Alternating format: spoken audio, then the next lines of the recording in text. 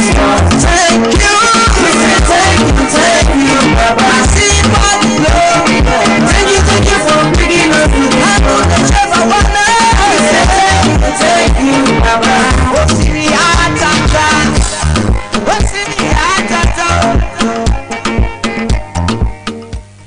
Alright, good to have you broadcasting on your darling station. Was over the 547 University to West Nigeria, and our guest is in the house.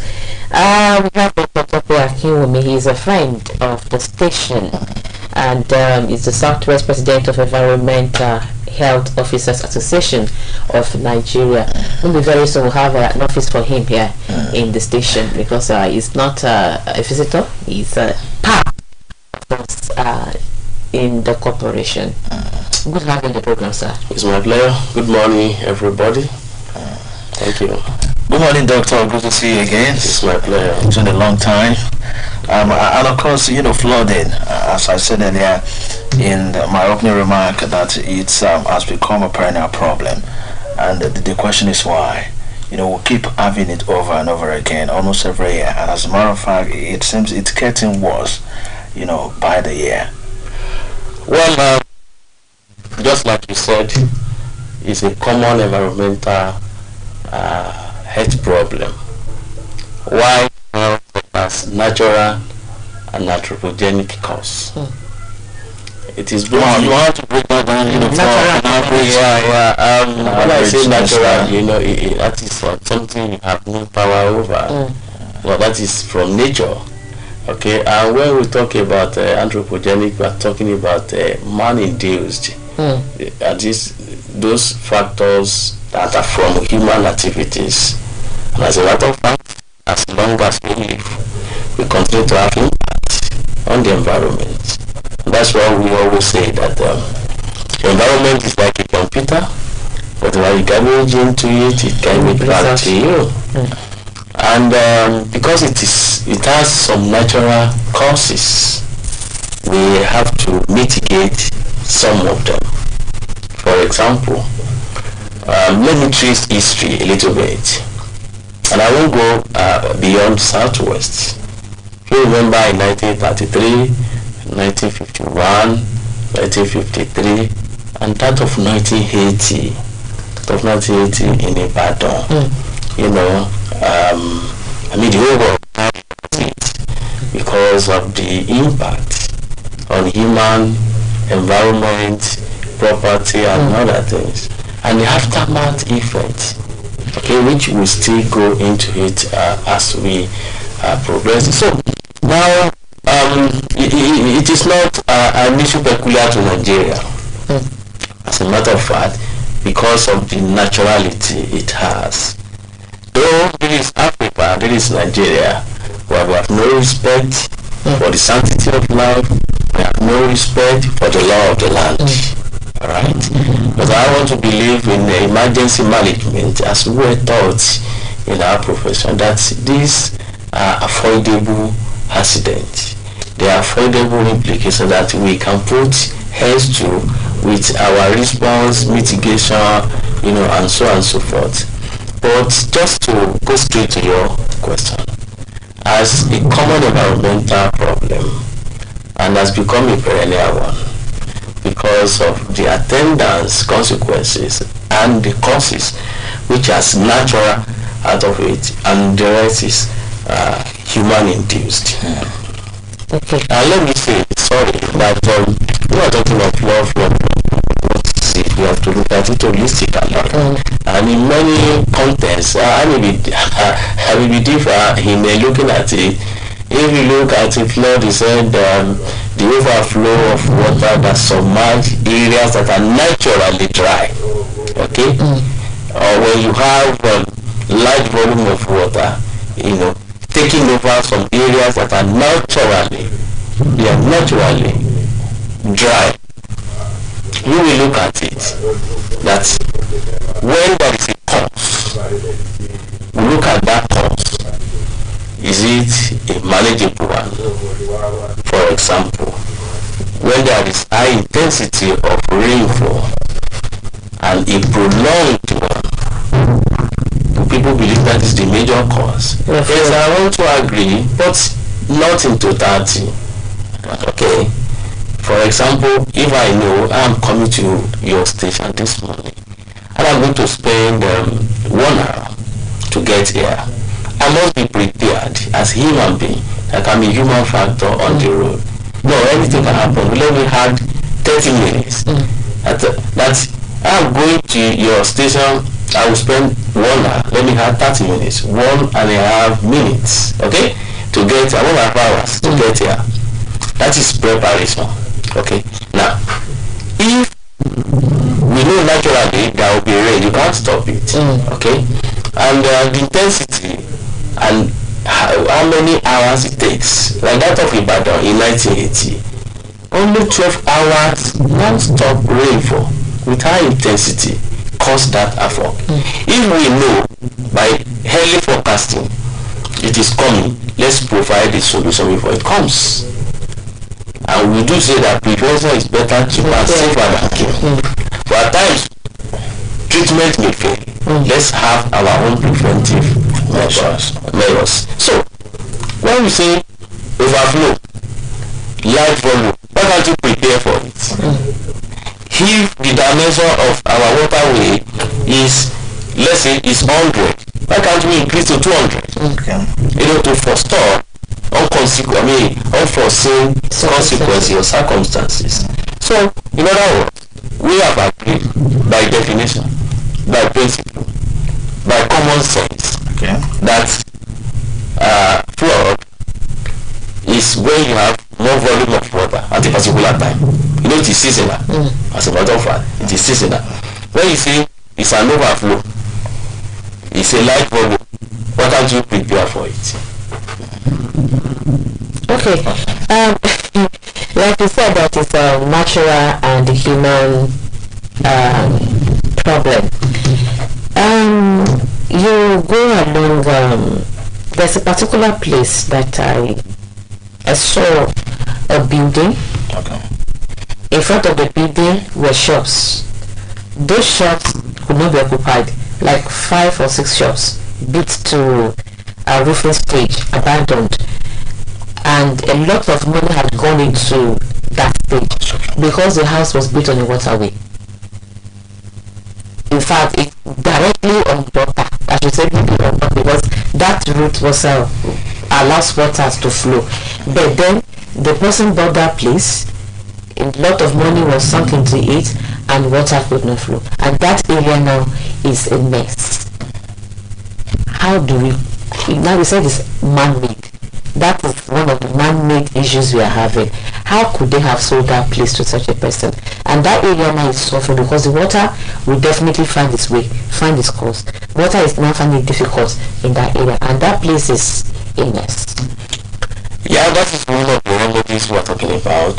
I want to get how to mitigate this issue of flooding. Now, if you are in owner of any land, you can sell land. Even you can sell the middle of the road. The people selling land can sell middle of the road. It now behold on the buyer. It behold on the government agencies as one of the solutions to flooding issue is that we have master plan of every city, and people in urban and regional section knows that you cannot build along waterways. In fact, people in the health sector, like environmental health, we have it in the law that you cannot build along waterways, and if you do, okay, the law says remove. Sometimes they say they are destroying, or no, they are not destroying.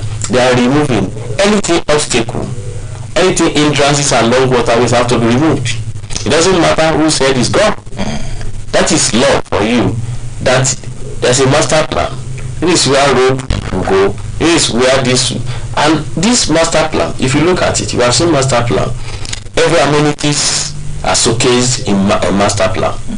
They have put everything, the water point, refuse disposal area, just like that. So if anybody now build a long waterway, there is no no much ado. The next thing is to remove, and you pay. The owner of that building will pay for the expenses incurred to remove your building. They said this government is demolishing. No demolishing. They are removing. You have to remove obstacle along waterways. If care is not taken, it will affect others. That's why we say in our home motto, the health of one man is the health of all.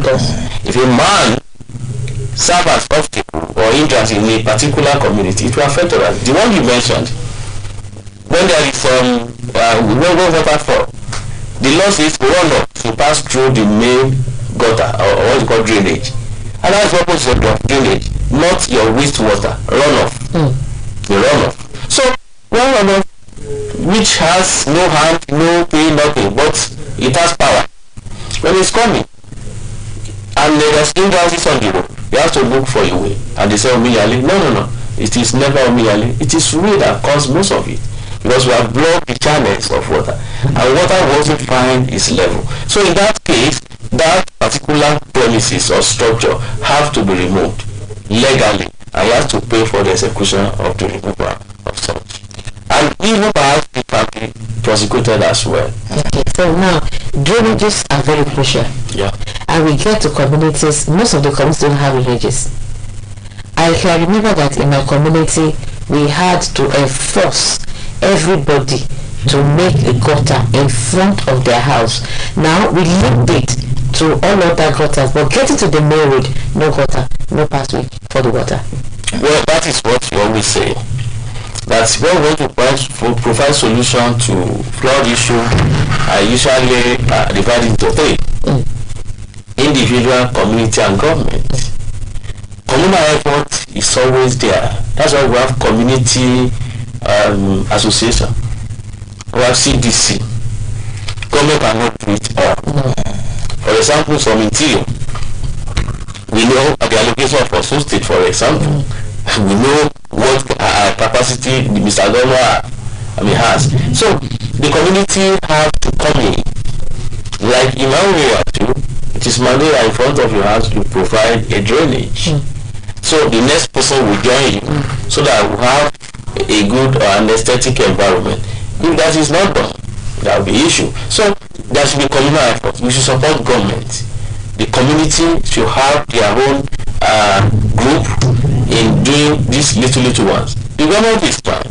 If you look at what Mr. Governor has done about a few weeks ago, about the issue of childization, deceiting, and all sorts of things, it costs a lot of money. It costs a lot of money, and they are doing their best. Even the succeeding government are doing their best. So the communal effort will come in that area, and that regards. Okay, I also wanted to talk about it before Tony pick it up from there. The issue of people dropping refuse and garbage on waterways. That's really been a big problem. Just like the issue of people building along water channels that she spoke about the other time. I would say it's a systemic problem, because there are agencies of government that should look into all of that.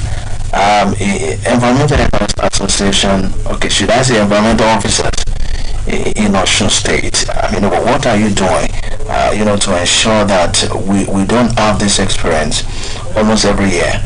Because some of the newly constructed roads in my area, not too far from Okevale, you see a lot of refuse, inside those drainages that have been constructed by government. And by the time we get to the main road, no drainage to pass it, so it gets stopped. Yeah. I want to sincerely give kudos to Mr. Governor for his both personal and general efforts. Like about a few months ago, he ordered that each LG, each local government, should embark on waste management, apart from the Homa, the central one, because he knows, Mr. Governor knows that all these issues you brought up, dumping refuse along this and that, may block waterways. Look at our team for this year for World Environment Day, which is beach plastic pollution. If you see the volume of plastic we consume every day, all of them end up in waterways. head up in gutter, head up on this, and in fact, it's worse than building along waterways. Because this thing is perennial and everybody does it every day. So, now the governor in his own wisdom said, let each AGA embark on waste management, collect refuse. Not only like he gave another some days to Ileya festival, that before, during and after Ileya, please manage our waste. Go on hygiene education. I don't want cholera or this after the Ileya festival. Okay, the issue of waste management, like several months I know, and it's capital intensive to manage waste. It's capital intensive. You will see I've seen it this morning. I've seen some of our vehicles this morning. The skip it out. Yeah, as they go, you see them. Give us about 2 hours. The premises is littered. Because we generate refuse every second. Okay. Now the section you mentioned, environmental health people, honestly, I give kudos to them. Like I said on your radio yesterday, that some people reported them to me that their work is too harsh, it's too this and that. I said, look, that what the law says. Too harsh in what aspect? That senior officers, they are troubling us, they are almost everywhere, I said, look, that's how it's supposed to be. Especially this time around. It shows they are working. They have to go to markets, they have to go to abattoir, they have to go to water producing, they have to go to premises to ensure that you have toilet, you keep your waste as expected, and thank God in Osun State we have PSP on the area of waste management. Okay, I still want to enjoin our people to engage these people. It is cheaper, it is safer to have the PSP on waste management in your house. You pay just a token of 1,000 per month, and you know what fuel is talking about now. And there is no vacant place to dump your rubbish. That's why people are dumping into the gutter. And we have patrolling now in environmental. We have our officers that goes on patrol, to catch people dumping refuse indiscriminately. There are some people caught on last Monday. We were on a special duty on last Monday. We took off from Freedom Park in the morning. They are just calling me. They are patrolling us, so come and save us. So I say, look, hello, my line is not going. They say, well, you have us now. Because I want to dodge them. We have to pay for discipline. You see, when there's an act of discipline, it's better you pay for it so that it's have a deterrent to others. So on the area of refuse management with environmental officer, honestly they are doing their best. And we go out now with our vehicles because it has to be we have scheduled to do it. The skip it cannot go into interior. We have still small truck, refuse truck that goes. But then the government cannot do it all. I still want to re-emphasize that. Now we need to support government by having these PSP waste managers in our areas. There's some areas that are about 3-4 kilometers to the main road. So if you have all this, it lessens your job. In fact, it is safer for you. It doesn't bring any hardship to you. Just pay a token to the contractor and they take care of your waste. And again, I was traveling to Lisa on Tuesday and I met a truck discharging refuse. It came with ramp to Lisa. Then I parked. Thank God I was in uniform. I have a video. And I asked him to, when I didn't have much time because I was going for a program, I asked him to remove it. He did it. I didn't mind wasting time there. Along the Lisa. When you want to get to Lisa West, the particular area we spot by discharging. That's how people do along our ways. And we have to keep on. I'm also appealing to Mr. Governor to employ more environmental officers. The number is reducing and the population is increasing. This is not how Osogbo was in the last 20 years, and due to all other towns. Our population is exclusive, and the number of environmental officers are reduced. Of course, when you are 60 or 35 years in service, you have to retire. Yeah, I'm sure and we need more officers to work. Actually, we are actually on names before the last administration went down, and we are still appealing to Mr. Governor to add more to the number because the environmental health issues are becoming more, and then we have to tackle it because the precious asset of a man is good. Remove good from man, no man. And our environment is critical now. We have to monitor our environment. Or else, all these were mentioned. There is mapping up of that. The government is on top of that, and I'm sure the nearest months payment is going to be done in this state. Now, going on the Eboluwa Bridge, there is a waterway there, a road is there, and waterway is there, and just by the roadside, you see them dump refuse. It's an eyesore. And by the time that one flows into the river, it's just a short river that links I think it links the Tauja river here. I don't know how like you just said, the refuse, there's no refuse dump site there. People just go there and dump refugees there. What do we do to such? Now, there was a time we had this environment, was it provided by the government or environmentals? We have this is it basket now at every junction? The people will dump their refuse, the skip litters will come and pick it and all that. Can't we reintroduce that?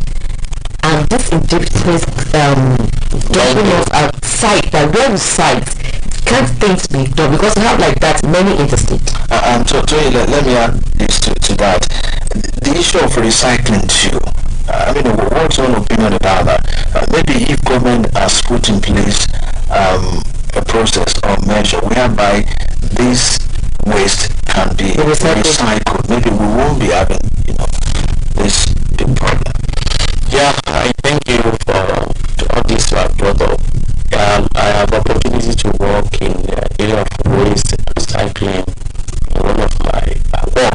You see, it is easier said than done. Okay. People that don't refuse immediately, indiscriminately, don't do it during the day. They cover up in the night, in the middle of the night.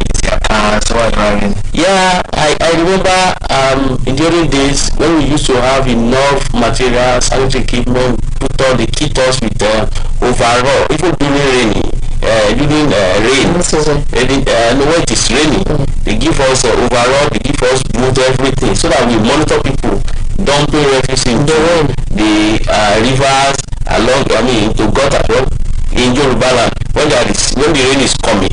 Even though it does not start, people prepare themselves to dump refuse so that the water will flow. Now, that time we used to stay in the rain and watch them.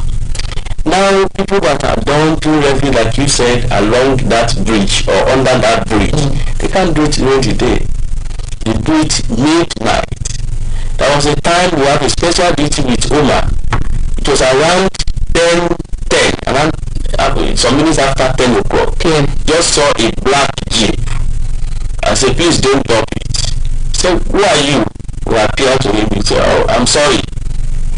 That is how they do it. There was a case too at Jari area. I won't mention the particular area, but along that Jari, about 8 years ago, we saw a refuse and we were so surprised. We walked here till about 6 o'clock. Well, they say it is people from the market. Then we now do what we call waste categorization. What do I mean by that? We look at waste and categorize them. So we now saw a bottle of wine. They wrote 25,000 naira. I said, can a poor man or a poor market woman coming from the market come and buy a wine of 25,000 naira? And it is people from GRA who have money. An ordinary person cannot buy 25,000 worth of wine. That's how we do the categorization. Whether it is from market, it's from residential, it's from this and that. Now, we search our lights now on this under bridge you mentioned. Sometimes very close to Google Farm, my former commissioner just alerted me. The dump refuse very close to I said, okay, don't worry. We are there 5:30 in the morning. If you see those who were apprehended, they are big people you cannot think of. People of high caliber.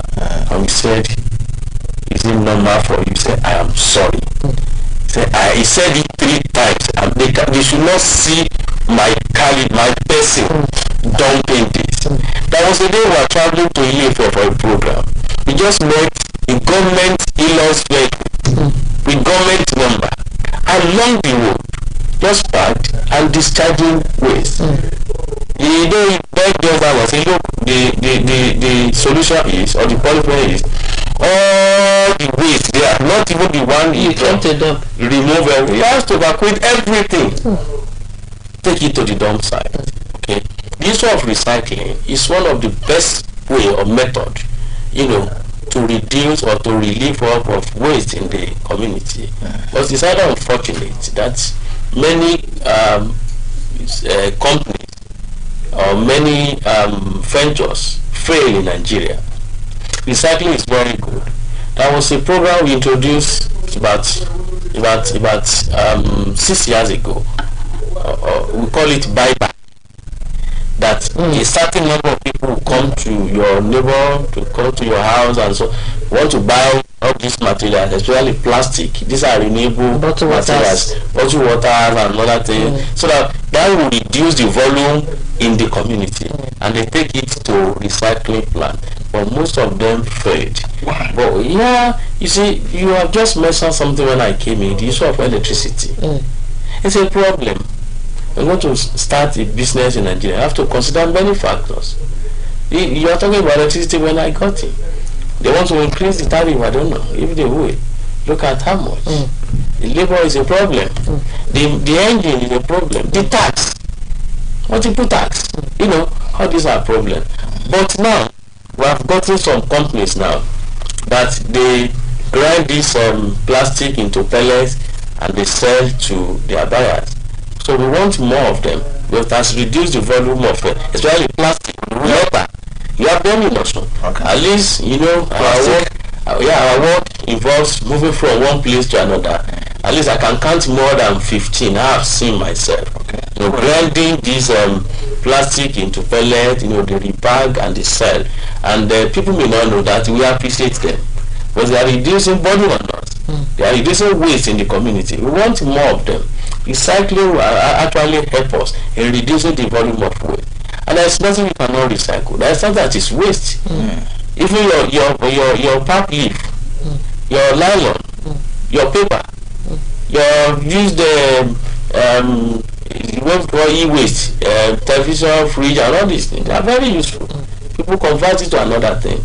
So we want to encourage our people that when you have all these materials, find buyers. Don't just throw it into the bush or into around, so that if you collect it together, it provides job opportunity. Some people are working on it and we are getting it done. But a lot of people are not aware. Sorry, Tony. A lot of people are not aware of this. I think it's high time, they work in partnership with you. Perhaps, for more sensitization. Is it the buying of the waste products? Yes. People are aware, though. Because you are now at your station, you don't know what goes on outside. You see these scavengers. You partner with them. Okay. Because they are doing a great work. You may not know. They remove this, remove that. They hang their living there, and they reduce the volume. They sell it for they are buyers, and then you have goals. Maybe what people know the scavengers for are the metals. The plastic one, I think that's what Simon is talking about. The plastic one. They are in categories. Some buy metal, some buy plastic. The ones we see around the metals. In fact, we have what we call middle, large, and what do you call it? We have small, medium, and large scale for this job. Some people in the community now, young boys, who are not lazy ones, they go on taking all this plastic. They sell to people, they collect money. In fact, in somewhere, I just walk and say, I've made 2,000 today. He said, this is enough for me. The boy was a very small boy. Picking out this plastic, he has sent to his buyers, and the buyers also sell to another person, just like so that. Who did they contact? Like, I'm sure people are listening and they'll be interested in that. Like, if I have enough water bottle in my house, I want to sell, who do I contact? Where do I Well, it's unpaid advert. You will not list them. But I'm saying that in our community, we have many of them. Here in Ethiopia, Idosu, Ede, Ikiru, just mention. We have them. They can contact us. Okay. We just tell them go to social place. There are many of them. If you go there, the big industry, you will see them go, what what are they doing here? They are buying, they are selling, and they have officers. They even weigh. When you take it there, they weigh it I'll pay you. and pay you. It has this weigh machine. And I saw something very beautiful online, but it's not in Nigeria. There's this machine that's already there. The ones you put the metal, the ones you put the plastic, it's weigh in and they pay you. So you see people on queue, they have their waste products in bags and they just put it one by one, it measures, and when you are done, it gives you the total and pays you your money, and you are done and gone. Even the glass one is there, the one for the metal, the one for plastic. So I think this is our conventional way. Our own here is conventional, that you have to take a physical. But that one as well, you don't get anybody paying, any intermediary. Just the machines are there. You put your bottle there, you put your metal, you put your plastic, it weighs and pays you, and you are done. That one helps. People are more enlightened about that one. So, but this one now, you put out your number. If you don't want people to disturb you, give us a number that people will call. Okay, we have enough plastic. Where do we take it to? We have enough bottle. Where do we take it? This is a real community service. well, what I just mentioned is also here in Nigeria. If you get to the state, before you get to Beggar, that this company along the road, what you do there is just like you mentioned. There's a particular weight for plastic, metal. You know, that's what we call segregation. We have code. We have code for each. If it is metal, it has a code, and it has a gram. It has. They have done it, in calculation that they take your pay. But on this, let me say that whoever wants to know more about it, they should go to the nearest environmental health office. Okay. It is in every local government, every SCDA. Go there and meet the director on the issue of plastic. This renewal of a thing. I want to sell my plastic, just direct me to the nearest venture that deals with it. Okay, quickly, Toby, before we go, the issue of climate change. I'm sure a lot of people are not well informed on it. I know you've been doing a lot of work, a lot of sensitization on the issue of climate change. So I would like you to talk about the link between flooding. We've been talking flooding all this while, and we've spoken about a lot of things, the causes, the factors, and all of that. So, but the issue of climate change and flooding. Talk to us about the link quickly. I think if you look at it, what you know is the climate continues to change. We have a desk officer for climate change in the Ministry of Environment, and you will agree with me that the NIMA, all these agencies of meteorology, they have given us their forecast at the beginning of this year. They continue saying it, and we should all be aware of it. The Bible says, "My people perish because of lack of knowledge." We should be knowledgeable enough to listen to the professionals. The early forecasting or early warning they have given to us shows that as long as there is urbanization, there is socialization, there is industrialization, we continue to have a change in the climate. Our fathers, they told us that this is not how it used to be. Things have changed. In geography, they will tell you the rain will fall so day. No, things have changed. But there has been global warming and there has been climate change. And that was when the pleasure is enough. If you look at our atmosphere now, you can't tell me that is how it used to be, because of urbanization, because of industrialization, because of, for example, I was lecturing some group of people on the impact of deforestation. Look, when we look at it, we can see the impact. The flood issue we are talking about, if you know the impact of flood, when it happens in a particular area, it takes 10 years before people recover. You only talk of economic loss, you talk of property and all. What of the agriculture that is affected? Lives. What of your water that is affected? What of aquatic animal that is affected? What of those organisms who are going to extinction for life, that are good for human existence? Okay? A lot of things that is affected. If, for example, in the particular area of Kogi State in 2012, when there was a flood issue, a man said that since that time, their electricity has not been restored. Look at that. 2012. Their road was not been reconstructed.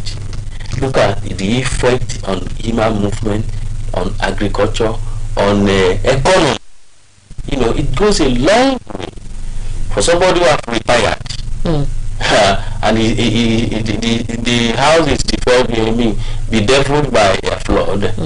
Can it rebuild that house or recover from that flood? The health implication is there. It happened. The blood pressure shoot up. It may not come back. Some people may even develop, many things as regards that. So the climate has changed, and we have to move on with life. How do we ameliorate? How do we mitigate? What can we do? Sustainable development does not work for today alone. We are talking of sustainable development. We are talking of that future generation, not only the present one that will survive, but we have to think of the future generation. So we should move with time and have what we call compliance. We should comply with the norms.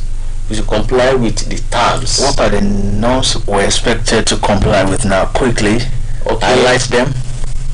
The issue of flood we are discussing now. Yeah. It is incumbent on all of us, just like we have mentioned, that the law of the land be followed. Okay. What are those laws of the land to be followed? Okay. We have talked about, people disposing their refuse along waterways, people having their fish pond along waterways. We are talking about people building along waterways. We are talking about having a good drainage system. People planting trees. All this works to reduce the impact of the climate change, because all we are talking about affect the climate, whether directly or indirectly. People burning now, it's a case, okay, and all these will have effect. Just like I told you at the beginning, environment is like a computer. Whatever you throw into the environment, it throws back to you. Hence the global warming we are talking about. All right, thank you so much, Dr. Akínwùmí. It's been an eye-opener, and I'm sure that this is what most people knows about they are just recalcitrant and who will catch me, and maybe because we've not been really catching people, and people have been caught. The level of being catching them is not that enormous, and they're not being sanctioned very well. That's why they take it. It's something we know on daily basis, that clear drainage, have drainage, don't refuse indiscriminately and all that. But then I don't know what we are going to do. We keep reiterating our people. We keep talking about this every day. In front of my house, as I'm talking, somebody built a house, and all the decks in the house, they pack it in front of the gate like that, and people are finding difficult to pass and all that. So I think it's the human effort is just remember by saying that awareness is key, information is key, and enforcement is also key. Enforcement of the provision of the law is very key, because we need to comply. Except we do that, we continue talking. Maybe it's the enforcement part that really have to emphasize. We want to talk about those constructing, at the wrong place.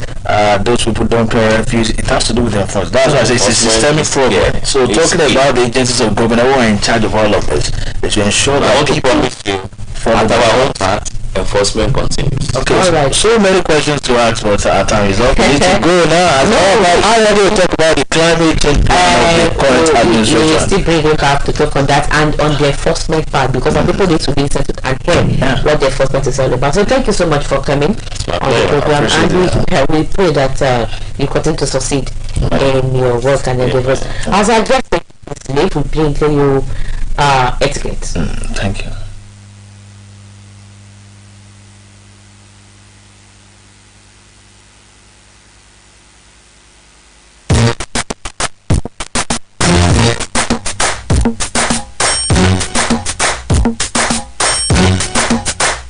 Good morning and welcome to another beautiful episode of Etiquette segment on Breakfast Tree. My name is Mumina Tamida Sulaiman, live on OSBC Radio 104.5 FM, Oshogo, Voice of the West, Nigeria. As we all know, etiquette is a program that educates us on the normal rules and manners that are referred to as the guiding principles that dictate what our behavior and manners should be in the society. And today I will be speaking to us on active listening. Before I continue, let's quickly go on a short instrumental break.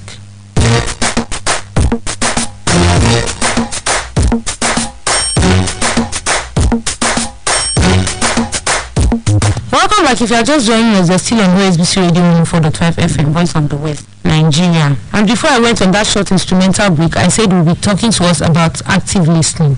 It is tempting to think that because you can hear, you must be a good listener. However, there is far more to listening than mere hearing. A good listener will listen not only to what is being said, but also to what is left unsaid or only partially said. Active listening therefore involves observing body language and noticing inconsistencies between verbal and non-verbal messages, as well as what is actually being said at any given moment. For example, if someone tells you that they are happy with their life, but through gritted teeth or with tears filled in their eyes, the verbal and non-verbal messages are in conflict. It is therefore possible that they don't mean what they say. Effective listening involves using your eyes and mind as well as your ears. What are some of the principles of effective listening? We have 1, stop talking. When somebody else is talking, it is important to listen to what they are saying. Do not interrupt, talk over them, or finish their statements for them. Right now, the most important thing that you can do is simply listen to them. As the saying goes, there is a time and place for everything, and that includes both listening and speaking. When the other person has finished talking, you may need to ask them questions or reflect back on what you have heard to clarify that you have received their message accurately. Prepare yourself to listen. Focus on the speaker. Put other things out of your mind. The human mind is easily distracted by other thoughts, such as wondering what's for lunch or what time you need to leave to catch your train or whether it's going to rain later. When you are listening to someone, try to put other thoughts out of your mind and concentrate on messages that have been communicated. Put the speaker at ease. Help the speaker to feel free to speak. It is not always easy for someone to talk freely, especially if they find that the topic is difficult or it causes emotional reaction. However, as a listener, there are actions you can take to make the speaker feel more confident. For example, nod and smile or use other gesture or words to encourage them to continue. Maintain eye contact, but don't stay. Echo back their few words in a technique known as mirroring, which is part of reflecting. Summarize or paraphrase what they have said, finishing with a question or a question tune to encourage them to continue. These techniques are part of active listening and will show the speaker that you are listening and understanding what is being said. This in turn will make them more comfortable about speaking freely. Remove distractions. Do away with as many distractions as possible so you can focus on what is being said. The human mind is prone to being distracted. It is therefore important to ensure that you don't give your mind too much opportunity for escape. When you are listening to someone, it is a good idea to remove possible distraction. Put down your phone or turn away from your computer screen. It is also a good idea to avoid unnecessary interruptions. For example, at work, you may leave your desk and go to a meeting room, leaving your phones behind. Avoid behaviors like drooling, shuffling papers, looking out of the window, picking your fingernails, or similar. This kind of behavior are unhelpful for both you and the speaker. They are likely to distract you from the process of listening and making your listening less effective. They will also suggest to the speaker that you are not interested, which makes it harder for them to speak. Emphasize. Try to understand the other person's point of view. When you are listening, it is important to see issues from the speaker's perspective, to emphasize with them. This helps you understand their point of view and to understand their concerns. The best way to do this is to let go of preconceived ideas. By opening your mind to new ideas and perspective, you can more fully emphasize with the speaker. If the speaker says something that you disagree with, then wait, keep listening to their views and opinion without comment until they have finished speaking. After all, your first impression could be wrong. Their argument could be more nuanced when you listen carefully to it in full. You should also start to construct an argument to counter what is said, if necessary, once they have finished and you have fully assimilated their argument.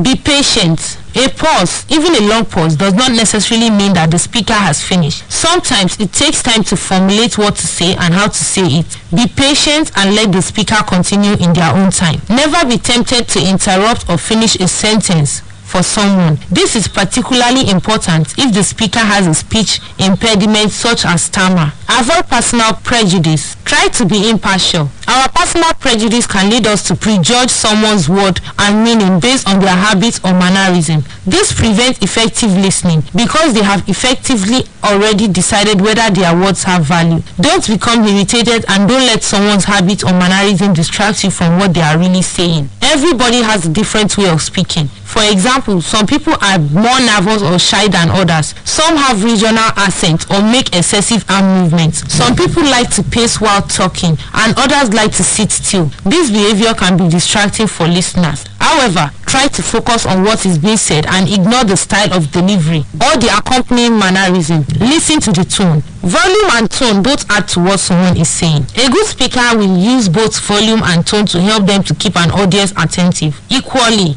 everybody will use pitch, tone and volume of voice in certain situations. Effective listening means using these non-verbal cues to help you to understand the emphasis and noise of what is being said. Listen to ideas, not just words. You need to get the whole picture, not just isolated bits and pieces. Words are the most basic element of communication, but they do not occur in isolation. You may hear people say something like, well, I understood all the words individually, but not really the overall sense. What they mean is that they are unable to grasp the idea between the words. Perhaps one of the most difficult aspects of listening is the ability to link together pieces of information to reveal the ideas of others. However, with proper concentration, letting go of distraction and improving your focus, this becomes easier. It is also helpful to use techniques like clarification and questioning to help you make more sense of ideas. Wait and watch for non-verbal communications. Gestures, facial expression, and eye movements can all be important in understanding someone's full meaning. We tend to think of listening as being something that happens with our ears, and hearing is of course important. However, active listening also involves our eyes. Some experts suggest that up to 80% of communication is non-verbal. That includes hearing, the volume, and tune. But a substantial element of any communication is body language. This is why it is much harder to gauge meaning over the phone. When listening, it is vital to watch and pick up the additional information being transmitted via non-verbal communication. That will be all for today. Thank you for listening to today's episode of Etiquette segment on Breakfast Tree. My name is Muminat Sulaiman. Breakfast Tree continues.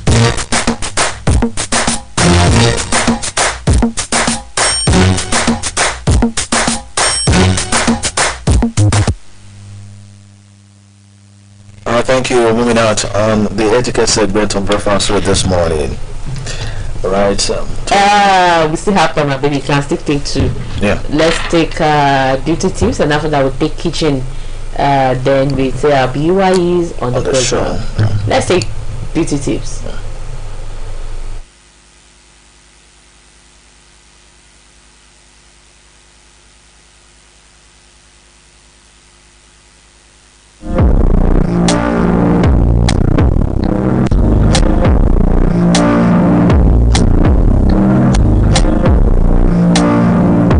There is nothing empowering than getting dressed in the morning, looking at yourself in the mirror and feeling like $1 million. It's OSBC Radio 104.5 FM, Voice of the West in Nigeria, and you're listening to Beauty Tip segment on the Breakfast Tree. My name is Modupere Oladili. On this segment, we educate you on different beauty tips that you will find really helpful and important to your lifestyle. And today's topic is a very vital one: ways to help you look the part. But before I dive properly, let's go on a short break. Don't go anywhere.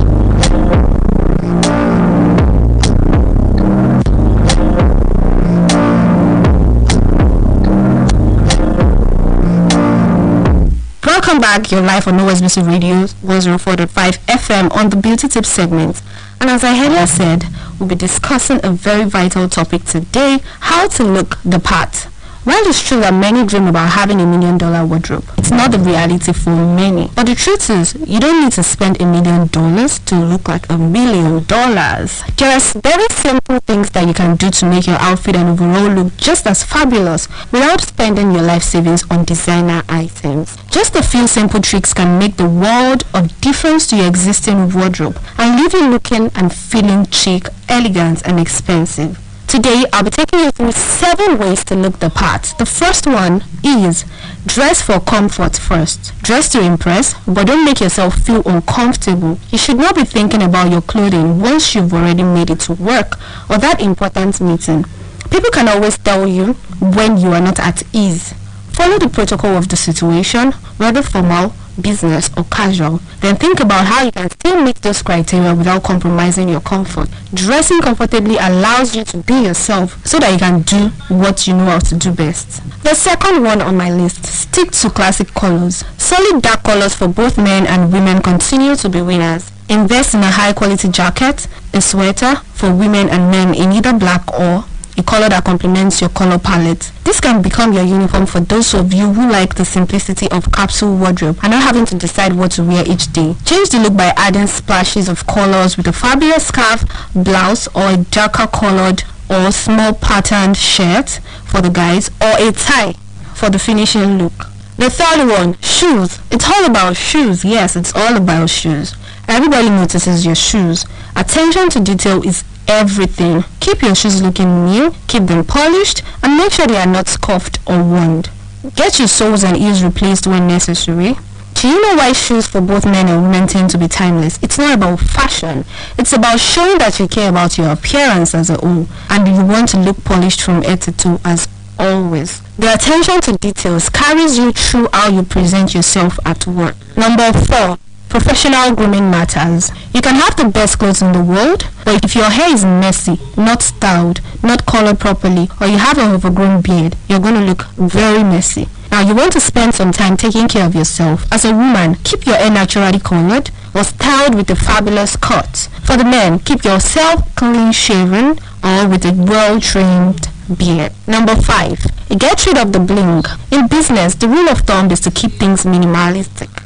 Women are especially guilty of wearing too much jewelry. For the women, a simple earrings, a watch, a ring, and 1 or 2 bracelets is more than enough. Don't become distracted by having an arm filled with bracelets, knocking against the decks every time you move, or a statement piece necklace that is so low that it draws attention to your cleavage. For the men, a watch is your best accessory, also a simple bracelet and a ring. Number 6. Let your personality shine through. Stand out from the crowd by coming up with a conservative yet memorable accessory. This may be a beautiful scarf, a belt, or a bracelet. One special fashion embellishment is enough to make you stand out. You may not remember your name, but they will sure remember you as a woman or a man with a great fashion sense. The last but definitely not the least, dress above the crowd. Dressing for success is about dressing a single notch above. No matter which profession you're in or which company you work for, you should always look your best at all times. You will feel more confident and you'll be more effective at what you do. Remember,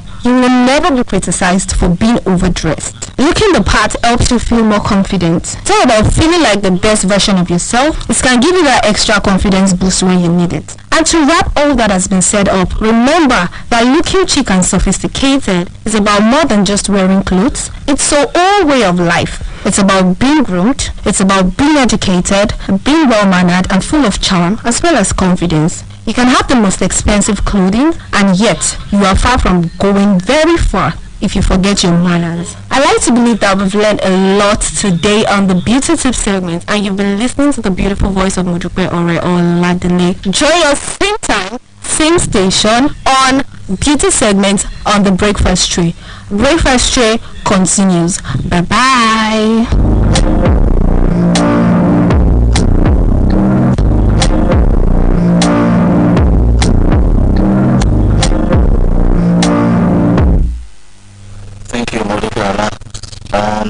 The beauty tip segment today being Saturday. Yeah. I want to believe people like Toy. I've learned a lot this morning. She spoke about the fact that looking good goes beyond putting on an expensive attire. It's good business, looking good is serious business. It is in Nigeria at this time. I'm telling you. Oh man. It's serious business. Just do your best and look neat and look good. And health is the most important one. If you are not healthy, you cannot look good. Eat well first. I'm telling you. I think that should lead us into the kitchen this morning. Eat well. That's number 1. You have to be healthy for you to be able to carry out your daily activity, for you to make money. Yeah, and it's not only when you eat in volumes. Eat well, eat balanced diet. You can have little chicken and money and you eat well. So many people will ask, how do you eat well in this kind of economy? Oh, Samuel, I was telling somebody the other day, I said, now we go back to farming. Okay. At your backyard, if you don't have anywhere you can farm in your backyard, you have buckets. Okay. Like pepper, like okra, you can do those in bucket farming. When you wash your pepper, just put it on at the backyard. Before you know it grows, it germinates. Okay. Your vegetable, plant a wedu, gure and all that. Even egusi, we can plant egusi melon in our compound. Okay. Pepper, tomato, you can do those. Not on the large scale, but at least when you need them for your egusi or something, you can go there and pluck, and if you have vegetable you eat. Well, Tony is teaching you subsistence farming this morning. That's a strategy for survival. Strategy for survival. I'm telling you. I think it's important for government to encourage people. We hope the state government. Does government need to come to this one and Yes. Which of us are government in this one? You have some lands at your backyard. For improved seedling, you don't have all the resources to test your soil to do all of that.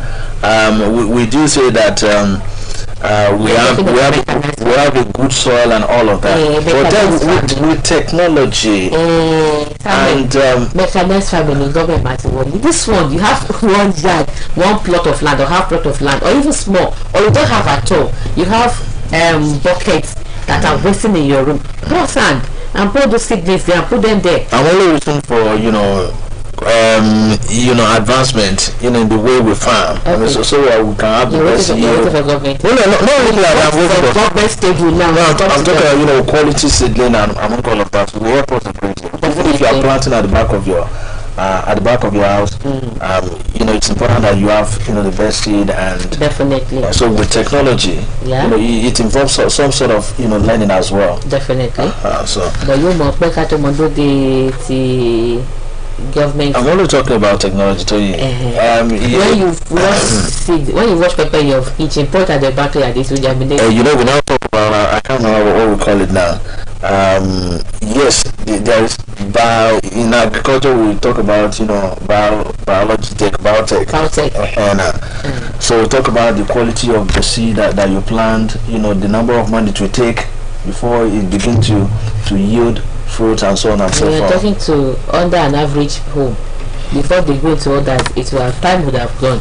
But this one, but they can assist also. They can. Okay. They can. The assistance is what. But the immediate plan that we can do before they start thinking of going to seek help from the government. When you do your seedling, you wash, just pour it at the backyard. It will germinate before you start going for. We have some people. They have a plot of land, maybe 2 plots of land, and they build on 1 plot of land. The other land is laying there, wasting fallow.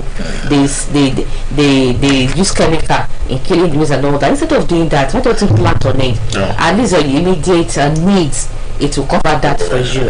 So if you have like snail leaf, they can do something at the back. You rear your chicken at the back, things like that. When we're good, we have personally, I'm not motivated this morning. And I need to do something. I'm motivated this morning.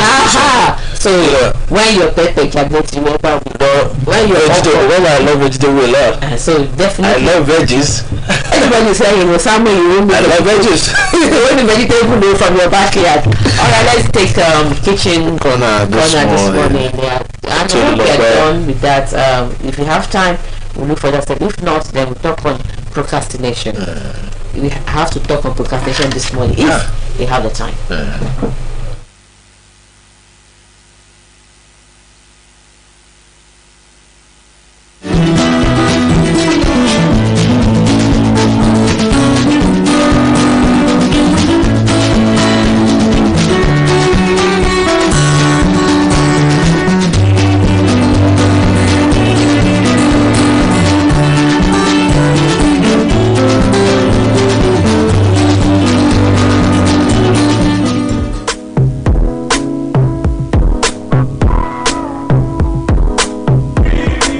I welcome you to Kitchen Corner on Breakfast Tray. I am Tolulope Achanaku. Kitchen Corner is a segment where we bring you the different delicacies and how to prepare it. This morning, I will be teaching us how to prepare banku, Ghana's most loved meal. You're listening to OSBC Radio 104.5 FM, Oshobo, Voice of the West, Nigeria. Banku is a Ghanaian cuisine served with palm nut soup, groundnut soup, okra soup or stew, pepper sauce with fish, and at times with light soup. Banku is served in homes, bars, and restaurants. A well-cooked banku can last for at least 3 days, a reason for being family's favorite. Also, it is cost-effective and easy to cook, though it takes time and a little work.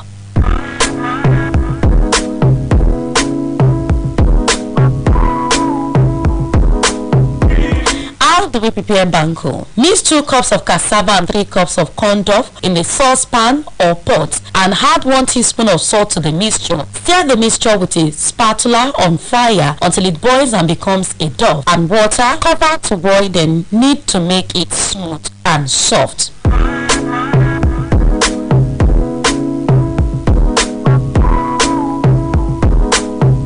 Number 1 step is to mix cassava dough with water in a saucepan or pot and strain out the lumps if it is not well grinded. Add corn dough to the mixed cassava and mix well until there is no lump. Add water and stir with your hand until it is smooth and mildly thick. Add a teaspoon of salt to the mixture if preferred. Place saucepan or pot on medium flame. Use a kitchen paddle or spatula and pull that set to stir the mixture to boil and become dough. Add water to it. Cover for 1 to 2 minutes for the dough to boil. Knead it until it is smooth and thick. Add water if it gets too thick. If it's well cooked, dish it out into plates or polythene rubbers. Keep in an ice chest to keep warm. Please note that the thick mixture changes color when banku is well cooked. Stir harder when it gets thicker to prevent lumps. Lower the flame of the gas stove or remove firewood as the mixture changes color to prevent it from burning. You can dish out directly into plates without polythene rubbers.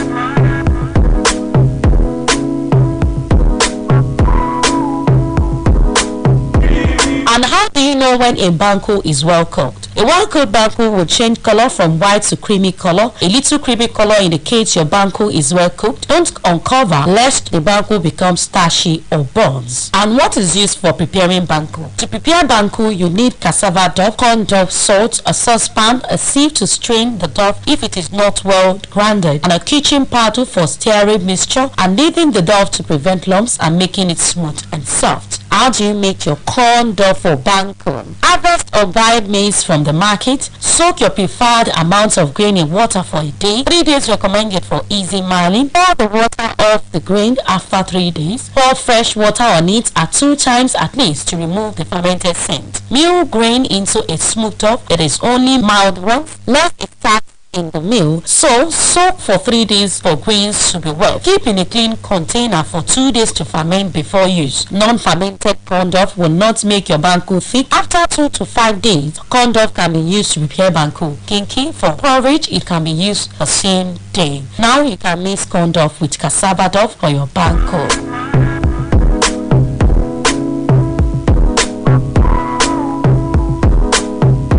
What are the health benefits of eating banku? Banku is the food for gods and you cannot deny it. Banku is a dish cooked with proportionate amounts of fermented corn and cassava dough, which is prepared into a smooth, consistent paste like dish. It is usually eaten with soup, stew, or pepper. Banku is the favorite of many Ghanaians and is known to originate from the Ewe people in Volta region. Now you have heard of it, you have pictures of it, but maybe you don't understand why it is so special. Well, let me give you the reasons why banku should get way more appreciation than it does. Banku is comfort food. Are you feeling down or sad? Eat banku. Your mood is sure to pick up. Try it and thank me later.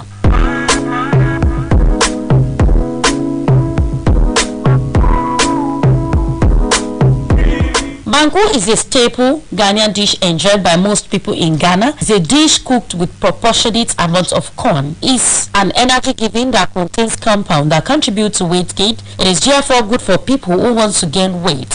It contains carbohydrate that the body needs daily. Banku is therefore recommended for people who do manual work as sufficient energy is provided. The corn or maize used in making corn dough for banku is a great source of fiber. Fiber in banku is a factor for preventing constipation. Banku eaten with tilapia fish is a wonderful combination anytime. The tilapia is usually grilled or sometimes fried.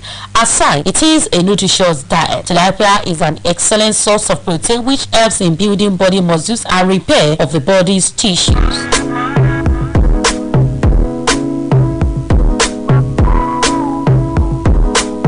These foods also provide certain protective phenolic phytochemicals that are beneficial for heart health, reversing hypertension as a natural remedy for high blood pressure and controlling blood sugar levels. But for diabetics, banku should be eaten in moderation. Aside the delicious taste it leaves in the mouth, it is also a nutritious diet. It contains carbohydrate that the body needs daily. Tilapia fish is an excellent source of protein in case you want to eat it with tilapia fish. Now we are come to the end of today's cooking. Next week Saturday is another time to join me on Kitchen Corner on Breakfast Tray. I remain your host Lulope Achenaku. Till then, Breakfast Tray continues. Bye bye.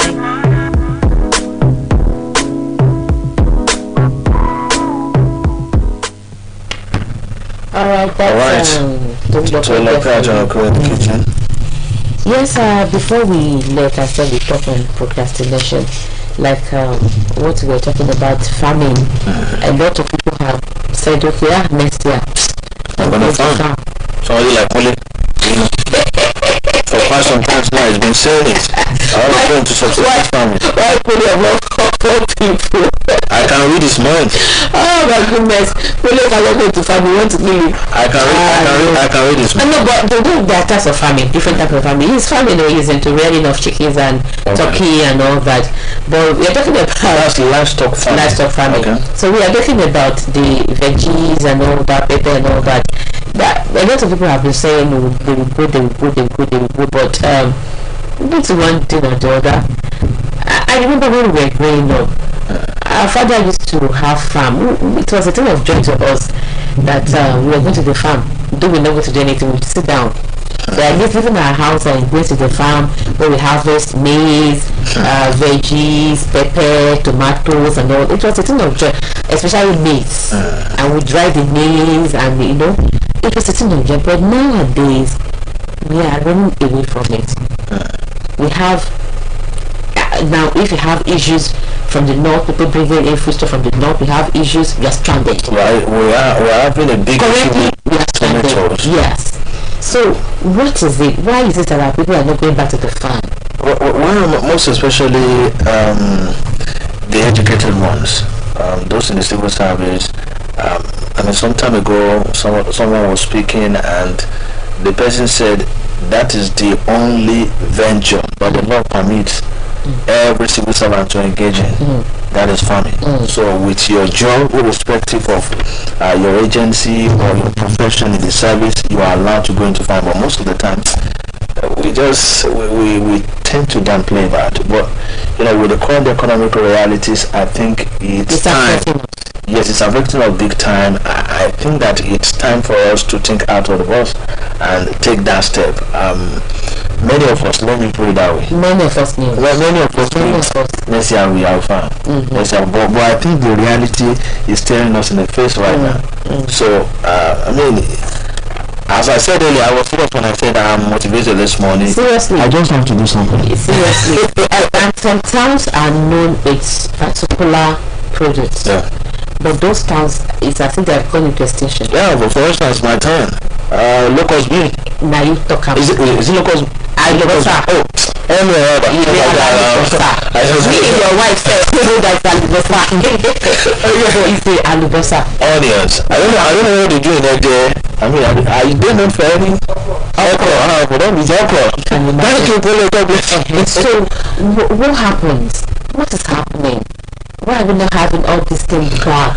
Onion now, if they don't bring onion from the north, 40,000 per bag, 60,000, 70,000, we're not eating onions. What we have in our communities, our towns, what happened? I think we need to like an ethical attitude.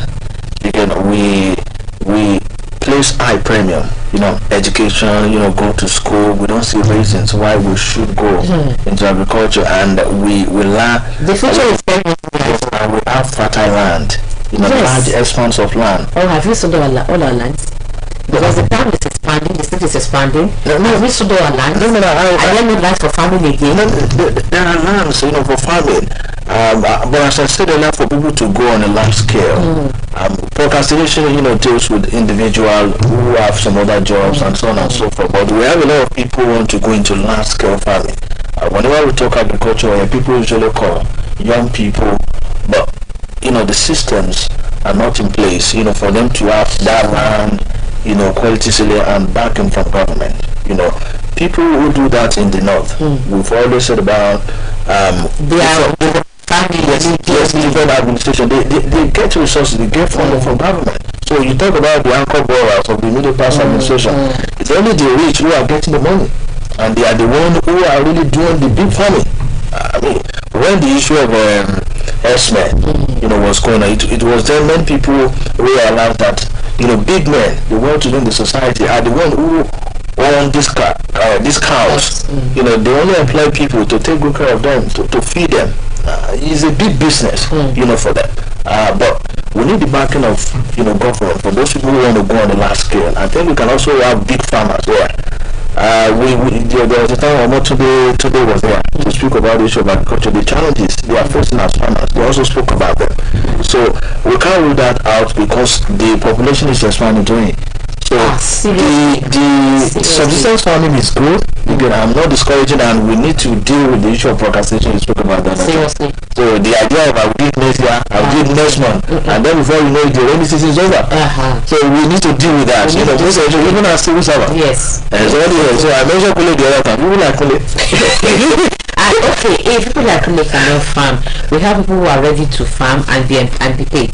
Yeah. You have people who, you have this plot of land, it's fenced, and I want to go into this farming, but I don't have the time. I have the resources. Can you do? People are like that who are willing to go to that. But I'm telling you, people get scared because if you look at the cost, of cultivating a plot of land, maybe you want to plant cassava, you have to get the stem, and so on and so forth. You have to buy chemicals, employ somebody to carry out all of these things. Before, if you calculate at the end of the day, it will not really make sense. If you are somewhere, we will not do anything. We just have to take the broom by the horns. Yes, but as individual, we should do our subsistence thing. It will not be individual. It can be two people coming together. The cost will reduce. If we are 2 or 3, as association, like not even association now. Association is even big. Oh, I'm saying it's also possible as well. Yeah, 2 families coming together. We have a plot of land. What can we do? What can we plant? And at the end of the day, at least we get our share. Everybody is happy. I was referring to the CICS the other time. Okay. I think we can also do that in the area of agriculture.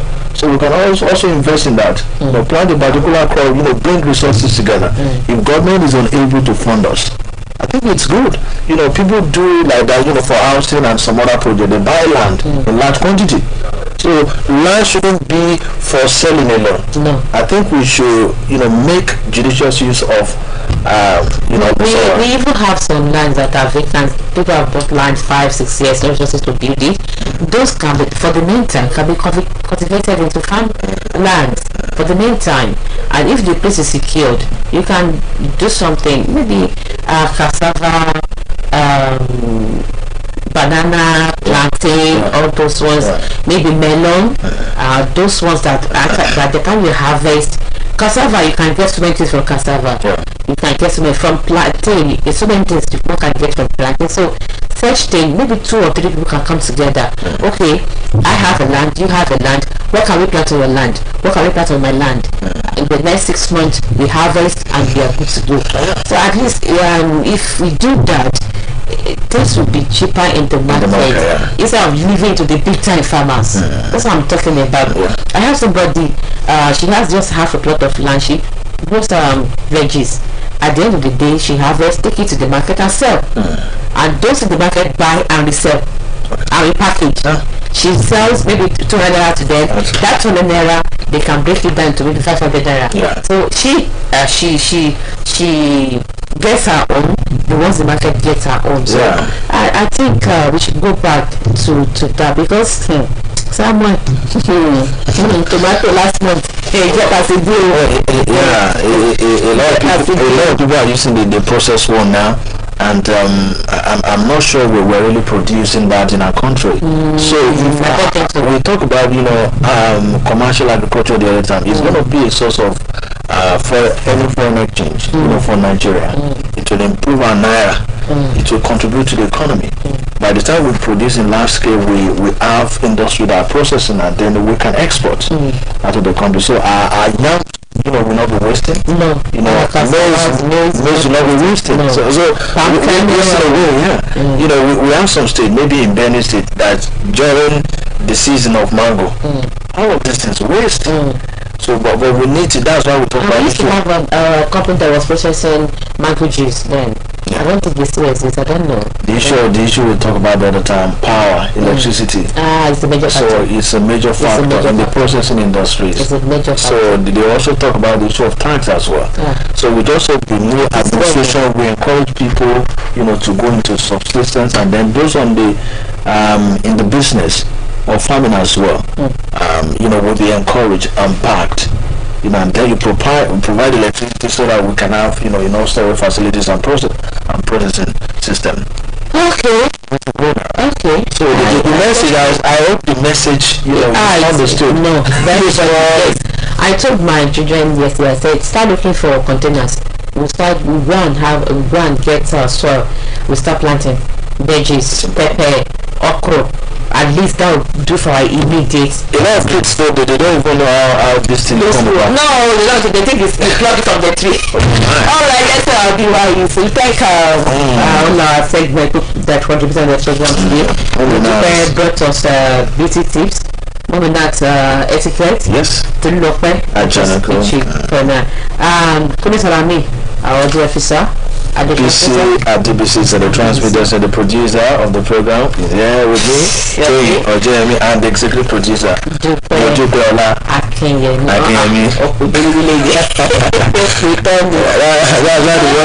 Alright. For my end, I'm going to Jeremy. So let's God willing, I'll be in the house again with another guest, and on top of other topics, I do wish you a happy weekend and happy New Year. Oh my God! The year has not come to an end. My name is Samuel Babo. Happy New Year. Thank you very much. God bless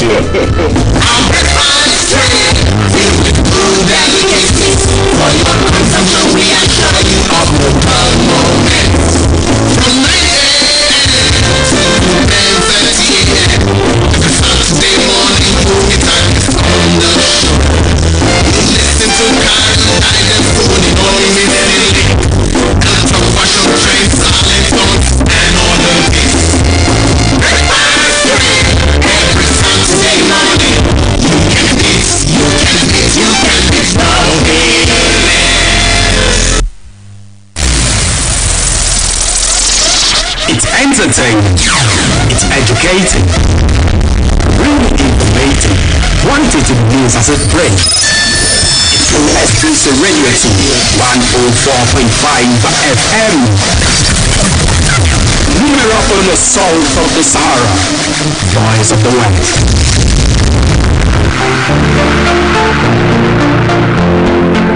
What does fast internet mean to you? Fast internet means being able to work efficiently online, having the ability to contact family and friends, the ability to stream and download my favorite music and videos. At iWorld Network, we provide super fast and unlimited internet to your home and workplace. Our service is 6 times faster with real internet speed. We offer a 24/7 customer service to keep you satisfied. Go on now and connect to iWorld Network and enjoy unlimited data. Chat with us on www.iwn.ng or contact us on +234 808 800 8988 +234 808 800 8988. iWorld Network, connecting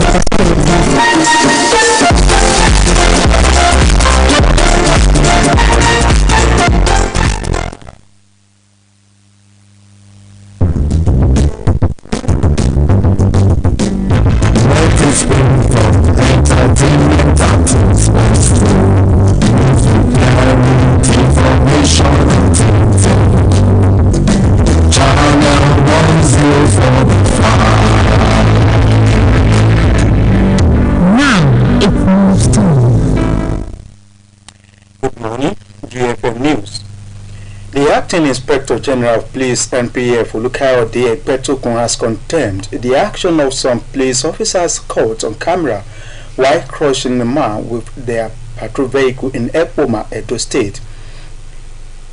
It was gathered that in the now viral video, a man was seen lying on the ground in handcuffs while a Sena bus occupied by police officers intentionally ran over him. It was gathered that the man was handcuffed by police officers attached to the Epoma division after he refused to allow them access to his mobile phones. The officers' attempt to take the man to the police station was persisted by onlookers, resulting in a confrontation between the two groups. Amidst the chaotic scene, the police officers entered their vehicle and ran over the handcuffed man, who was left writhing on the ground. The victim was said to have sustained multiple bruises on his body and was taken to the hospital for medical attention. And that was the FM News. Thanks for listening. Good morning.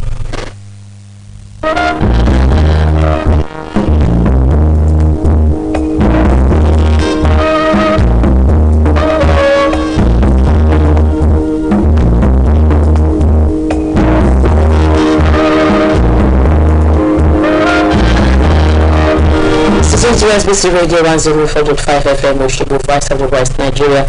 You're welcome to a commercial break.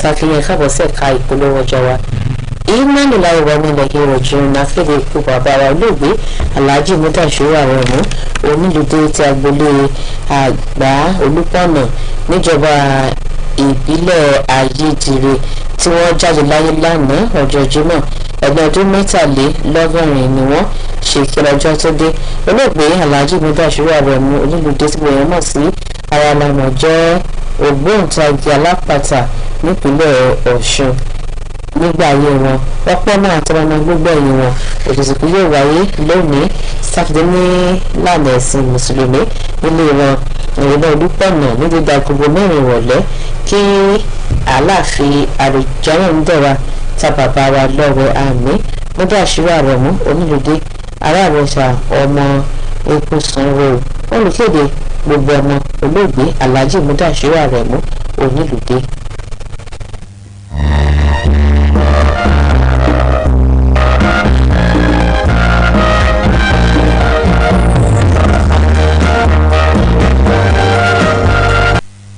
Ìyá Arójú kí ló dé tó fọ́ lẹ́rùn?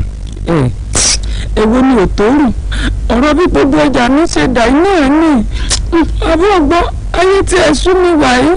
Ìyá Arójú wọn kò lẹ́rùn iṣẹ́ tó ṣe tí ò lójú owó tó ṣe tí ò lérè ó wọ̀ tún wò sí ó dàbí ẹni pé ò lẹ́nì kankan ṣe bí rédíò Ọ̀ṣun ń bọ̀ ń bẹ̀ níbi gbogbo aráyé ti ń dolóríire mọ́tòrí àìta ọjà kò jẹ májèlé o àwúre méjì ò sí ṣáà máa bọ̀ ní rédíò Ọ̀ṣun wàá polówó ọjà rẹ̀. nǹkan yìí dá mi lójú ẹ̀sìn ni ó yé mi yẹ́kẹ́ ọjọ́ òní bá tilẹ̀ korò ọjọ́ ọ̀la ni á dára. ta ni ẹni náà tó rò wípé ìpè fáànù òun ti bọ́ há irúfẹ́ ìbànújẹ́ wo ló mú ọ fomi jésù bèrè ojúṣu bíi tótó àbó ti gbàgbé pé Lásárù ti dòkú tó ti rú lẹ́yìn ọjọ́ kẹrin tó ti kú Jésù jí dìde padà sáàyè ìbànújẹ́ ti àti tàwọn ènìyàn sì padà wá dayọ̀ pé ìró ìbìnújẹ́ tiẹ̀ náà ṣetán láti dayọ̀ lórí ètò wákàtí májẹ̀mú Covenant Hour tá a fi sọrí àgbékalẹ̀ ìtúsílẹ̀ látòkè wá tá a pè ní sọ ìbànújẹ́ mi dayọ̀ gbogbo nípa ìbànújẹ́ tó mú ọ sunkún àsùnkì lórí wọn sọ dayọ̀ lórí ètò wákàtí májẹ̀mú Covenant Hour ó ń ṣèrìn àjò ìtúsílẹ̀ ọkàn àti tara lórí afẹ́fẹ́ lórí ìkànnì yìí láàrin aago 2 sí aago 2:30 ní gbogbo ọjọ́ mẹ́jọ níbi tẹ́ẹ̀tì máa ṣalábàápàdé màmá wa tọ́lúwa fi iṣẹ́ ìtúsílẹ̀ pọ́nbélé rán láti ìpìlẹ̀ Lady Evangelist Bímpé Ọlájídé ìbànújẹ́ mi di ayọ̀ ètò tó ṣàtúntò ẹ̀mí olùgbọ́ni láì fi tẹ̀sí tàbí ti ẹ̀yà ṣe wípé bó ti wù kẹ́kù pẹ́ dalẹ́ tó ayọ̀ ń bọ̀ lówùúrọ̀ ọ̀la.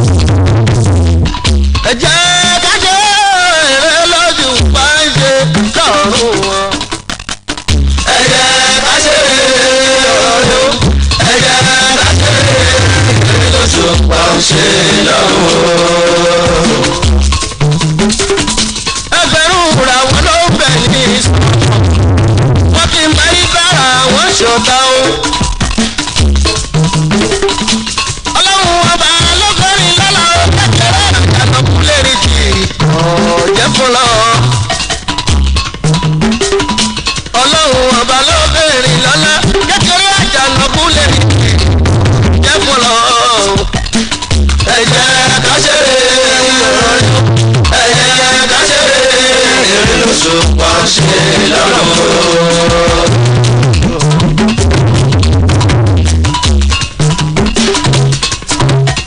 ògbéré mi dòde Àyìndé Balógun dọ́kíbàrí wọ́ndà kílẹ̀ tún gbére.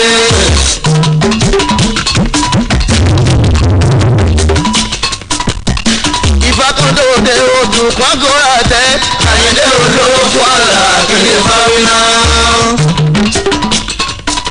àtàbàtà sẹ́ni àyè kúrọ̀ ọ̀pọ̀ nínú àlùkùrà ní ìwé mímọ́ mo morúkọ sẹ́ẹ̀tì ìrùsánì fáńjẹ́.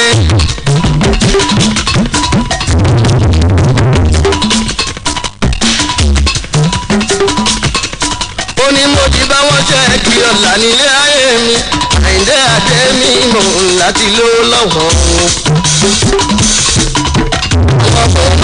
wọn máa igun léwe Àyìndé àwọn dàgbà ká tó fọ́rú.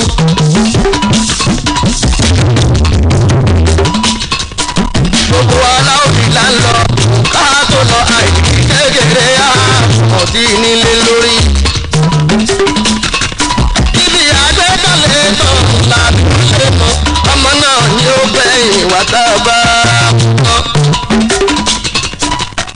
àgbétán lè tán láti ṣe mọ́ ọmọ náà ni ó gbẹ̀yìn wá tá a bá kú tán.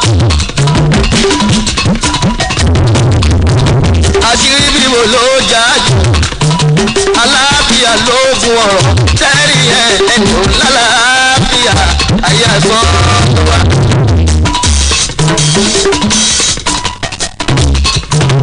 ohun tó yẹ kó gbẹ̀yìn ní ilé ayé wa àtúbọ̀tán ló jà jù ká tó lọ àtúbọ̀tán ló jà jù tá a bá kú tán.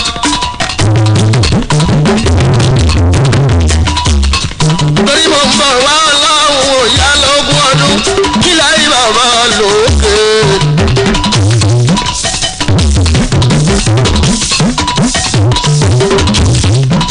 òwúrọ̀ ọba méjì kan tó tọ́bọ̀ lọ́lá kí láyé àlá òrùra o. kò lóògùn kò lọ́ba kan kò lẹ́bi rárá kò láfiwé kò lè kéèkì. bàbá wọn lọ́kùn ẹ̀ tó bá fún ni lówó tó ń wọ́n ní àtàlàkà. wọ́n máa fún mi lọ́mọ ẹ̀ka tó kú onítàwọn ò ní àpá.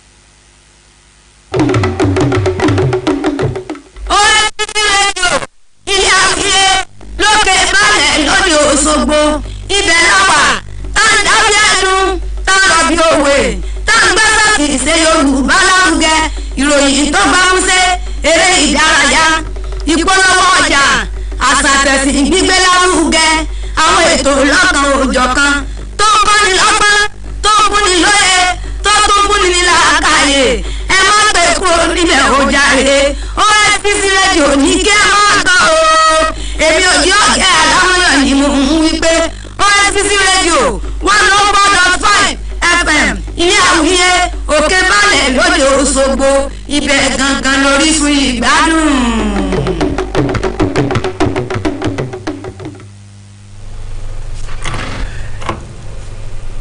a kí gbogbo àwọn èèyàn lé pé a tún kú ọjọ́ méjì jọ́ mẹ́ta tó káàbọ̀ sí ètò eré ìdárayá eré tí a ti máa ń sọ nípa àwọn akọni lọ́kùnrin lóbìnrin tí wọ́n ti kó ipa tó làmìlaka nínú eré ìdárayá bóyá bọ́ọ̀lù àfẹsẹ̀gbáni tàfọwọ́gbáni eré tí a mọ̀ sí table tennis ẹni tó bá ti ń bá wa bọ̀ láti bí ọ̀sẹ̀ méjì ẹ rí i pé ọmọ orílẹ̀-èdè kan tí Ọlọ́run bá gbé ọlá fún ní òkè òkun eléyìí tí a mú orúkọ ẹ̀ sí Stroy Adesanya oníyàwó láti bí ọ̀sẹ̀ kan sí méjì sẹ́yìn bákan náà lórí ètò lónìí a tún máa wo ẹlòmíì tó náà ti kó ipa tó làmìlaka nípa eré ìdárayá ìyẹn ti bọ́ọ̀lù àfẹsẹ̀gbá ìbẹ̀lẹ̀ àti padà sí ẹrí pé a ti gbé àwọn tó jẹ́ pé wọ́n ń ja ẹ̀ṣẹ́ kíkàn àti gbé wọn yẹ̀wò àti gbé àwọn tó jẹ́ pé eré bọ́ọ̀lù tí wọ́n máa ń gbá sínú apẹ̀rẹ̀ basketball omi tí wọ́n kódà tún wá gbé àwọn tó jẹ́ pé wọ́n tún máa ń pa eré ìdárayá pàápàá jùlọ àwọn alákòóso eré ìdárayá tí a mọ̀ sí football administrators àti wọ́n náà lórí ètò ìyàbọ̀ láti ìpínlẹ̀ Ọ̀ṣun olóògbé Táíwò Ògúnjọbí aṣọ nípa wọn ẹni tó jẹ́ alága àná fún àjọ tó ń darí bọ́ọ̀lù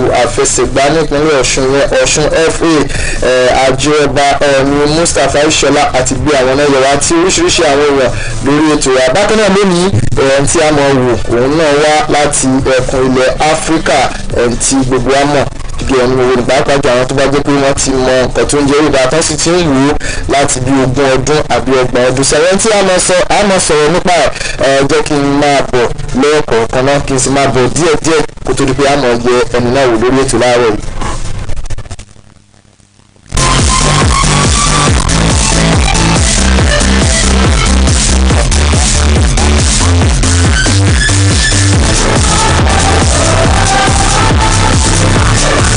ẹni tí mo ń sọ̀rọ̀ nípa ẹ̀ ṣùgbọ́n kí n tó lọ sílẹ̀ jẹ́ kọ́kọ́ kí àwọn tájọ máa mú ètò wá sí etí gbẹ̀yìn ẹni tó jẹ́ olóòtú ètò ìwé náà ló ń tí a mọ̀ gẹ́gẹ́ bí Muyideen Adeleke Agbáwóní tabaníkà máa sọ nípa àwọn tó ń sọ̀rọ̀ eré ìdárayá ní ìpínlẹ̀ Ọ̀ṣun ló jẹ́ olóòtú ètò yìí bákan náà mú ètò wá láti ilé iṣẹ́ wa ní ilé àwúrò òkè balẹ̀ òde Òṣogbo 104.5 ilé àwúrò òkè balẹ̀ orúkọ tèmi gángan ní Tajudeen Amadu tí ọ̀pọ̀lọpọ̀ àwọn náà sí TJ Sport bí aráàlódò ọmọ olúbísí aróòdò ọmọ tápà lè ń pe òun orúkọ tí gbogbo àwọn èèyàn tó mọ̀ ní àti oríkì tí wọ́n mọ̀. Mr. Alama wa gbéyàwó lórí ètò lónìí ẹni tí àwọn èèyàn mọ̀ tó gbá bọ́ọ̀lù tó sì gba dé ibi tí ó jẹ́ pé làmìlaka ní fún ikọ̀ Chelsea nígbà ayé rẹ̀ torí pé lọ́wọ́lọ́wọ́ báyìí ó ti rìtáyà ó sì fẹ́ lọ gẹ́gẹ́ bí àwọn tí ó mọ̀ ṣojú orílẹ̀-èdè tó ti wá níbi bọ́ọ̀lù àfẹsẹ̀gbá lórílẹ̀-èdè àti káàkiri àgbáyé. Talent tí mo ń sọ̀rọ̀ ń pa òun náà ni ọmọ kan gbòógì ọmọ kan bí 40 tó jẹ́ pé nígbà tó bá wà nù kọ Chelsea kò ń ṣe Chelsea sí là ń sọ ṣùgbọ́n Chelsea lọ́dún náà gbogbo ara mọ̀ pé tẹ́ bá ti gbé wọlé àbí tẹ́ bá ti mọ̀ kó bẹ̀rẹ̀ ẹ lọ fọkàn balẹ̀ torí pé bó ṣe wò ó rí bó ṣe wò ó yẹ kó rí yóò mi àwọn kó tó di pé bẹ́ẹ̀rù náà parí ó sì jẹ́ ara wọn tí wọ́n pè wọ́n ikọ̀ Chelsea lọ́wọ́ láti gba nínú ìdíje tí wọ́n gbà Royal Champions League ní FA Cup ní English Premier League àti bẹ́ẹ̀ bẹ́ẹ̀ bẹ́ẹ̀ bẹ́ẹ̀ lọ kódà ẹni tó jẹ́ olùkọ́ nígbà kan rí fún ikọ̀ Chelsea tí a mọ̀ sí Jose Mourinho kò ní gbàgbé ẹ̀ láyà torí pé ìgbà tó dé tó mú wá ó jẹ́ àwọn tí ó jẹ́ kí Mourinho kó ní eléyìí tí a mọ̀ sí result tó sì jẹ́ pé legend òun náà ni nínú gbà wọn tó jẹ́ olùkọ́ ní orí bọ́ọ̀lù tí wọ́n gbá ní orílẹ̀-èdè England eléyìí tí a mọ̀ sí English Premier League.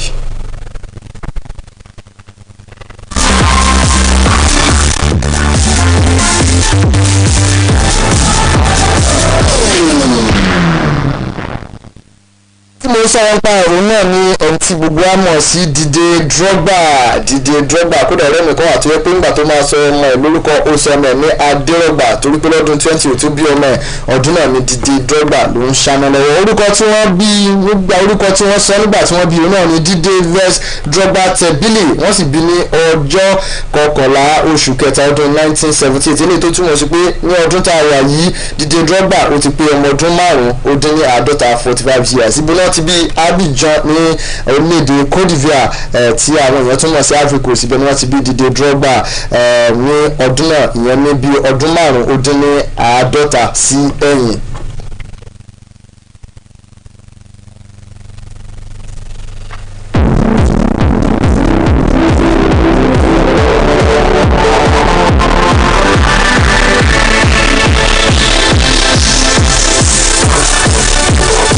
wọ́n bí Didier Drogba ní ìlú Côte d'Ivoire ṣùgbọ́n ibi tó ti dàgbà tó sì lo ọ̀pọ̀lọpọ̀ ìgbésí ayé ẹ̀ ibẹ̀ ní orílẹ̀-èdè Faransé tí àwọn èèyàn mọ̀ sí orílẹ̀-èdè France torí pé bọ́n ṣe bí ibẹ̀ ni wọ́n gbé lọ ẹni tó wá jẹ́ ẹgbẹ́ ẹ̀ kan tí a mọ̀ sí ọ̀nkù ẹ̀ òun gbogbo ló mú lọ síbẹ̀ tó sì jẹ́ pé àti abẹ́ ọ̀nkù ẹ̀ yìí ló ti bẹ̀rẹ̀ sí gbá bọ́ọ̀lù nígbà tó bẹ̀rẹ̀ gẹ́gẹ́ bí ọmọdé orúkọ ẹni tí ó mú lọ tó jẹ́ ẹgbẹ́ òun náà ni wọ́n ń pè ní Michael Goba yìí òun ló mú lọ sí orílẹ̀-èdè Faransé kódà nígbà tó bẹ̀rẹ̀ sí gbá bọ́ọ̀lù Didier Drogba gba àwọn tó bá mọ ìtàn ẹ̀ rí i pé kò ń ṣe atamátàsé ni èdè tó jẹ́ pé kò ń ṣe ọwọ́ iwájú ló ń gbá ṣùgbọ́n ó bẹ̀rẹ̀ sí gbá bọ́ọ̀lù láti ọwọ́ ẹ̀yìn ní apá igun alápá ọ̀tún ilé tí a mọ̀ sí right fullback ibẹ̀ Didier Drogba ibẹ̀ ló ti bẹ̀rẹ̀ sí gbá bọ́ọ̀lù ṣùgbọ́n ẹ̀gbọ́n ìlú wa wò pé ọmọ yìí dá púpọ̀ jù olówó àti wọ́n ṣe wá gbé síwájú tó fi jẹ́ atamátàsé ní Didier Drogba bó sì wá jẹ́ atamátàsé orí ọ̀pọ̀lọpọ̀ àwọn fi mọ̀ gẹ́gẹ́ bí agbábọ́ọ̀lù tó jẹ́ pé yanrantí ní àgbáyé kódà tá a bá ń ka inú èjì ẹ̀ta ìrìn tá a bá ní ká ṣe àwọn mọ́kànlá tó mọ wọ́ọ̀lù gbájú ní ẹkùn Áfíríkà kò sí bẹ́ẹ̀ ti fẹ́ ka àwọn iwájú tẹ̀lé dárúkọ Didier Drogba torí pé ó làmìlaka kódà ibi tó ti bẹ̀rẹ̀ bọ́ọ̀lù ẹ̀ tá a mọ̀ sí orílẹ̀-èdè Faransé kó tó di pé wá sí orílẹ̀-èdè England ó gbá bọ́ọ̀lù ó sì ṣe dáadáa púpọ̀ jù kó tó di pé wá darapọ̀ mọ́ ikọ̀ Chelsea lórílẹ̀-èdè England.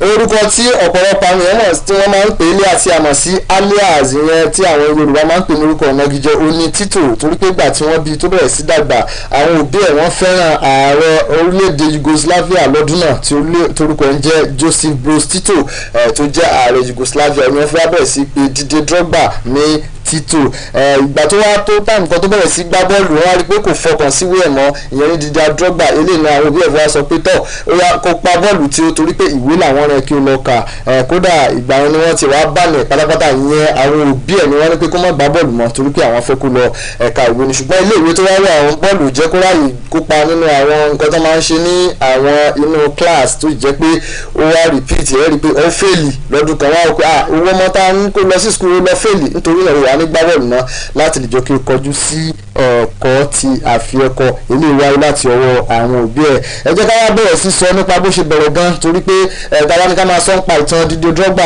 àsìkò nígbà wa àsìkò wa bẹ̀ tí ń lọ díẹ̀díẹ̀ ṣùgbọ́n ìgbà tó wá bẹ̀rẹ̀ sí gbá bọ́ọ̀lù ìyẹn ní orílẹ̀-èdè France tí ẹ̀gbọ́n ẹ̀ tó mú lọ ibẹ̀ ló ti bẹ̀rẹ̀ sí gbá bọ́ọ̀lù ó sì gbá bọ́ọ̀lù fún àwọn ikọ̀ tó pọ̀ lórílẹ̀-èdè náà kó tó di pé wá sí orílẹ̀-èdè England láti gbá bọ́ọ̀lù fún ikọ̀ Chelsea.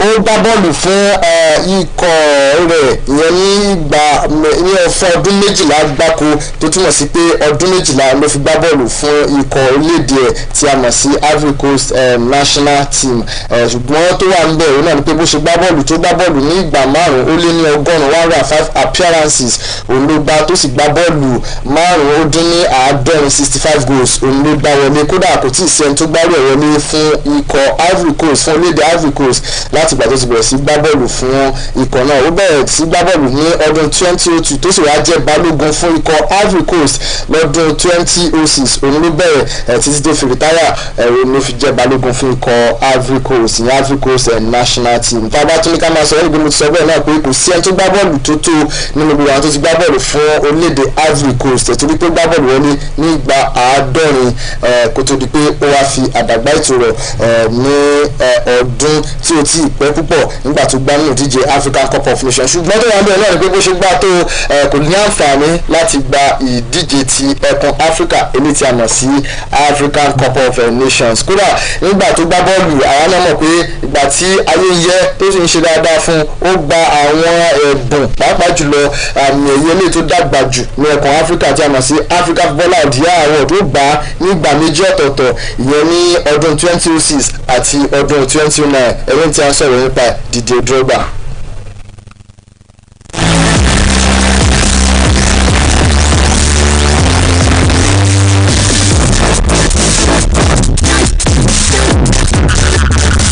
ọdún 2002 òun ló ti bẹ̀rẹ̀ sí gbá bọ́ọ̀lù fún orílẹ̀-èdè ẹ̀ tó sì wáá fi àdàgbà ìtura tó sọ pé òun gbá bọ́ọ̀lù mọ́ fún ikọ̀ náà ní ọdún 2014 ìyẹn tó túmọ̀ sí gbogbo ọdún mẹ́sàn-án báyìí ló ti fi àdàgbà ìtura bó ṣe wá gbá bọ́ọ̀lù tó náà ọlọ́run fún ní àǹfààní láti gba ìdíje African Cup of Nations. àwọn náà rántí pé kan tí wọ́n dé àṣekágbá tó ń bá orílẹ̀-èdè Zambia gbá Zambia náà wọ́n pẹ̀lú gólíwòmí kí n pa sí ọ eléyìí tí ò fún Didier Drogba láǹfààní láti lè gba ìdíje ìyẹn àmì ẹ̀yẹ àti ife ẹ̀yẹ ti African Cup of Nations. eléyìí tó jẹ́ pé ẹ̀yìn àfimọ́ kí ọ̀kan lára bó ti jẹ́ pé òun náà tàbá ní ká máa sọ nípa ṣùgbọ́n títí náà ni pé òun náà gba àmì ẹ̀yẹ African Footballer of the Year ṣùgbọ́n ọlọ́run fún un láǹfààní láti gba ìdíje ti ẹkùn Africa yẹn African Cup of Nations. ẹni tí mo ń sọ̀rọ̀ nípa òun náà ní orílẹ̀-èdè wa tí a mọ̀ sí JJ Okocha. àwọn gbá bọ́ọ̀lù kan ní àìpẹ́ ìyá àwọn sọ nípa bọ́ọ̀lù náà bóyá lọ́jọ́ mẹ́jọ torí pé gbàmìíràn tó wò ó ní wọ́n tún wò pé àṣìbàbá ìtún dáa torí pé àwọn tí wọ́n ti gbá bọ́ọ̀lù tẹ́lẹ̀ òní ọjọ́ kóra wọn jọ ìmájúmọ́ wà ń bẹ̀ ìmájú àgbà wà ń bẹ̀ wọ́n ṣe wá gbà tó lọ́run tó jẹ́ pé jẹ́ star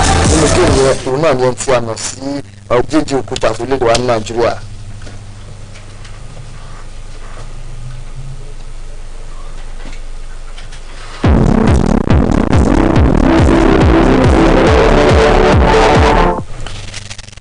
ìgbà tó bẹ̀rẹ̀ sí gbá bọ́ọ̀lù fún àwọn ikọ̀ ọ̀jẹ̀ wẹ́wẹ́ ibi tó ti wá bẹ̀rẹ̀ bọ́ọ̀lù gẹ́gẹ́ bí àgbà ọ̀jẹ̀ gangan ìgbà tó pé ọmọ ọdún méjìdínlógún fún ikọ̀ kan tó wà lórílẹ̀‐èdè France ikọ̀ yẹn gbá bọ́ọ̀lù ní ìdíje kejì tá a mọ̀ sí Ligue 2 a rí pé ìdíje tàgbà ọ̀jẹ̀ ti orílẹ̀‐èdè France òun ni Ligue 1 ṣùgbọ́n ilé tó tẹ̀lé gẹ́gẹ́ bí a ṣe mọ̀ Championship ní orílẹ̀‐èdè England òun ni a mọ̀ sí Ligue 2 ikọ̀ náà ló ń jẹ́ Le Mans òun ló kọ́ gbá bọ́ọ̀lù fún nígbà tó pé ọmọ ọdún méjìdínlógún ibẹ̀ ni wọ́n sì wá sọ pé kí wọ́n jẹ́ àgbà ọ̀jẹ̀ tí wọ́n gbá bọ́ọ̀lù tó yá fọwọ́ bọ̀ wé gẹ́gẹ́ bí professional player nígbà tó pé ọmọ ọdún mọ́kànlélógún yẹn 21 years bó ṣe wá gbá bọ́ọ̀lù fún wọn ní ọdún 2002-2003 yìí fún ikọ̀ náà ó gbá bọ́ọ̀lù ó sì gbá bọ́ọ̀lù ó gbá àmì ayò mẹ́tàdínlógún wọlé nínú ìfarahàn mẹ́rìnlélọ́gbọ̀n yẹn 17 goals in 35 appearances fún ikọ̀ náà bákan náà ló gbá bọ́ọ̀lù fún ikọ̀ Jam tó wà ní orílẹ̀-èdè France bákan náà kó tó yà pé wá lọ sí ikọ̀ tí a mọ̀ sí Olympic Marseille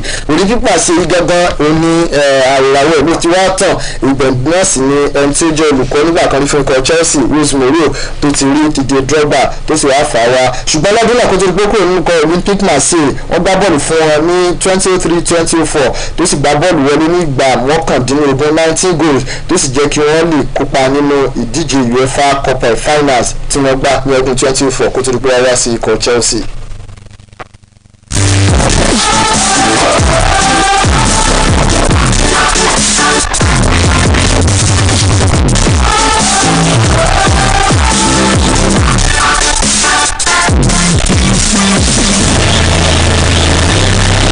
ṣe jẹ́ pé ọjọ́ sílẹ̀ jẹ́ ká tún mú àwọn kan ní ìwà nípa Didier Drogba ó ní ó jẹ́ ìkẹrin tó gbá bọ́ọ̀lù wọlé jù fún ikọ̀ Chelsea ní gbogbo ọdún tó lò nínú ikọ̀ Chelsea ìyẹn tí a mọ̀ sí 4th highest goal scorer of all time ó sì gbá bọ́ọ̀lù wọlé fún ikọ̀ Chelsea nígbà mẹ́rin ó lé ní ọgọ́rùn-ún 104 goals òun ló gbá wọlé bákan náà gẹ́gẹ́ bí mo ṣe sọ ó gba àmì ẹ̀yẹ ti ẹkùn Africa yẹn eléyìí tí a mọ̀ sí African Footballer of the Year award ní ọdún 2006 àti ọdún 2009 a rí i pé àwọn tí wọ́n gba àmì ẹ̀yẹ yìí àwọn péréte ni bàbá ní ká máa sọ pé àwọn tó tiẹ̀ ti gbà ju ẹ̀ẹ̀kan lọ àmọ̀dákọ̀ Didier Drogba àmọ̀dákọ̀ Kanu ọwọ́nkọ torí náà gbà lẹ́ẹ̀mejì bákan náà òun ni àmọ̀dárúkọ ẹni tó wá gbà lẹ́ẹ̀mẹrin Samuel Eto'o náà gbìyànjú àti ọmọlédè Ivory Coast yìí tí a mọ̀ eléyìí tó jẹ́ Yaya Toure òun náà gbìyànjú ó sì gbá bọ́ọ̀lù gidi gan fún ikọ̀ náà tó yẹ kó gba àmì ẹ̀yẹ ti ẹkùn Áfíríkà ní ìgbà mẹ́rin ọ̀tọ̀ọ̀tọ̀.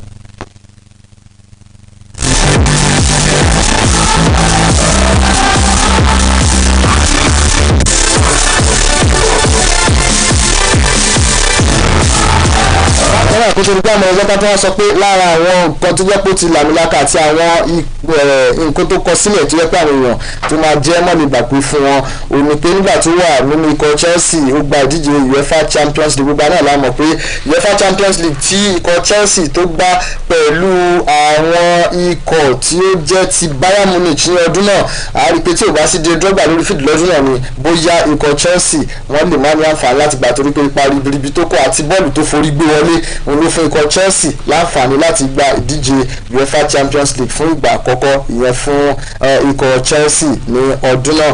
Gbogbo àwọn tá a rí bọ́ọ̀lù lọ́dún náà ló jẹ́ pé àwa tó jẹ́ pé àti support ikọ̀ Chelsea gan gbogbo àwọn wa ń dùn torí pé Didier Drogba ìrírí tó fi gbé bọ́ọ̀lù ọ̀hún wọlé òun ló fà á tí bọ́ọ̀lù ọ̀hún tó fi wá di goliwoo mi nípasẹ̀ ọ̀ tó sì jẹ́ pé òun náà ló gbá bọ́ọ̀lù èyí tí wọ́n máa ń gbá parí tí a mọ̀ sí last sport kick ní ọdún náà tó sì jẹ́ pé ikọ̀ Chelsea tí wọ́n fi gba ìdíje UEFA Champions League. Kò ń ṣe UEFA Champions League nìkan ló gbà torí pé ó tún gba àwọn ife ẹ̀yẹ míì fún ikọ̀ Chelsea. Ó gba English Premier League ní ìgbà mẹ́ta ọ̀tọ̀ọ̀tọ̀ ìyẹn fún ikọ̀ Chelsea. Bákan náà ó gba ìdíje FA Cup ó gbà ní ìgbà mẹ́rin nígbà tó wà ní ikọ̀ Chelsea tó sì gba League Cup ilé tí a mọ̀ sí Carling Cup ní ìgbà méjì. Wọ́n gba ohun tó jẹ́ pé wọ́n bọ́ọ̀lù gbájú ní ọdún tó fi gbá bọ́ọ̀lù nínú ìdíje English Premier League ilé tí a mọ̀ sí Golden Boot Award tó jẹ́ pé ó gbá bọ́ọ̀lù ó ṣe dáadáa púpọ̀ jù. Ó gbà á ní ìgbà méjì ọ̀tọ̀ọ̀tọ̀. Ó gbà á ní ọdún 2006-2007 tó sì gbà á ní ọdún 2009 àti ọdún 2010.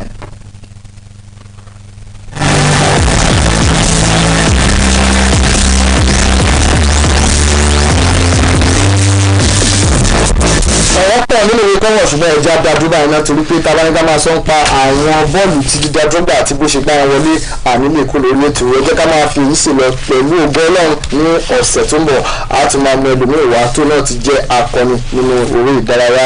Orúkọ ẹ̀mí tí mo ti ń sọ láti bí ìṣẹ́jú mélòó òun náà ni Tajudeen Ahmed tí ọ̀pọ̀lọpọ̀ àwọn mọ̀ sí TJ Sports. Àwọn pàdé ní ọjọ́ mẹ́jọ pẹ̀lú ògo Ọlọ́run olóòtú ètò òní ní ìdún Adeleke. Mo kí gbogbo àwọn tájọ mú ètò wa tó yìn ẹ̀jẹ̀ ẹni Kúnlé Sàlámì àti gbogbo àwọn tájọ wa nígbà àwọn pàdé ọjọ́ mẹ́jọ tó dàbọ̀.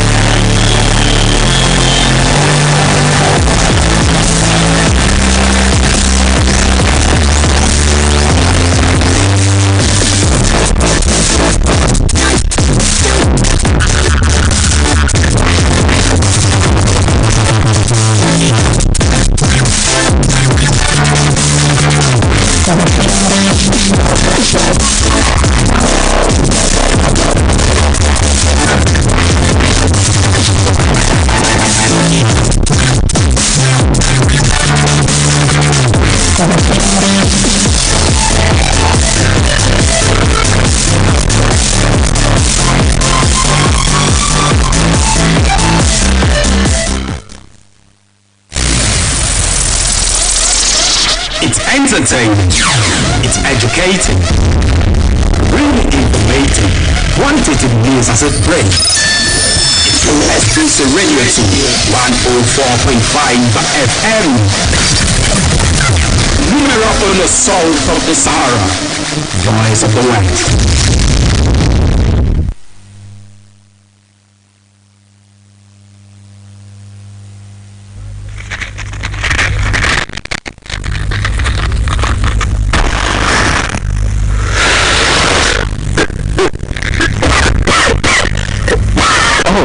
Still smoke? Of course I do. It's become a habit with me. Smoking is injurious to your health and that of others. Stop it.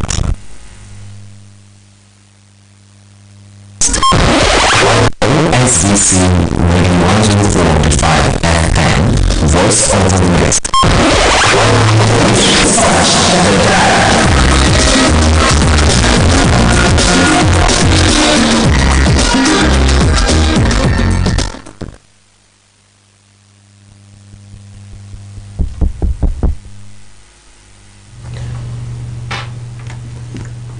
Stay tuned to OSBC Radio 104.5 FM, Mushik, the voice of the West Nigeria.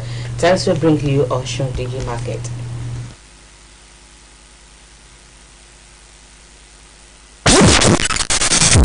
New Age agenda aligning with the global digital movement. The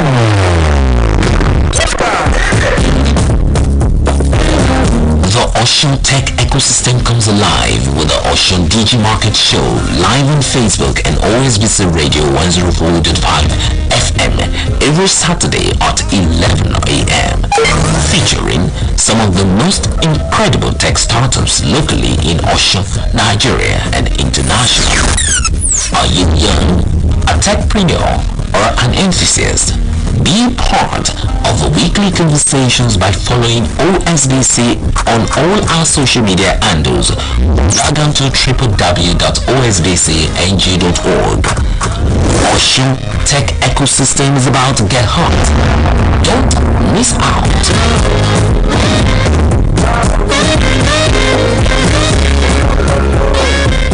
Yes, Ocean is always ahead in everything, and that's why we are on Ocean Digimarket just to showcase what Mr. Governor is doing and taking steps ahead of others in bringing innovations to Ocean State via technology. And today on Ocean Digimarket, we have two guests in the house. As I welcome you to today's show, we want to say happy Salah. It's not belated, we are still in the euphoria of the celebration, and so we want to wish all our Muslim brothers and sisters happy celebration. It's just that we have not seen the agbo and the malu and everything that they have eaten, and the studio is alive to that. So whatever it is that you have brought for us today to put up there, welcome to another interesting edition of Ocean Digimarket, where we have guests in the house who are stakeholders in this project, because it's a big project in Ocean, and we thank God for the people handling this project. We want to thank God for the life of Dr. Jimo Adekinekun, the PS Education, and Mrs. Olufunke Jolayemi, the PS Ministry of Science, Information and Communication Technology. They are my guests this morning on the show. So good morning to you, Ma and Sir. Good morning. Akuwa Shekwojo. Thank you.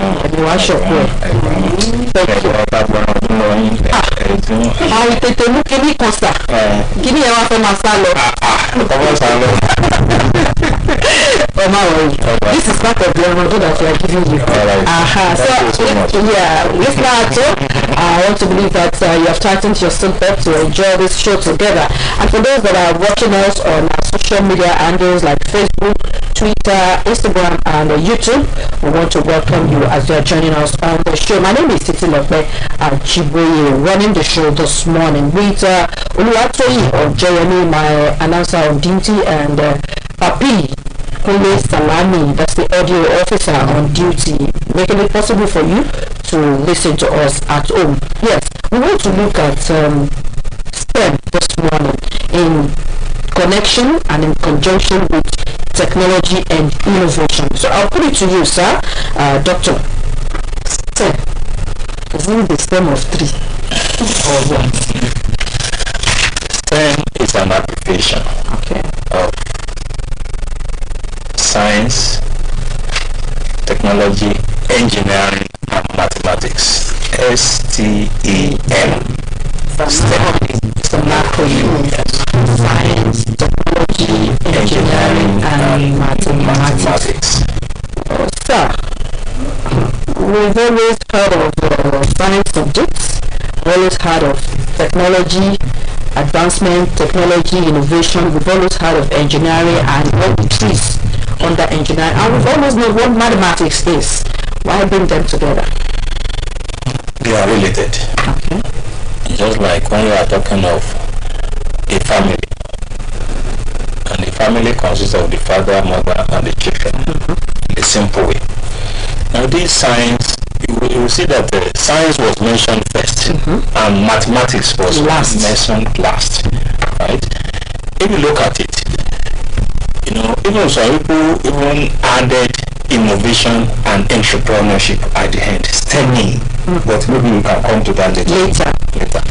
But STEM, as it is, science, we all know what science subjects are. Technology, there is no technology without science. And engineering, there is no engineering without science. Now mathematics is just all those things. Anybody who is studying science or goes for technology or studies engineering, you can't leave out mathematics. It's just the bedrock of them all. Because if you are in biology, it means biology, physics, chemistry. Those are the science subjects, as we all know. Yeah. Right? Technology, when we talk of computer science and other, related, maybe even in the present day, something artificial intelligence, they are all technology. Engineering, nearly all fields of engineering, electrics engineering, chemical engineering, civil engineering, mechanical engineering. You can see that, that STEM, being an acronym, it contains a lot of things, embedded in it. Okay, thank you so much, Doctor. PS Science and Information Communication Technology. Just in science and ICT. Science and ICT, yeah. Yes, ma'am. Yeah, looking at STEM, I want to believe that you said it's a body. Yeah. Is it a course? Is it an education on its own? It's a field. It's a field. Yeah. STEM is a field of science, as PS Education has rightly said. Science, technology, engineering, and mathematics. So it's a field that comprises the four courses together. You understand? So they work together. Okay. Because there is no way you can do science that you should not be good in maths.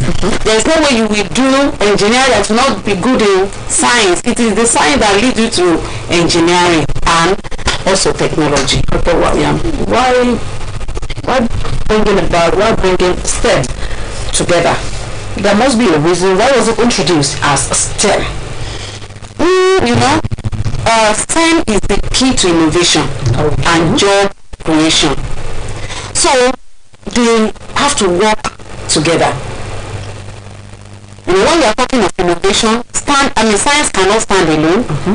Mathematics cannot stand alone. When it comes to innovation, they have to work. They have to work hand in hand. Thank you so much, Doctor. You said STEM. Can you please expatiate more on it? Thank you very much. The word STEM, it is STEMIE. Now, if you are science-based, or you know technology, or you are in the field of engineering, or you are an expert in mathematics, then you now have, or you are innovative with it. Okay.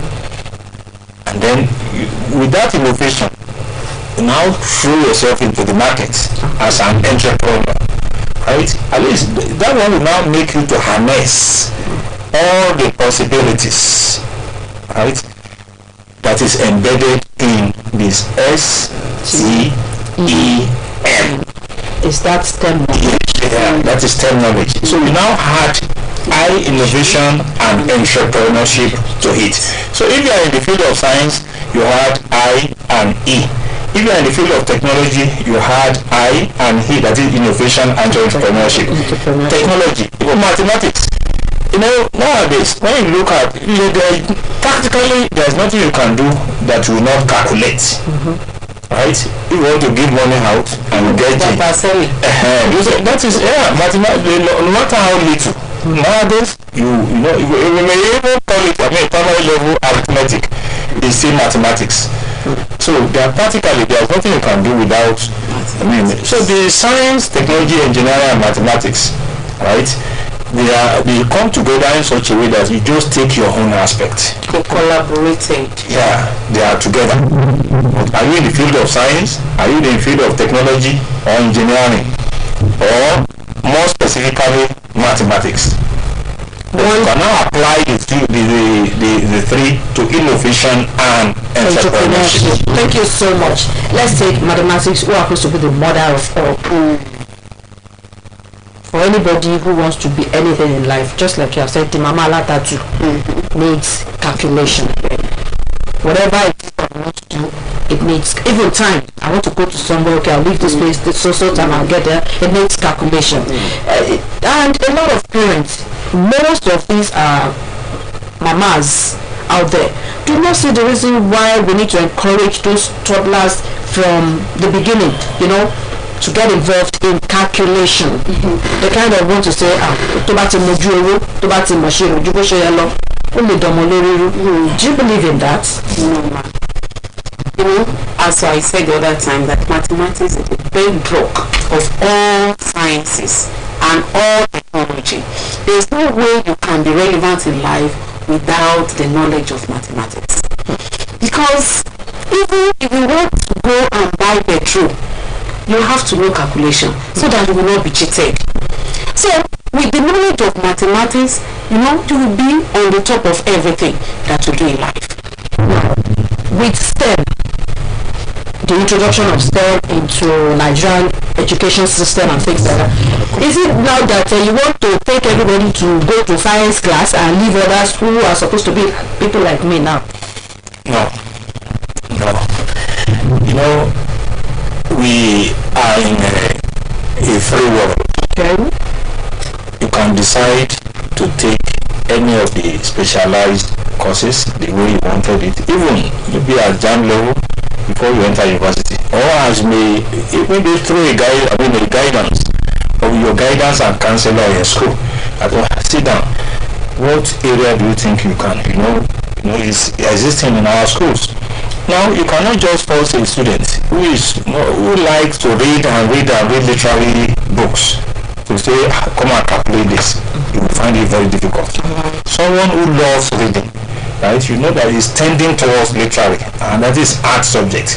And we have some who are very good, in some commercial subjects, and that way, they will always be integrated along that line. But naturally, when a science is gifted in sciences, you will know that is good in sciences. Although there are some maybe mid or average students, in their performance, mostly in sciences, or you say, this one is averagely good in mathematics. Then maybe with little effort, he or she can be propped up, maybe with one or two lessons that if he or she attends it, you will get better. Okay. So you cannot fall. It's not even advisable to force such on students. Thank you. Let that student pass through guidance and counseling in school. If he or she does, then you will be able to know which of the career to choose for the future. You want to in collaborating with what he said. It happened to me. Okay. I have a child that loves science, he loves reading too. And he came to me, Mommy, I want to read law. I said, but you're good in science. Why going to art class? I persuaded her and she followed my advice. But on getting to university, she has to come with that money. I cannot go. She was admitted for engineering. I have to suspend her and allow her to follow her mind. And that is when she started, getting it. So I want to advise our parents that they should not force anything on our children. Although we have to encourage them to be good in mathematics, because if you want to read law these days, you have to pass mathematics. Thank you so very much. PS education, please. With this, what effort have you been making, your ministry, what effort has the ministry been making to, bring out the talented, the gifted in this area, in our schools? Thank you very much. Our performing governor, Senator Ademola Jackson Adeleke, his performance. You are always mentioning it whenever I have the program. Yes. He's doing wonders, and everybody sees it. Everybody. Now, in our schools, we are ensuring that sciences, right, do not just occur maybe on the writing or on the face of textbooks. We do, we ensure practical whatever. And how do we do that? Supply of science equipment, is one of the main target of this administration. Very soon, this government, is targeting supply of science equipment to our schools in abundance, so that in the past, there was this scale G. That scale G is, also is an instrument of sciences, as it was the way it was done during the administration of labless kit. Okay. It is where a student need not to be in the laboratory. Okay, sir. And he will be able to perform experiments. Yes. So that was scale G, and that one will be revitalized too. Okay. Right? Scale G will be revitalized. But the science equipment, for example, someone who has not seen a pipette or a bullet or an ammeter or all the chemical flask, a lot of things, you will see it with your koro eyes like this.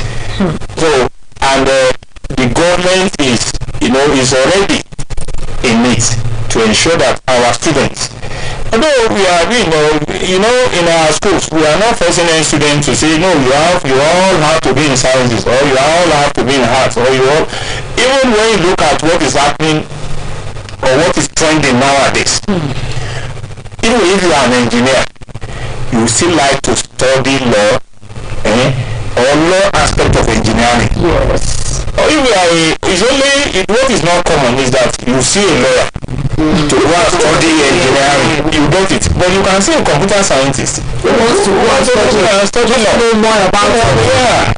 So because make anything legal, one hand, but there is no ignorance in law. So the government of the day is ensuring that sciences and science equipment is available in abundance. Okay. Thank in you. Our schools. Thank you. In addition to that, yes, ma'am.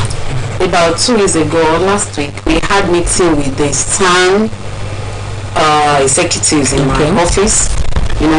That is Science Teacher Association of Nigeria, Osun State branch. Just to encourage them to reactivate all this club in our school, jet club, young farmers club, and the like. This one will encourage the children to practicalize what they have been learning.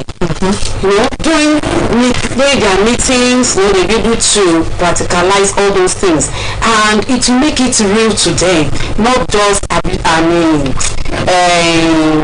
arbitrary learning or theoretical learning.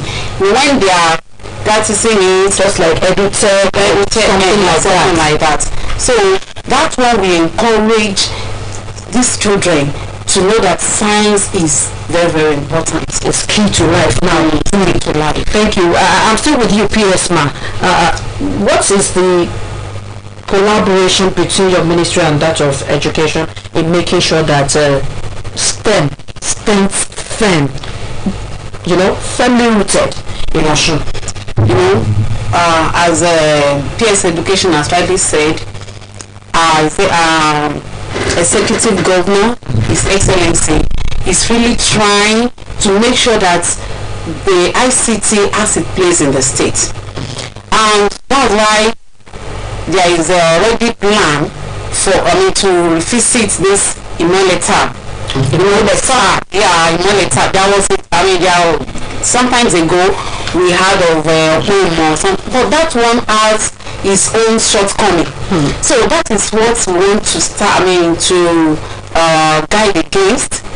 That we are taking time, that is taking us time to introduce this Imole tab, and the work is already on it. And I believe when it is introduced, the teacher also has to be trained so that they'll be able to handle it well and teach according to the curriculum with this technology. Yes, education, sir. Yes. Yeah. How are you going to ensure? It concerns you too now, innovation and technology now. How are you going to ensure that when this Imole tab is being introduced, it's going to be only what the children, what the students really need that will be put into it? So now, we are talking about internet here. The two ministries, Ministry of Science and ICT, and my ministry, Ministry of Education, we have met several times on this. Okay. It was a directive of Mr. Governor I mean, sometimes in April, when he launched a distribution of instructional materials to schools. Yeah. That one is a stage. So at that, in the speech of Mr. Governor, he specifically mentioned that the two ministries will work together for that Iman letter, and we have been working together, and steps have been taken. Whenever when steps have been taken, it is in the background. Yeah. But by the time you see it, very soon it will come. I mean, it will become public knowledge, and from there, this Iman letter will come out as directed by Mr. Governor. And at Ministry of Education, we have curriculum department.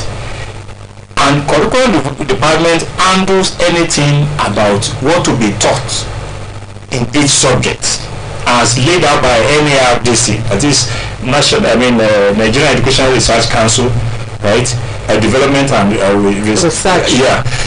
So now we line with what NARDC has developed.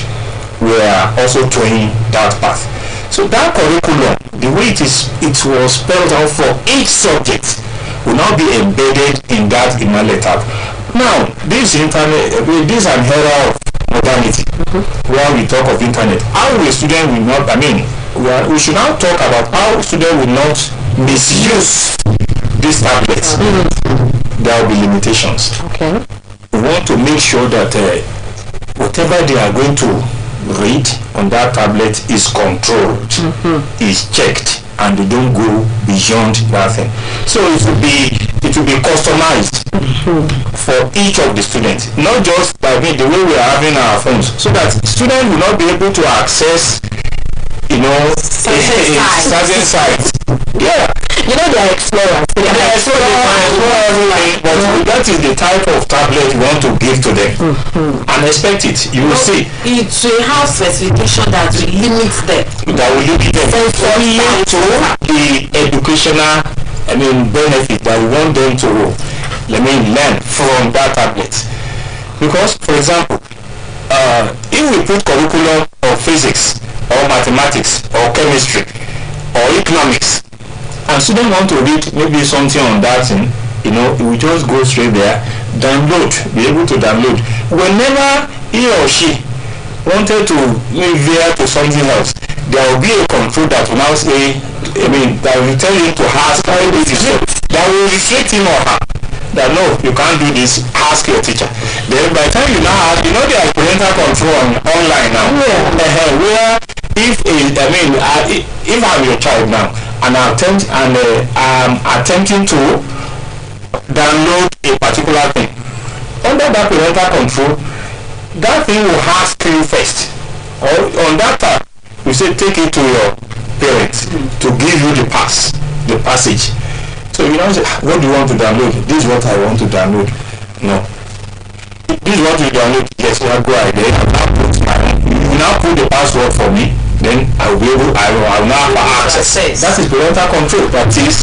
So something like that will now be embedded in that manual. It's going to be a fantastic instrument for our students in schools. Thank you so very much. If there is anyone out there who wants to put in one contribution or ask any question, the line is open 081-8777-5777. That's the number for you to dial to ask a question or any contribution that you want to make. We have a PS Education in the house and PS Science and ICT in the house. Thank you very much, madam. Yes, madam. Like we have said, our students, they are kind of the rate at which they get rising up those days, one cannot just imagine. Have you foreseen the risk of them taking this tab somewhere to include what is not supposed to be included, like what do they call it, this extra formatting, and then do whatever they want to do? Do you say that? Let's take this question. Hello? Hello, good morning. Oh, our friend from Abuja. Thank you. I'm really happy for guesting from the program today. Thank you.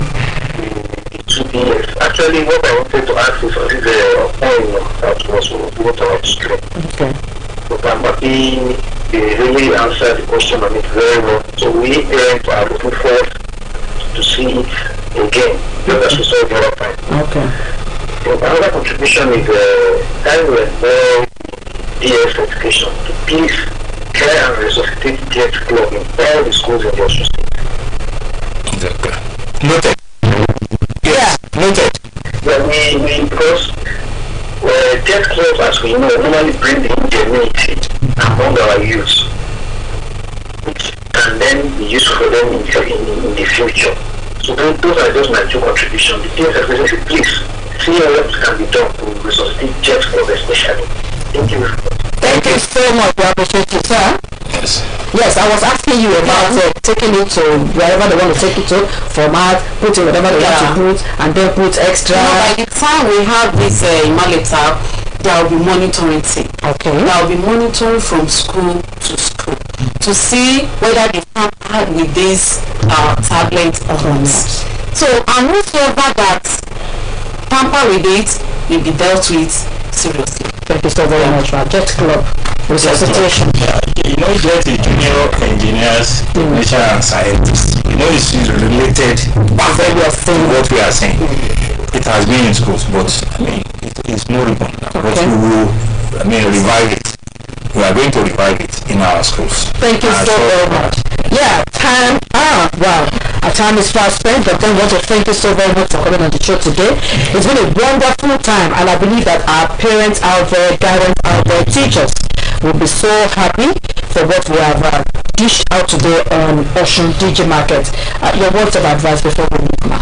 I want to advise our parents that we should always encourage them to be with their books. Whenever they want to engage them, let them engage them profitably. And we should encourage our parents also to always get them materials they need in school. You know, at times you will get to the school, you will have a guide, no book, no textbook, no writing pad, not even Bible. So they should please encourage these children by supplying them what they need. Thank you, sir. So you, sir. Yeah, thank you very much. Ìgbà ọ̀tún ti dé. And àṣẹ ẹ̀yẹ́ bọ̀ lápò ní àti ìmọ̀ àti dúdú ní ìfúnfún.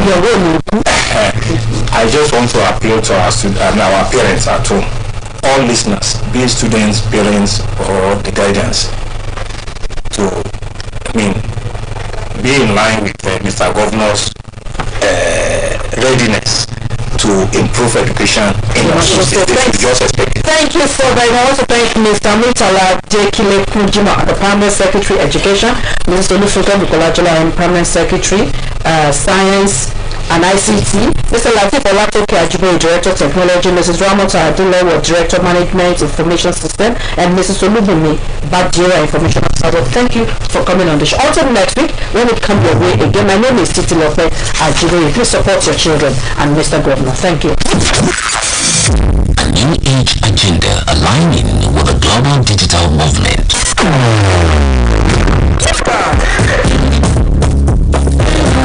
The Osun Tech ecosystem comes alive with the Osun DG Market Show live on Facebook and OSBC Radio 104.5 FM every Saturday at 11 a.m. featuring some of the most incredible tech startups locally in Osun, Nigeria and internationally. Are you young, a techpreneur or an enthusiast? Be part of the weekly conversations by following OSBC on all our social media handles. Log on to www.osbcng.org. Osun Tech ecosystem is about to get hot. Don't miss out.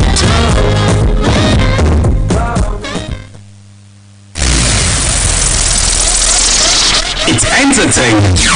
It's educating. Really informative. Quantitative news as it brings. It's OSBC Radio 2 104.5 FM. We're up on the soul of the Sahara. Voice of the West.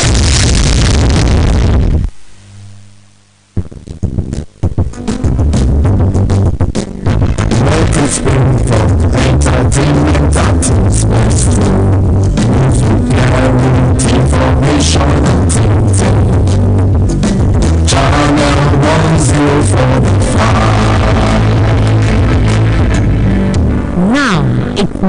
Good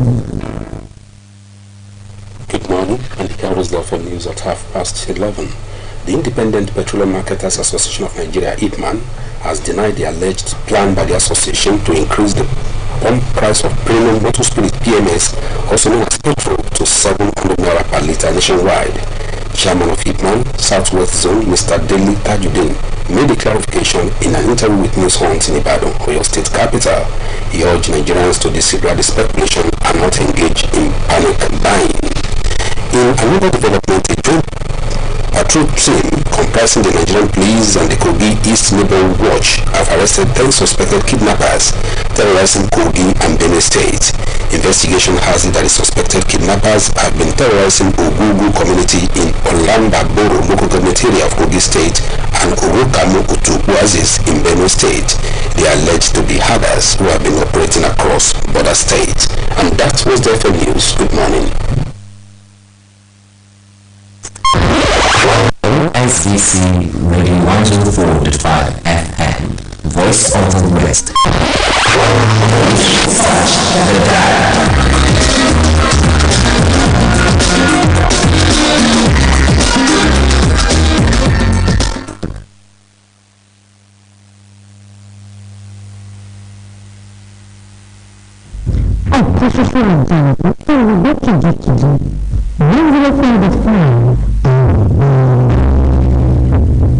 láti rédíò ṣe 104.5 FM Òṣogbo alóòrò ìròyìn Nàìjíríà wákàtí ìjìnlọ̀rọ̀ èyí tí the Friends of Jesus Church ṣonígbọ̀wọ́ lọ́pọ̀sùkàn. wípé ẹ̀yin ni a fi fún láti mọ ohun ìjìnlẹ̀ ìjọba Ọlọ́run.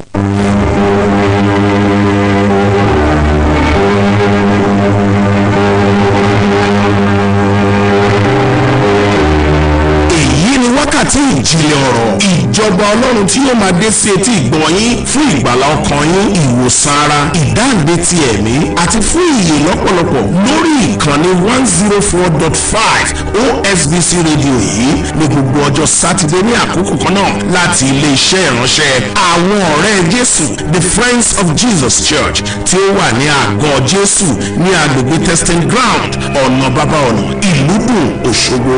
Atúmọ̀ ọ̀rọ̀ náà ni ajínrere àti ikọ̀ ọ̀rọ̀ náà David O. Adéníjì, kí Olúwa kó bùkún fún yín bí ẹ ti ń gbọ́ ìjìnlẹ̀ ọ̀rọ̀ yìí.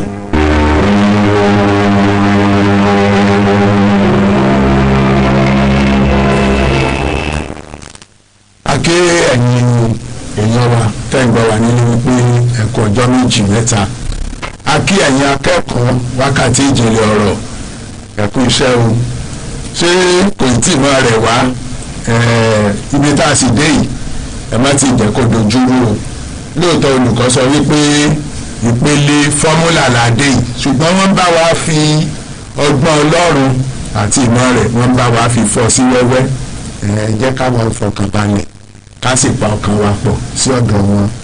À ń kí yín wípé a tún káàbọ̀ sí oṣù tuntun. Oṣù yìí oṣù ayọ̀ ni máa jẹ́ fún wa o.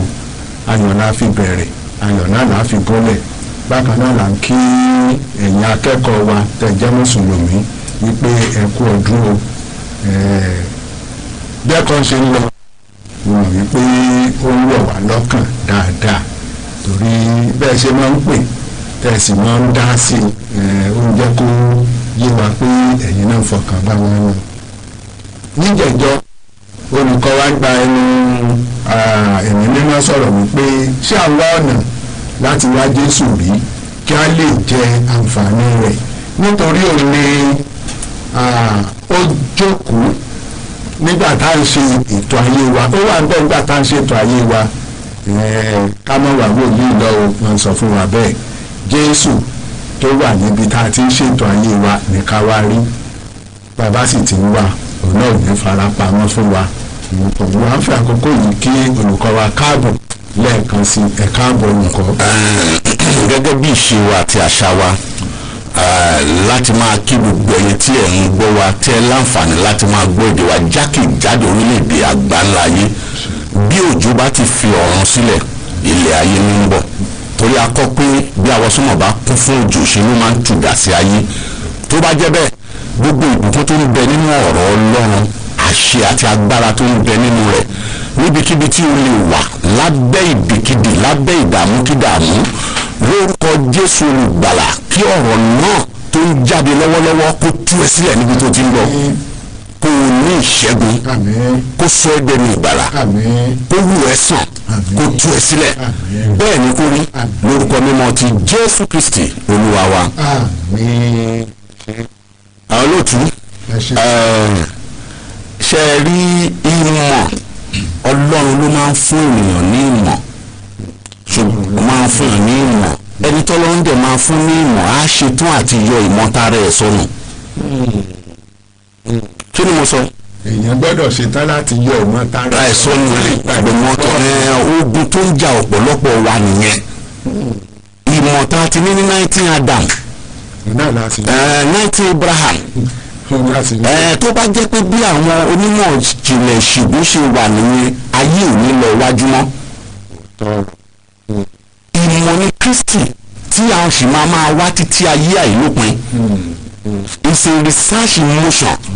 ṣùgbọ́n gbogbo tá a ti kọ́ ní 19 Adam ohun ló ṣe wà ń bẹ̀ yẹn ohun tó jẹ́ kí ìgbàgbọ́ rí bó ṣe rí tó da ohun tó dà náà nìyẹn àti jókòó sójú kan ọ̀rọ̀ ìwàásù 1930 1940 la ṣì ń rú kiri ayé ẹ̀mí mọ́ sí ń dúró dè wá nínú yàrá pé wá ṣàwọ̀ pẹ̀lú mi kí n fún ẹ ní ìmọ̀ tuntun nípa Kristi ṣára èyí tí mo sọ yín tó Kristi tá à ń sọ nípa ìmọ̀ yìí ọ̀rọ̀ ló ń jẹ́ Kristi tó ti yé wa torí kò sẹ́ni tó gba Jésù tó sọ fún wa pé ẹnìkan ń fi ìbátan àwọn nínú ó tún lè Jésù rárá ọ̀rọ̀ ló máa wọnú ẹ̀ so ló fi jẹ́ pé ẹ̀yin tí ẹ jẹ́ akẹ́kọ̀ọ́ mo kí n kú oríire pé ẹni làákàyè lórí ọ̀fẹ́ gbà láti lè máa fi mọ̀ kún ìmọ̀ àti láti lè máa yọ ìmọ̀ àtijọ́ kúrò gba ìmọ̀ títún so bákan náà ọ̀rọ̀ wa orí ibi tá à ń lọ náà la ṣe wà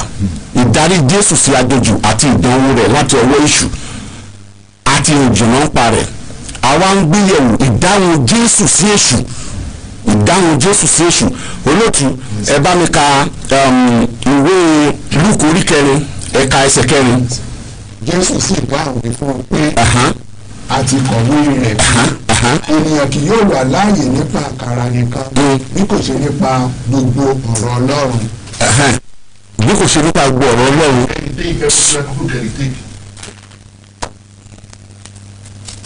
Jésù sì dáhùn fún un pé àti kọ̀wé rẹ̀ pé ènìyàn kì yóò wà láàyè nípa àkàrà nìkan bí kò ṣe nípa gbogbo ọ̀rọ̀ Ọlọ́run. ẹ ṣe olóòtú mo máa ń sọ fún wa lọ́jọ́ tó ti pẹ́ pé ọ̀rọ̀ kan gbólóhùn ọ̀rọ̀ kan kì í ṣe èdè ọ̀rọ̀ kan kì í ṣe sentence o one word nínú ọ̀rọ̀ ẹyọ kan kò ṣe é tútọ́ títí ayé máa fi parẹ́.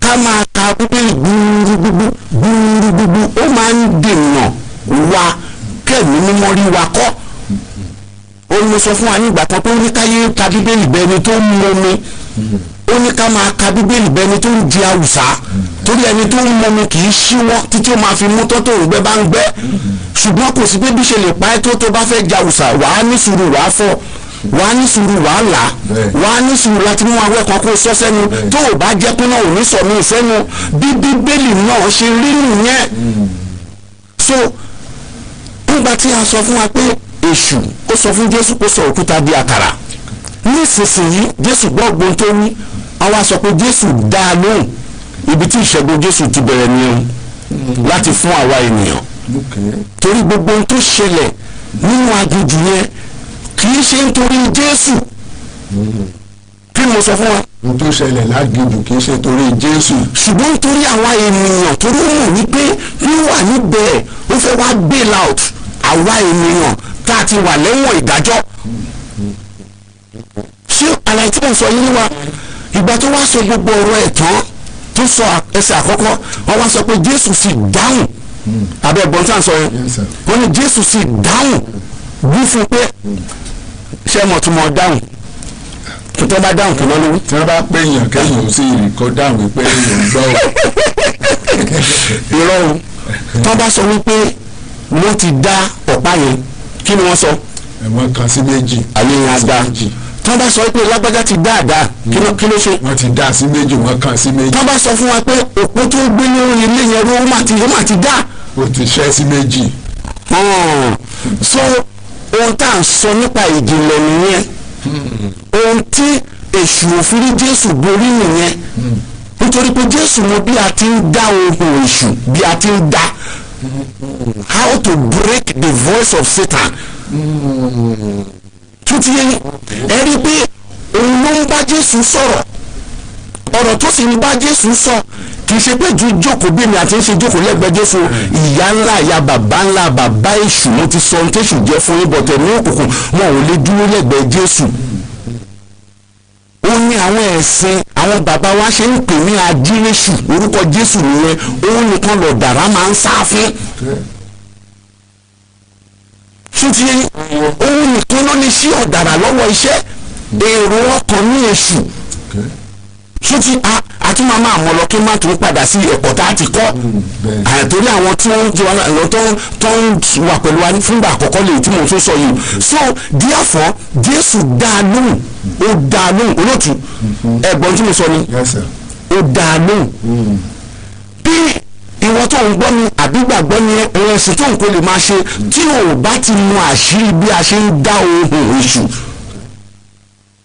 kó tó ní ìṣẹ́gun máa pẹ́ torí pé èṣù ìtakọ́ lè ṣú wà kí ni mo sọ ìtakọ́ lè ṣú wà inú lè ṣú wà kí ni mo sọ fún wa inú ni èṣù wà èṣù sí níta so Jésù wá dá lóhùn fún àpẹẹrẹ kọ́ fẹ́ gbé èèyàn lọ ṣe minor operation ní tíátà kí dókítà wá sọ fún pé tó minor operation ní tá a fẹ́ ṣe yìí tó bá ti ń sọ pé èṣù bá ti ń sọ nú irú ẹ̀ ló ń jésù òun màmá kú ikú mà lélẹ́yìn bàbá ó máa kú.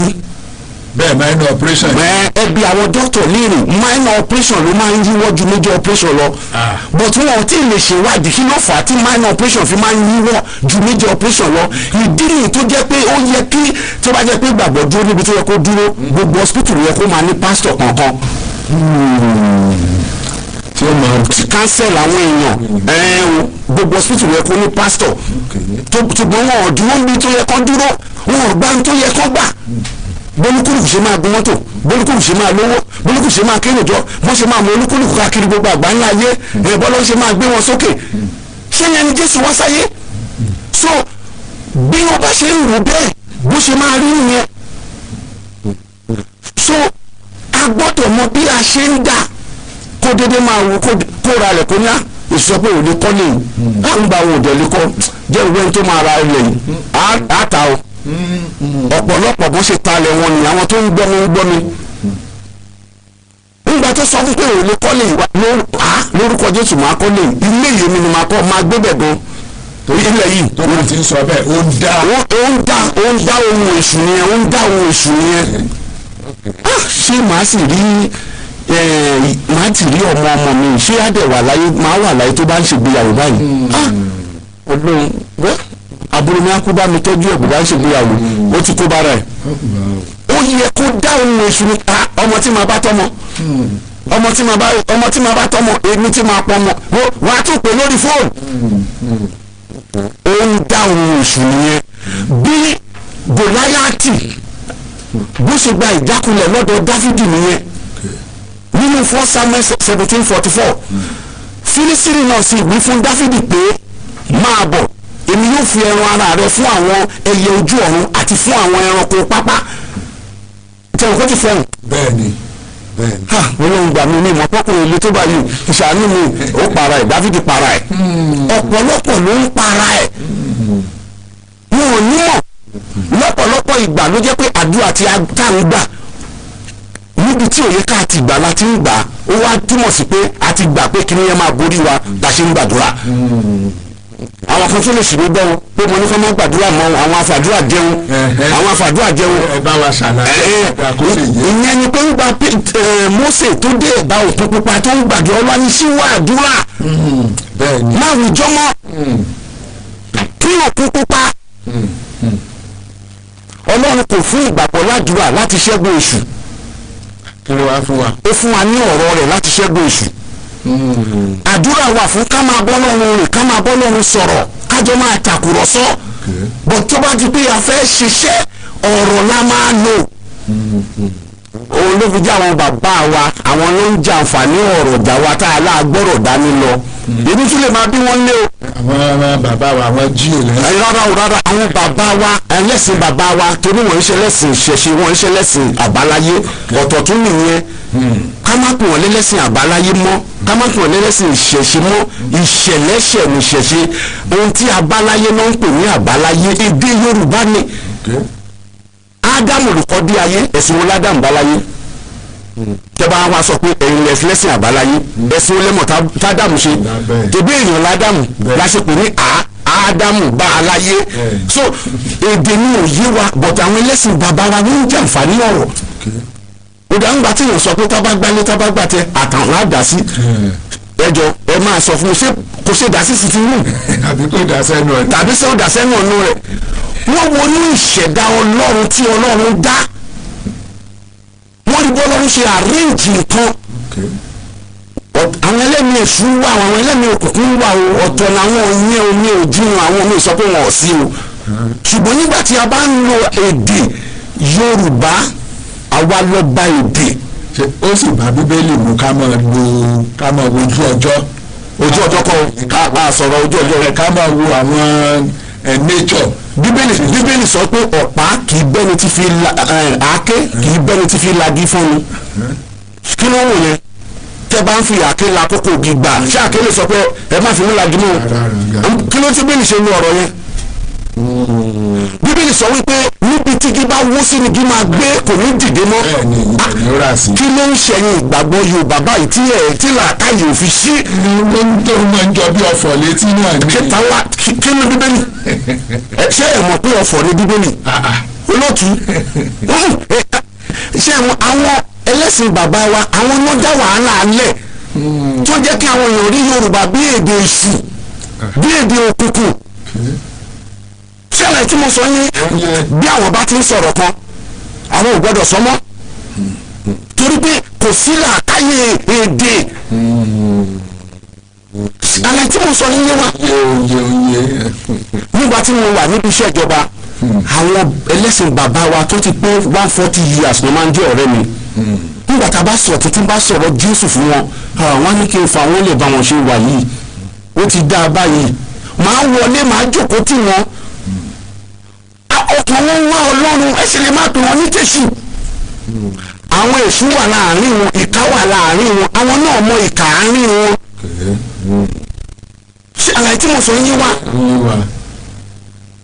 so ṣùgbọ́n nígbà tí wọ́n jẹ́ nísùn bá a sọ Yorùbá kan nísìn wọ́n ní máa yẹn eléṣù ni o kì í ṣe gbàgbọ́ o kì í ṣe ajíhìnrere kọ́ ni o torí mo gbọ́ wàásù ẹ̀ńjọ́ kan òyì wa mọ́ Dáfídì wá dáhùn ó dá lóhùn Dáfídì sì wí fún Fílísì náà pé ìwọ mú idà àti ọ̀kọ̀ àti àwátọ̀ mi wá ṣùgbọ́n èmi tọ̀ ọ́ wá lé orúkọ Olúwa àwọn ọmọ ogun Ọlọ́run ogun Ísírẹ́lì tí ìwọ gàn ẹ wá gbọ́n tó ní 46 lónìí yìí àyà tó sàrí àkàyàtà ìwọ tó ń gbọ́ mi lónìí yìí agbára tó dì ọ́ kó tú ẹ sílẹ̀ ó ní lónìí yìí Olúwa yóò fi ọ́ lé mi lọ́wọ́ èmi yóò pa ọ́ èmi yóò ké orí rẹ kúrò ní ara rẹ èmi yóò sì fi ogun kírísìnì fún ẹyẹ ojú ọ̀run jẹ lónìí yìí àti fún ẹranko ìgbẹ́ gbogbo ayé yóò sì mọ̀ pé Ọlọ́run wà fún Ísírẹ́lì sọ́lọ́run ò sí fẹ́yìn ni tẹ́ ẹ̀ fi lè máa dá ọ̀rọ̀ tẹ́ ẹ̀ fi lè máa dá ohun tó tako ìfẹ́ Ọlọ́run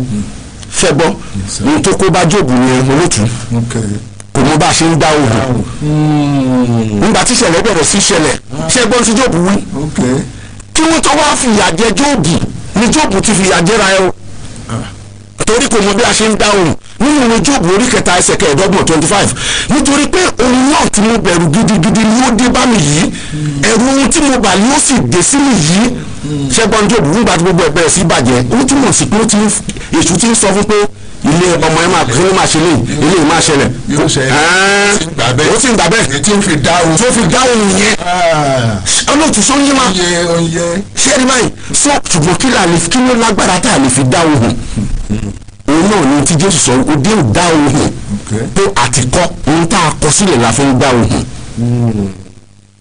tó ti yẹ Jésù sọ wípé Bíbélì sọ wípé ẹ̀yin yóò mọ òtítọ́ òtítọ́ yóò sì sọ yín di òmìnira. Ìwé Jòhánù orí kẹtàdínlógún ẹsẹ̀ kẹtàdínlógún wípé òtítọ́ ni ọ̀rọ̀ rẹ. Ọ̀rọ̀ yìí ni kò sọ pé ẹ̀yin yóò mọ wòlíì, kò sọ pé ẹ̀yin yóò máa lórí òkè ẹ máa wá wòlíì kiri, kò sọ pé ẹ máa sáré káàkiri. Wọ́n á ní kúrò bá ti bá wòlíì ẹ pàdé ogun ẹ òṣẹ́. Ọ̀rọ̀ scam ní ogun àwọn oníṣẹ́ tá a bá bá pàdé òun náà ní Kristi. Kí ni mo sọ fún wòlíì kan òun ni wòlíì kan òun ni wòlíì kan tó ti ṣùgbọ́n tí ó bá ti dúró tó o bá ti kọ wòlíì ẹgbẹ́ oníṣẹ́ wọ́n fẹ́ gbé ẹ mọ́ra ni tó ti wà so ọ̀rọ̀ Ọlọ́run tó wà nínú tí Jésù sọ yẹn la fi ń dá ohùn kí n tó dánu dúró obìnrin kan ó máa ń jalè kiri ni kí ni mo sọ obìnrin kan máa ń tẹ́ bá kó 1 million fún tó bá lọ́jà á tún ti jalè pẹ̀lú 1 million yẹn kò síbi tí wọ́n ti ṣe deliverance fún kò sí gbogbo ara ẹ̀ bá yàpá ní yàpá àwọn olófiṣẹ́ ibi tí ìgbàgbọ́ Yorùbá ti bẹ̀rẹ̀ tá ti fira wa ní ohun tí ò fira wa lé lọ́wọ́ nìyẹn torí pé bí sọ pé bí ìwọ ṣe ń ronú bẹ́ẹ̀ náà ló ṣe máa rí fún ẹ tó bá gbà pé ayé ń ṣe ayé tí ń ṣe ẹ nìyẹn o ló fi jẹ́ pé ogun tó ń jà ìjọ kì í ṣe èṣù àìnímọ̀ àwọn tó ń kọ́ wa lógun tó ń jà wá. Ìgbà tó wá di abẹ̀rẹ̀ sí sọ̀rọ̀ ó wá gbọ́ pé a sọ pé torí tó bá ti lọ ọjà ló tún máa ń jalè tó bá ti gbọ́ kíni onímọ̀ tó sọ pé mú ó gbọ́dọ̀ mú kíni yẹn. Ìwọ náà máa kò sí tó máa ṣe ẹ wọ́n wá lu ìwọ náà máa dá lóhùn fẹnu ẹ sọ pé mi ò mú ìgbàkigbà tó bá ti gbọ́ mú nínú ọkàn ẹ ìwọ náà fẹnu ẹ ké síta mi ò mú. Ó dá ohùn yẹn nìyẹn ìmọ̀ là ń pe léyìí. Bàbá ó lọ jàǹjọ́ kìíní ó gbọ́ mu ó sì mi ò mú àwọn èèyàn sásẹ́yìn girigirigiri sáré obìnrin ìyá ó tún débò mi ò mú tó ti yẹ níbo máa lọ jà lẹ́ẹ̀mẹ́ta gbogbo ẹ ṣe sálọ nìyẹn yá dúró bẹ́ẹ̀. Ẹ ṣeun ó dá mi lójú pé ẹ̀yin akẹ́kọ̀ọ́ ẹ̀ ń fọkàn bá a lọ wípé ìdáhùn la fi lè yanjú ọ̀rọ̀ ayé wa ẹ jẹ́ kí n sáré béèrè yìí. Ó yá kó tó di wípé ẹ fi nọ́mbà ta lè pè síta gbígba ìmọ̀ tuntun tí ẹ fi bẹ̀rẹ̀ ọ̀rọ̀ ṣùgbọ́n Bíbélì ní bí ó ti wà látètè ìkọ́ṣe bẹ́ẹ̀ ni ó wà nísìn bẹ́ẹ̀ ni ó sì máa rí títí láì kó má ṣe pé torí ìyẹn làwọn èèyàn kúkú fi gba ìmọ̀ tuntun pé Bíbélì ti ní bó ṣe wà látètè ìkọ́ṣe o bẹ́ẹ̀ la gbọ́dọ̀ máa ronú lọ. ẹ ṣe bó ti wà látètè ìkọ́ṣe yẹn ìmọ̀ tó ní ohun tí wọ́n ń wí kò tún yé wa kì í ṣe pé stereotype ilẹ̀ tó bá ṣe ń ṣe o ládẹ̀ máa ṣí lọ bá ṣe ń ṣe o ìyẹn kọ́ ló ń sọ ń bẹ̀ yẹn. Ilé àtètè kọ́ṣe Ọlọ́run dá ọ̀run àti ayé ilé àtètè kọ́ṣe kì í ṣe ọ̀rọ̀ ìbẹ̀rẹ̀ kì í ṣọ̀rọ̀ tí ìgbà tí nǹkan bẹ̀rẹ̀ ni nínú Bíbélì ni mò ń sọ o ṣùgbọ́n nínú èdè Yorùbá ibi tí nǹkan ti bẹ̀rẹ̀ ni ṣùgbọ́n nínú Bíbélì torí pé ìwé ẹ̀mí ni Bíbélì kì í ṣe bẹ́ẹ̀ ló ṣe rí so ká má fi èdè ara máa tún tàǹkà nínú Bíbélì la ṣe nínú olùkọ́ ó ní mo ṣe máa ń sọ fún wa pé kò sẹ́ni tó lè mọ Bíbélì tẹ̀ mọ́ ò bá kọ tàbí kó bá ẹni tẹ̀ mọ́ ti kọ́ pàdé. Bẹ́ẹ̀ni ẹ ṣe bóyá kẹfì nọ́mbà yín síta. 08055657024 lẹ́ẹ̀kan sí 08055657024 ó yẹ ìwé ìdílé ìṣòro ẹ̀kọ́ akẹ́kọ̀ọ́ kan béèrè bóyá yóò pè lẹ́yìn ètò láti béèrè tàbí nígbà tí àyè bá tó wà yẹ lè dá ṣùgbọ́n kó lè mọ̀ wípé mo fi ṣé òun jẹ́ tòró máa ń gbé tó yìí dáadáa ó wá ní níjẹ̀jọ́ ẹ sọ̀rọ̀ lórí àwọn àlùjọ̀nù àwọn ìwé ẹ̀kọ́ra ó fẹ́ mọ̀ kí ni ìtumọ̀ ìkọ̀ọ̀kan wọn kí ni wọ́n jẹ́ kí lálùjọ̀nù jẹ́ ó lè pè lẹ́yìn ètò ó béèrè. iṣẹ́ rí ìyẹn mo máa ń sọ̀rọ̀ kan fún wa pé ibi o bá mọ Ọlọ́run mọ ibẹ̀ ló máa mọ èṣù mọ ibi téèyàn bá mọ ọ̀ríjínà nǹkan mọ ibẹ̀ ló máa mọ fèkì mọ ló fi jẹ́ pé ìmọ̀ Ọlọ́run la nílò a nílò ìmọ̀ ẹ̀mí èṣù tàbí ìmọ̀ òkùnkùn náà ṣùgbọ́n bí a bá ti ní ìmọ̀ Ọlọ́run tó la ṣe máa ní ìmọ̀ ohun tó wà lódì kejì tó ọ̀pọ̀lọpọ̀ máa ń dúró pé bàbá ṣé ẹ gba bí ìkọjá dúró. torí bẹ́ẹ̀ ṣe ń sọ bí ẹni wípé ẹ̀yin náà ẹ ti wà lára wọn tẹ́lẹ̀. John ló bí mi bàbá tó bí mi Emmanuel lórúkọ bàbá ẹ̀ bàbá àyà mi Joseph ni. àti ìrandíran ni bẹ́ẹ̀ ni. à ń sọ̀rọ̀ nípa dídá òun yìí. yes. nígbà tí àwọn èrò tó bá ń wá sọ́yí ọkàn wa ṣé kò lè kó wa ní papámára jù láti má lè da akọ̀fẹ́nu sọ bẹ́ẹ̀ náà ó dá ẹjọ́ wá sì ti fẹ́nu sọ ó ti dúró náà nù. ó dúró ìgbàgbọ́ nìyẹn wọn bàbá wa tẹ̀yìn sọ pé wọ́n ń pọ̀fọ̀ yẹn a kì í bẹ́ omi kó ṣẹ̀jẹ̀ a kì í ṣe kíni kó ṣe ó yá ṣá kò sóògùn lára ẹ o ṣé n tó wù yẹn ṣé ó máa ń ṣá omi kó ṣẹ̀jẹ̀ ló fi jẹ́ pé tẹ́ ẹ bá rí kan nínú àwọn bàbá wa tó bá wá sínú ìrere láti gba Jésù agbára wọn máa ń pọ̀ jù agbára wọn máa ń pọ̀ jù kì í ṣe gbóná nìkan agbára wọn máa ń pọ̀ jù tó ti yẹ yín èṣù ló dá wàhálà èṣù kọ́ àwọn mísánárì náà dá wàhálà lẹ̀ wọ́n kọ́ èdè wa kan tó máa fi Jésù hàn wá wọ́n bá ti rí Jésù lọ́dọ̀ àwọn bàbá wa ibẹ̀ náà bá ti máa ṣàlàyé Jésù fún wọn pé ó ti dé nínú ara ìtẹ́ ń ṣe yìí òjìji Jésù ni but wọn kéde ọ̀rọ̀ wọn fún ìbò kọ́ wa ń Jésù. ibi àwọn abàdé yìí. yes. ó ti àti dá lórúkọ mọ́ṣá. ẹ ṣe. a ní èdè wa ó ti wà adulterated. nílọ́nà àbáyọ sáàsì tó lè padà lọ sí pẹ́ẹ́lí ìpìlẹ̀ òun ní káwá tún kó. ẹ ṣe òun ní kí irú wa yìí kọ́lọ́run gbérù wa yìí tó pọ̀ dìde káàkiri nínú ìgbàgbọ́ ìyẹn ló máa dá nǹkan padà àgbọ́yé padà ohun tí kì í ṣe ti òkùnkùn ká fún òkùnkùn ohun tí kì í ṣe ti àlùjọ̀nù tá à ń fa àlùjọ̀nù ohun tí kì í ṣe tẹ̀mí èṣù tá à ń fẹ́ ní èṣù ó ti pọ̀ jù. ẹ̀yin akẹ́kọ̀ọ́ ẹ má bínú wípé ẹ lè pè wọlé lónìí mo mọ̀ wípé oríṣiríṣi ìbéèrè ni ó ti mọ̀ tawọ́tasẹ̀ nínú yín wọ́n fi nọ́mbà síta lẹ́ẹ̀kan sí ẹ lè pè lẹ́yìn ètò yìí kẹ́ béèrè béèrè tó bá ń tẹ́wọ̀n jẹ́ yín lọ́kàn.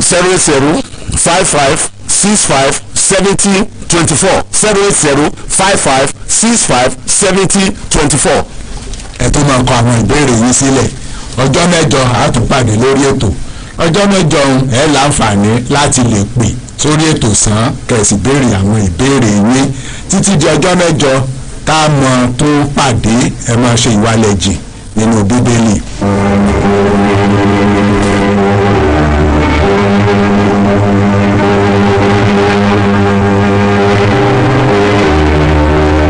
ọ̀rọ̀ tí ẹ ti gbọ́ yìí wá láti ilé-iṣẹ́ ìránṣẹ́ àwọn ọ̀rẹ́ Jésù The Friends of Jesus Church tí ó wà ní àgọ́ Jésù agbègbè testing ground ọ̀nà bàbá ọ̀nà ìlúdò Òṣogbo ẹ darapọ̀ nínú àwọn ẹ̀sìn wa ní gbogbo ọjọ́ ìsinmi ní agogo 9 òwúrọ̀ mímọ̀ àwọn ìjìnlẹ̀ Bíbélì wáyé ní gbogbo ọjọ́ Tuesday ní dédé aago 5 ìrọ̀lẹ́ bí ẹ bá ń fẹ́ ìmọ̀ràn tàbí àdúrà àti àlàyé lẹ́kùnrẹ́rẹ́ tàbí ẹ fẹ́ ṣe àtìlẹ́yìn fún ìtẹ̀síwájú ètò yìí ẹ kọ̀wé sí àpótí ìfìwéránṣẹ́ wa ní P.O. Box 1182 Òṣogbo Ọ̀ṣun State ẹ̀rọ ìbánisọ̀rọ̀ wa ní 0805-565-7024 iye ní ọ̀rọ̀ náà.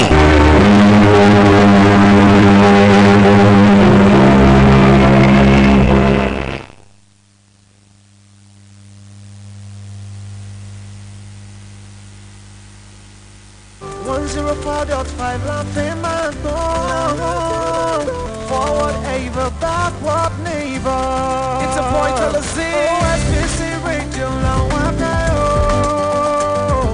104.5, laughing man, forward, ever, backward, neighbor.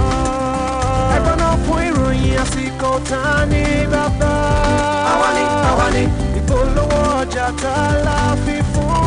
Awani, Asha, Teto, Funilo, Awani, Awalagba, no controversy. OSBC Radio, now I'm 104.5, laughing man, forward neighbor, backward neighbor. It's a boy to the sea. 104.5, Awalaga, Adaoki Sugar Nice. 104.5, love and go. Wọ́n kó wa jẹ nígboro, adé ti gbà lóko láti lu Òṣogbo, òkìkí wa ti kàn. Forward neighbor, backward neighbor.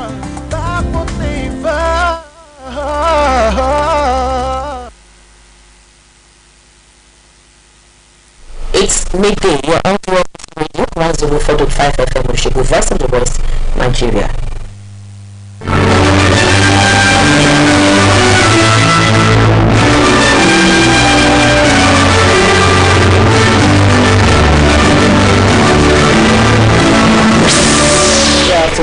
Welcome to the Royal Afternoon. First, the headlines. State governments pledge to complement federal government's relief initiatives for Nigerians. Libya tension rises amidst all threats. Drone strike. UNESCO moves to red meat market states after its 2017 withdrawal. And 2 killed in Moldova airport shooting. Now the news in full.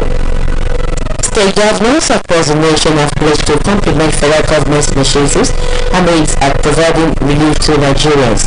Governor Yahaya Bello of Kogi State said this after a meeting with President Bola Tinubu. He said the successful implementation of the so-called pledge by the federal government to cushion the negative effect of the fuel subsidy removal must be matched by all tiers of government. Mr. Bello said that Nigeria is having a leader who has clearly spread out his policy direction for revamping the economy, hence the need for all to support him.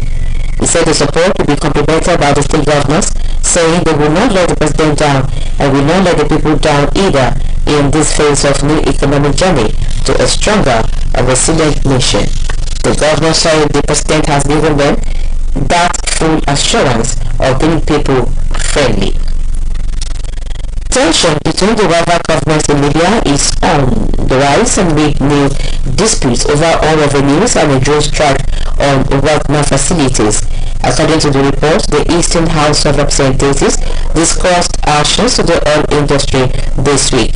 The head of Eastern House of Representatives, Osama Hamad, said the National Oil Corporation has sided with the government of national unity based in Tripoli. Hamad said there were plans for a judicial guard to halt exports and seize $16 billion in revenue. Libya Oil and Gas Minister Mohammed Ould expressed his concern over the choice, saying Libya oil production collapsed in 2020 because of blockades, casting a shadow over its finances. The report added that Wagner mercenaries remain active in oil-rich eastern Libya as well as the country's south, though some had left to fight in Mali and Ukraine, supporting the Russia army's invasion. He noted that Libya is producing 1.2 million barrels per day of oil, adding that the negative impact of the shutdown will not be light, just as he said the income from the oil and gas provides the main source of Libya's income. Heavy rain across parts of Japan have left one person dead and at least one missing, according to authorities as they issued evacuation warning for nearly 2 million residents. The country's weather agency today warned of potential landslides, flooding and other disasters in western, central and eastern Japan as a seasonal rain front triggered intense downpour. A local police official told reporter that in Yamaguchi territory, a man was found dead inside the car that had been washed into a river, adding that rescue workers in southern Aita Prefecture's Yufu region were still trying to make contact with a 70-year-old man who lived in a home destroyed by the landslide. Meanwhile, scientists say the climate crisis intensifies the risk of heavy rain in Japan and elsewhere because a warmer atmosphere holds more water. The United Nations Educational, Scientific and Cultural Organization has agreed to admit the United States as a member. According to White House officials, UNESCO Governing Board voted 132 to 10 to accept the U.S. proposal to rejoin the Paris-based agency. Blinken said the vote would restore U.S. leadership on a host of issues of importance and value to the American people. Russian, Palestinian and North Korean representatives had held up consideration of the U.S. proposal with hours of procedural delays, which forced the session to be adjourned due to fatigue on the part of UNESCO interpreters. In addition to Russia, North Korea and the Palestinians, those that voted against admitting the U.S. were Belarus, China, Eritrea, Indonesia, Iran, Nicaragua and Syria. The administration of U.S. President Joe Biden had announced in early June that the U.S. would apply to rejoin the organization mainly because it was concerned that China was filling the gap left in its absence. This is the world of coming to you from Manchester Broadcasting Corporation, first of the West, Nigeria. Now our news message. Keep pushing forward in every challenge you face, for every obstacle you overcome will make you stronger and bring you closer to your goals. Former Brazilian President Jair Bolsonaro's political career is now in tatters, just as Brazil's federal electoral court barred the far-right nationalist from public office until 2030 for his conduct during last year's 10th election. 5 out of 7 justices voted to convict the 68-year-old Bolsonaro for abuse of power and misuse of the media over his actions in July 2022. Ahead of the election, when he summoned ambassadors to vent on further claims about Brazil's electronic voting system. Their decision marks a turning reversal for Bolsonaro, a very populist who narrowly lost the October vote to leftist rival Luiz Inácio Lula da Silva. Many in Brazil blamed Bolsonaro for creating a nationwide movement to overturn the result, which culminated in the January 8th invasion of government buildings in Brasilia by thousands of his supporters. The impact from the electoral court's ruling is likely to ripple through Brazilian politics, removing Lula's main foe from contention in 2026 and opening up space among a competitive field of Brazil's right. The French Interior Ministry disclosed that the police in the country have arrested 994 people nationwide during a fourth consecutive night of rioting over the killing of a teenager by police. The country has deployed 45,000 officers overnight, backed by light armored vehicles and crack police units, to quell the violence over the death of a 17-year-old Nahil killed during a traffic stop in a Paris suburb on Tuesday. Rioting raged in cities around France for a fortnight despite massive police deployment, with cars and buildings set ablaze and stores looted as family and friends prepared today to bury the 17-year-old boy whose killing by police unleashed the unrest. The government suggested the violence was beginning to lessen as a result of tougher security measures, but noting that damages remained widespread. From Paris to Marseille and Lyon and French territories overseas, where a 54-year-old died after being hit by a stray bullet in French Guiana. 2 killed in Moldova in the northern region of Europe have announced that a 43-year-old man grabbed a gun, shot dead 2 security officers and wounded a civilian at the country's main international airport after being denied entry to the country.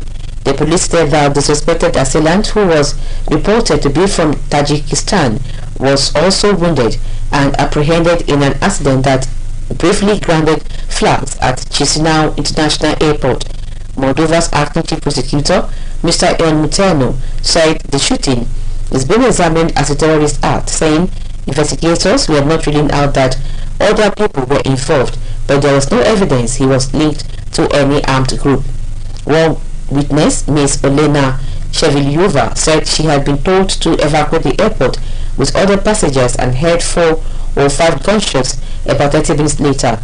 Prime Minister Dorin Lucian said the attacker seized a weapon from a border police official as he was being escorted away. And then again at the highlight of the world at noon. State governors have pledged to complement federal government's initiatives aimed at providing relief to Nigerians. Tension between the rival governments in Libya is on the rise amid new dispute over oil revenues and a drone strike on workmen facilities. The nation's educational, scientific and cultural organization has agreed to admit the United States as a member. Moreover, the northern region of Europe have announced that a 43-year-old man grabbed a gun, shot dead 2 security officers and wounded a civilian at the country's international airport after being denied entry to the country. And that was the world at noon, edited by Nathaniel Oyeboke and delivered by Luatoyi or JMA. For more about us, you can visit www.osbc.ng.org. Thanks for listening to the word at noon.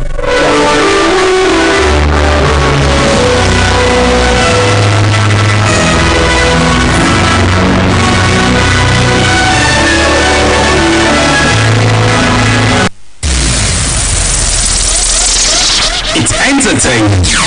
It's educating. Really informative. Quantitative news as it brings. It's OSBC Radio 104.5 FM. Numero from the south of the Sahara. Voice of the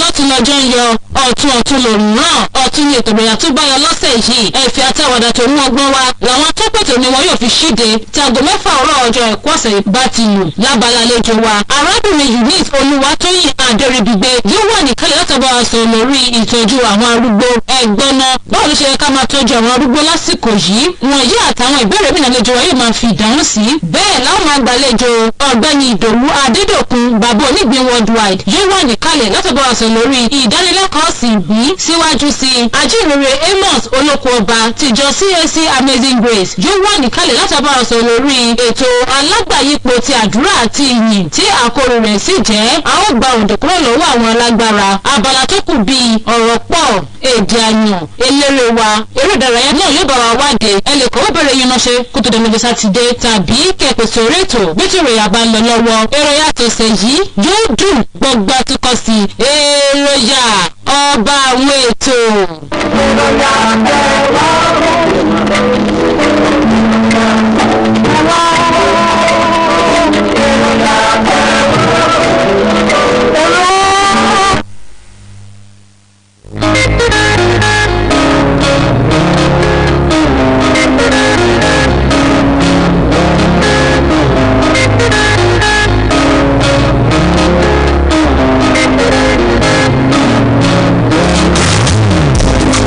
If I lose it all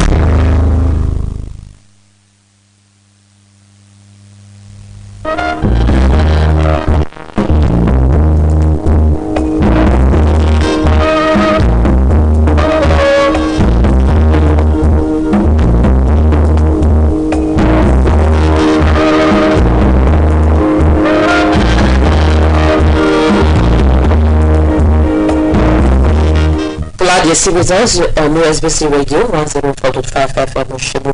Voice of the West, Nigeria. We welcome you to our commercial belt. Akiyi, Ekabo se Eka Ipolongo Jawa. Radio Ocean 104.5 FM Oshobo.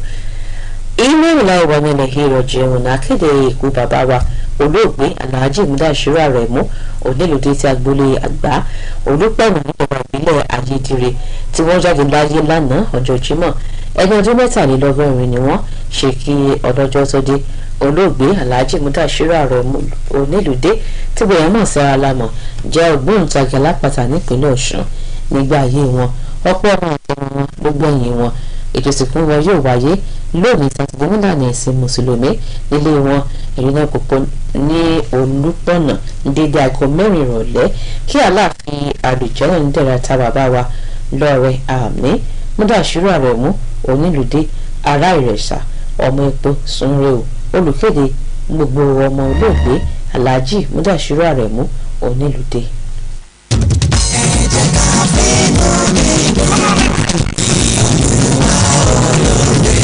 Òyìnbí rẹ̀ bọ̀wọ̀ fún Olúwa bẹ́ẹ̀ ni ìwé mímọ́ wí torí náà ni the African Church St Michael African Church Parish Èkóńdé Ìkírúndáòsì St Peter pẹ́jìpẹ́ pé gbogbo ènìyàn síbi ìkówójọ òní mílíọ̀nù 5 náírà fún ìdàgbàsókè àti àkànṣe iṣẹ́ ilé ìjọsìn náà tá a pè ní Holy Michael Day eléyìí tí ó wáyé lọ́jọ́ ìsinmi ọjọ́ kejì oṣù keje ọdún tá a wà yìí nínú gbọ̀ngàn ilé ìjọsìn náà láago 10 àárọ̀ lábẹ́ ìdarí Venerable J.O. Ògúnládé Archdeaconry Chairman Right Reverend E.O. Odùlékè Diocesan Bishop Reverend T.O. Olúṣọlá Vicar ìjọ àti Elder M.O. Ìbíyẹmí People's Warden Ọ̀gbẹ́ni Fẹ́mi Agboola lálága ìgbìmọ̀ olùkéde Reverend T.O. Olúṣọlá àlùfáà ìjọ.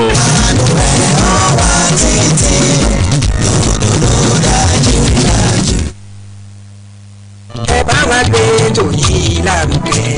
ohun wa ní lárugẹ lárugẹ. ẹ̀yin ìyẹn pínlẹ̀ Ọ̀ṣun ǹjẹ́ ti gbọ́ bí àjọ elétò ìlera tá a mọ̀ sí Women Healthcare and Empowerment Foundation pẹ̀lú àjọṣepọ̀ ilé iṣẹ́ ètò ìlera lábọ́dẹ́ntì ìpínlẹ̀ Ọ̀ṣun tó ti gbé ètò ìlera ọ̀fun méjìlélójúlé wọn padà dé.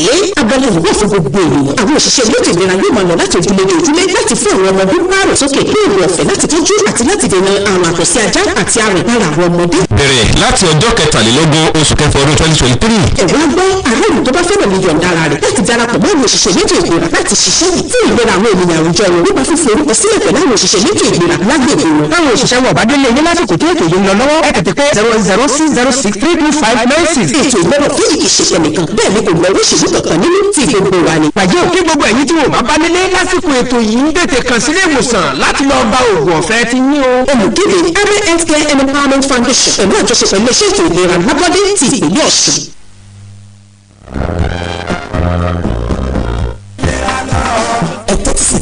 yìí o láti ọ̀dọ̀ ìjọba àti àjọ tó ń gbógun ti àwọn ìbọn láwùjọ pínpín àwọn tó ń pa ẹ̀fọn kò ní pẹ́ bẹ̀rẹ̀ ni àwọn tó ń pa ẹ̀fọn yìí sì jẹ́ ilé tó ń dáàbòbò ìwà àti ẹbí mi kó ní àwọn kòkòrò ẹ̀fọn lè tó fa àìsàn ibà àwọn tó wọ aṣọ gbẹjọba tí wọ́n sì lo ìbòmú pẹ̀lú àmì ìdánimọ̀ àwọn àjọ tó ń gbógun ti ibà lára aṣọ wọn yóò máa ṣe àbẹ̀wò lójúlójúlé láti ọjọ́ kẹfà títí di ọjọ́ kẹtàdínlógún oṣù keje ọdún 2023 láti lè gbé àwọn tó ń pẹ̀fọ́ fún wa lọ́fẹ̀ẹ́ ẹ jẹ́ ká dáwọn lónìí kí a mọ̀ sọ́kàsì tó wípé à ń fi àlàfo sílẹ̀ láàárín àwa àti àwọn àjọ tó máa pín àwọn náà ní ìrẹsẹ̀ bàtà kan àti àbọ̀ ẹ jẹ́ ká dájú pé wọ́n bá yìí lérò láti lè gba àwọn tó ń pa ẹ̀fọn tiwa dábòbò ara rẹ̀ lọ́wọ́ kòkòrò ẹ̀fọn tó ń fa àìsàn ibà nípa sísìn àwọn tó ń pa ẹ̀fọn rẹ̀ lálálẹ́ tí ó dájú pé òun dábòbò ara rẹ̀ àti mọ̀lẹ́bí rẹ̀ kúrò lọ́wọ́ àrùn coronavirus ní ìbòjú nígbà tó bá jáde kó o sì máa fọwọ́ rẹ̀ lóòrèkóòrè pẹ̀lú ọṣẹ àti omi.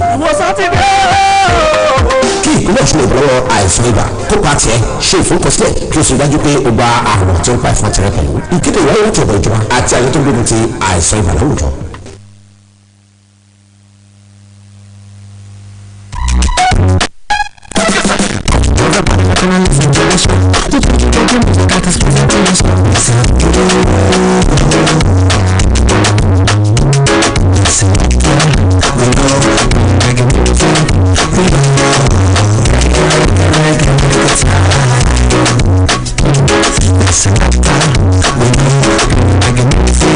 We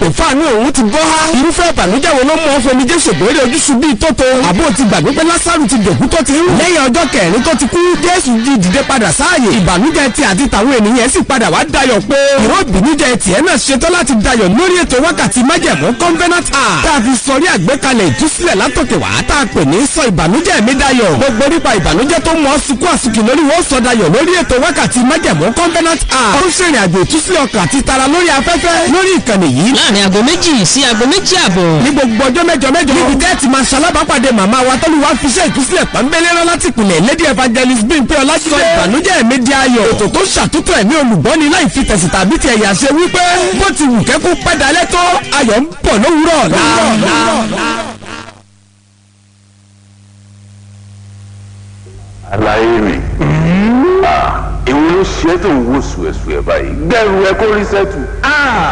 àgbẹ̀dọ̀ májèlé lóògùn olóró ó lè dáni lórí rú ó sì lè sọ ní dìdàkudà.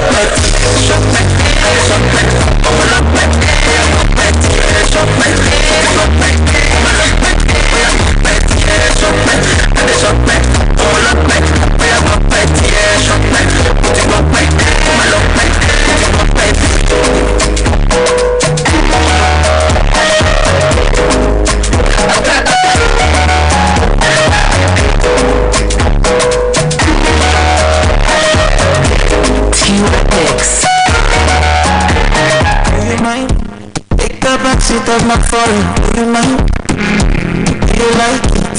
On the pocket of my choir, give me sight. Surprises, I fire shot, no warning. Do you mind? Do you mind? Do you mind? 17, 18, 19, baby, or a baby mouth, you joke about me. You go make me do something crazy. You go break the rules like this, but girl, I want to hear your body talk. You know it's no time to now your back is get ready. Go take your ball. I know you're here for sure. You wanna ride that coco? Inside my coco. Inside my coco.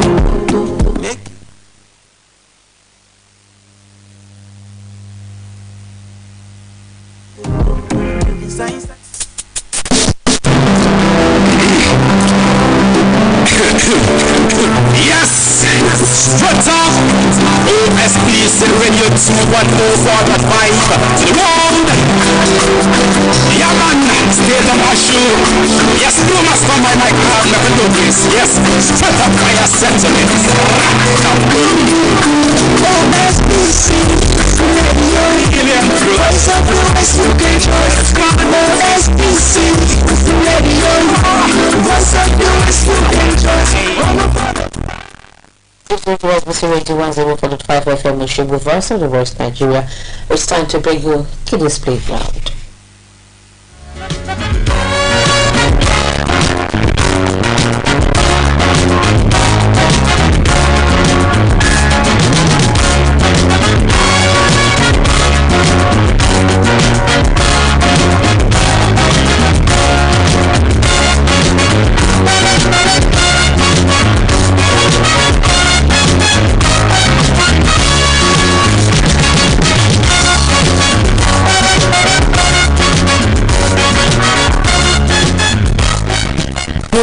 and smart kids out there. How are you doing? I hope you are all fine. It's good to have you on the program, Kiddies Playground, the radio show that celebrates the talents of young ones from the Ghana station, OSBC Radio, 104.5 FM, Okebale Osogbo.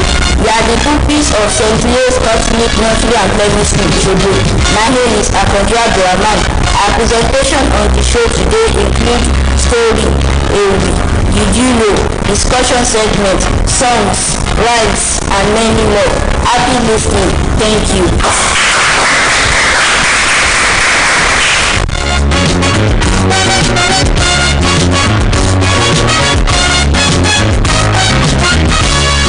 Story time, fun time. Story time, fun time. My name is Aloy Joy.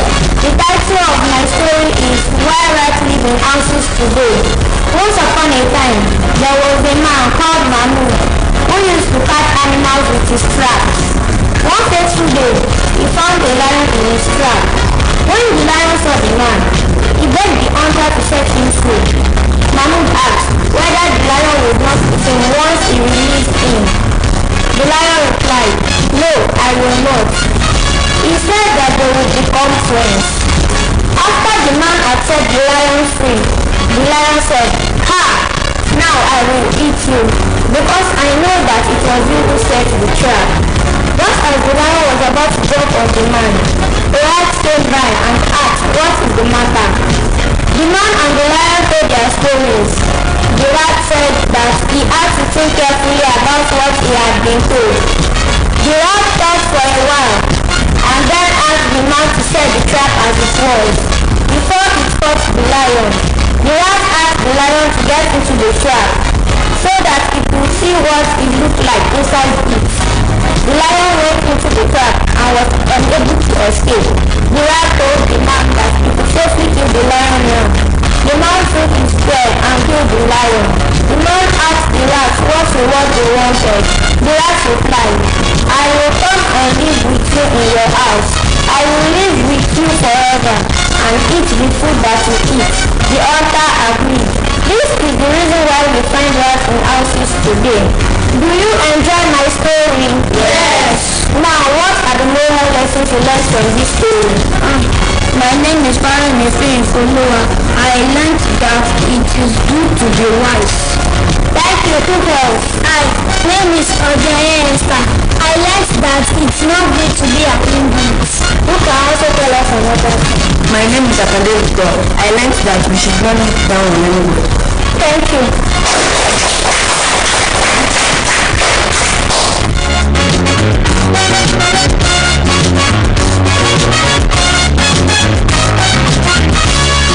My name is Akande Kosola.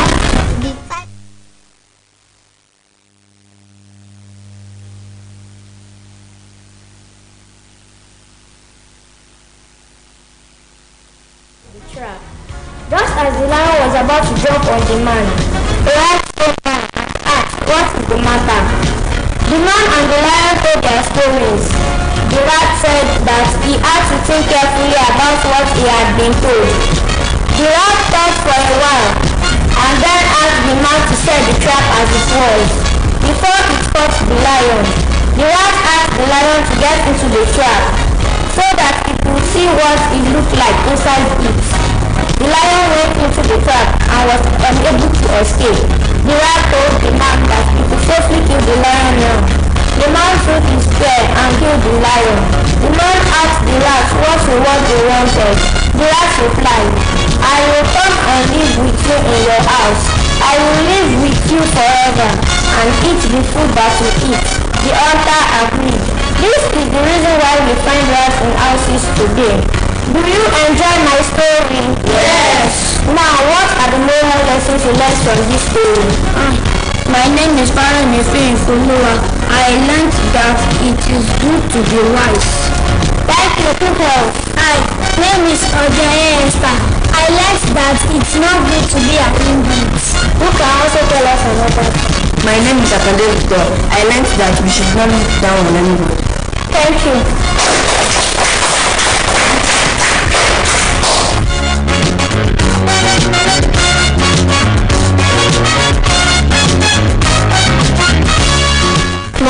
is Akonje Kosola. The title of my poem is Reading in Force. When I read a story, it has more than one part. The title and the author are just the places I start. The setting, characters and pictures are part of the story too. Beginning, middle and the end. Help me retell the story to you. My name is Adamiri Stra. The title of my poem is Thank You My Teacher. Thank you my teacher for being just who you are. It takes a good person like you to help shape little minds. Thank you my dear teacher for who you are to me. You are the best human being I find around. My name is Eze Shukuntonga. The title of my poem is Thank You as Magic Words. It is good to say thank you for every little thing. Thank you for magic words. Say them to make others glad.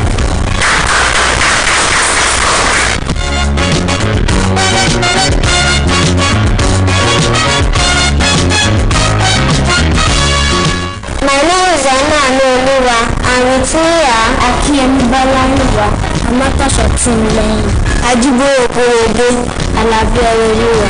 We want to recite a French poem titled Lion.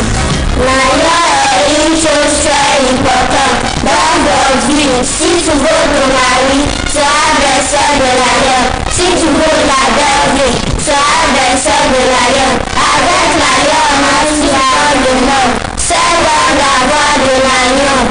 The meaning of the French poem is money. Money is very important in this life. If you want to marry, you need money. If you want to eat, you need money. If you want to live well, you need money. It is good to have money. Thank you. It's quiz time. My name is Sato Madashi. Name a flower which opens only at night. Faith. The evening star. Correct. A place where orchids are kept and displayed is David Museum. Correct. A person leaving his own country to settle in another country is Tony, an emigrant. Correct. To be quiet means Balaniwa, to be proud. Incorrect. Another person. Jamal, to be calm. Correct. What is the full meaning of NDLEA? Doctors, National Drug Law Enforcement Agency. Correct. A place where a ship joins a river is Obongo Conference. Correct. CCB means Michael Control of the view. Incorrect. Donald Code of Conduct Bureau. Correct. Who is the first to drive motorcar? David. Mrs. Olufunlayo Lamson Kuti. Correct. A person who gives false information is an instigator. Correct. That's the end of our quiz section. Thank you.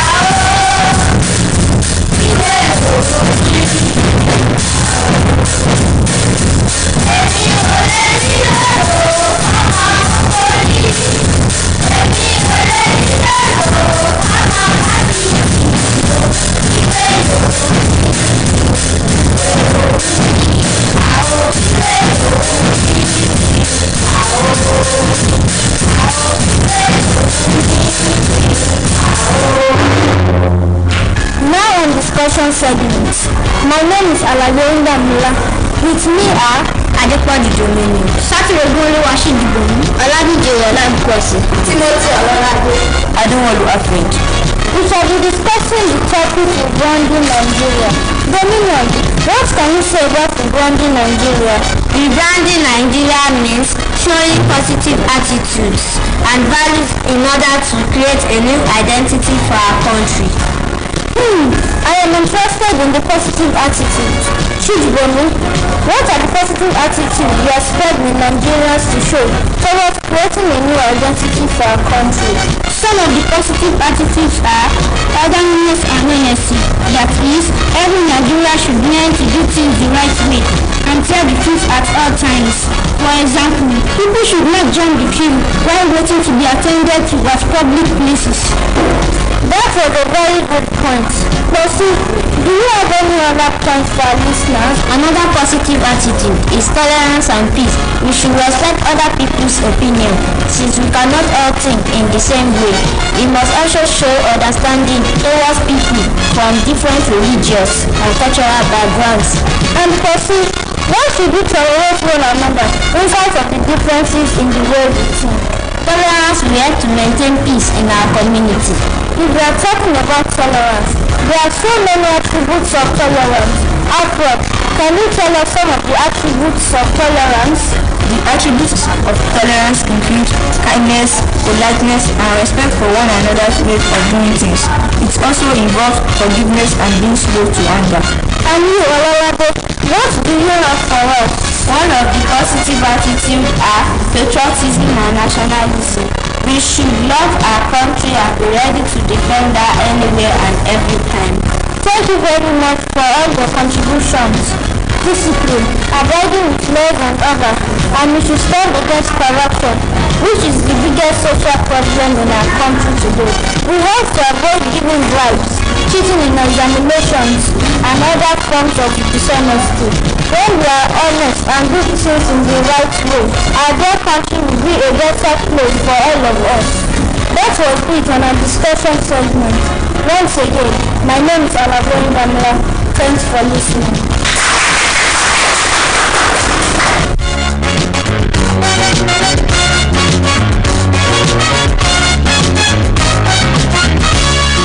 Did you know? My name is Omota Shotin. Did you know that the brain operates on the same amount of power as 10 watts light bulb? Did you know that the acid in your stomach is strong enough to dissolve razor blade? Did you know that the surface area of a human lung is equal to a tennis court? Did you know that facial hair grows faster than any other hair on the body? Did you know that lemon contain more sugar than strawberries? Did you know that the average person fall asleep in 7 minutes? Once again, my name is Omota Shotin.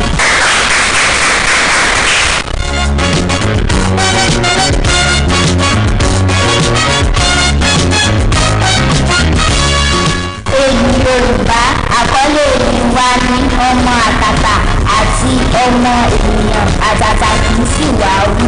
Orúkọ tèmi ni Adúmọ̀tòkun Olúwanífẹ̀mí, táwọn ẹlẹgbẹ́ mi ni Àkànjí Orúkọṣọlá, Adéníyìdọ̀tì, Ọláwùmí Victor, Ìmọ̀sùn Agbámiláre àti Ọ̀sẹ̀ṣùkú Jẹ̀kọ̀. Ọmọ àtàtà pàtàkì ibi ẹ̀dá ọ̀gbìn máa kúkú bí ọ̀pọ̀ ṣoṣo ọ̀gá máa kí ara èròjú máa rógbé rárá tí ọ̀pọ̀ ṣoṣo àràrà kì í ṣe ẹgbẹ́ ẹ̀dá ọ̀gbìn ọmọ tó dáná pàtó ṣoṣo kì í ṣe ẹgbẹ́ ẹ̀dá ìrújọ ọmọ àkúkú kì í ṣàṣe rádaràdà káàkiri ọmọdé gbogbo ẹ̀yìn sọ́dún rádaràdà ọmọ èèyàn àdàrà kì í ṣe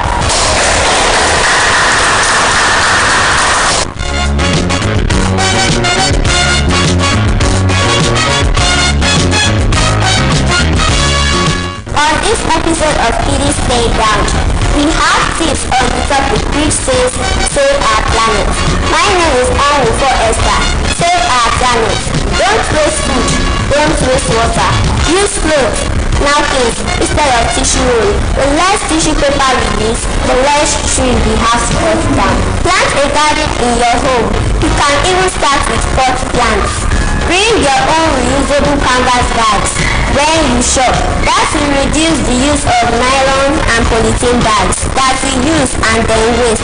When you shop, make sure you buy only what you need, nothing more. Buy fresh food instead of frozen. Switch off the lights when you leave a room. The 3 R's to save planet are reuse, reduce, and recycle. Reduce. Use less stuff. Buy only what you really need. One man's trash is another man's treasure. Turn used items into something else that is useful. Recycle. We now have businesses that make products from recycled items like paint bottles, straw, milk jars, charcoal bottles, etc. in Nigeria. Recycling cuts down on our waste dumps. The idea of creativity plus total education is the essence of this whole thing. Total education is a necessity for self-development, nation building and excellence, especially for our dear Nigeria's future. Once again, my name is Onwufo Esther. Thanks for listening.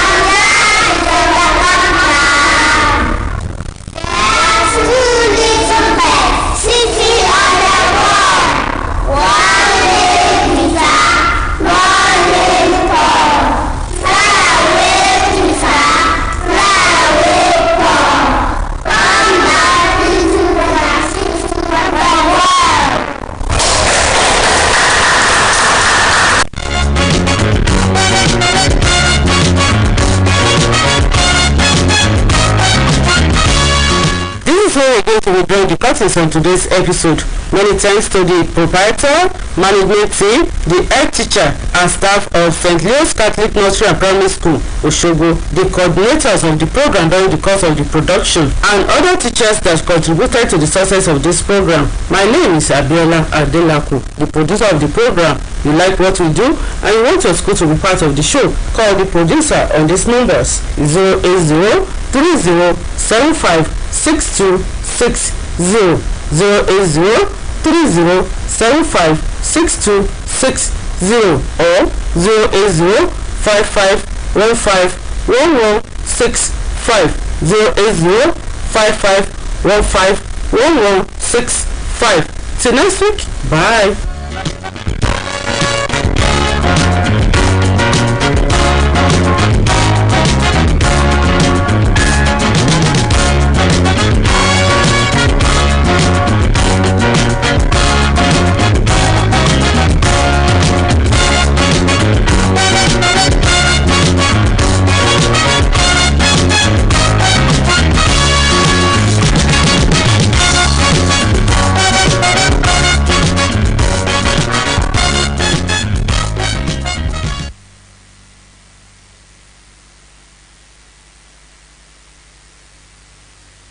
OSBC Radio 104.5 FM, Voice of the West.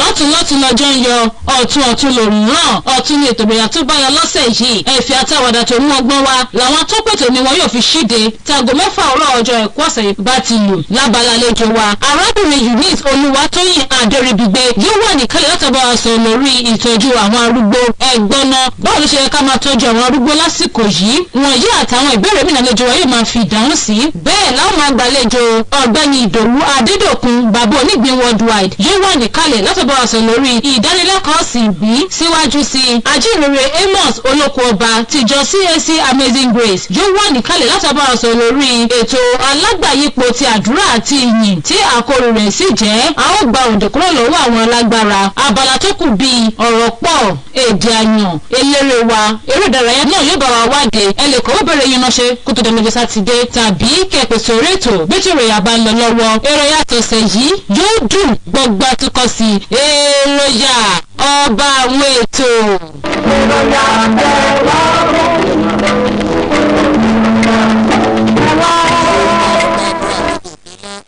Bámi gbàdúrà mi gòkè lọ o, bámi gbàdúrà mi gòkè lọ, ibi tó wà yẹn ò lè tó o, ibi tó ọ̀tá ò lè tẹ̀, bámi gbàdúrà mi gòkè lọ. Bámi gbàdúrà mi gòkè lọ, bámi gbàdúrà mi gòkè lọ, bámi gbàdúrà mi gòkè lọ o, bàbá bámi gbàdúrà mi gòkè lọ o. Ibi tó wà yẹn ò lè tó o, ibi tó ọ̀tá ò lè tẹ̀, bámi gbàdúrà mi gòkè lọ.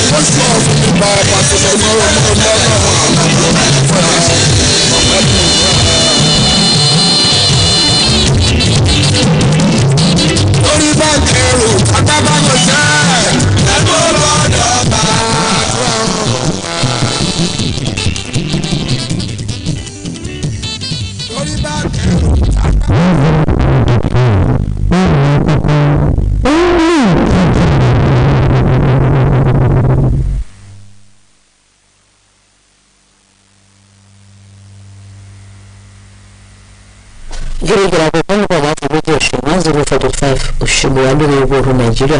Ìròyìn àgbáyé òun náà láwọn àmọ́ wá sétí gbọ̀nyìn.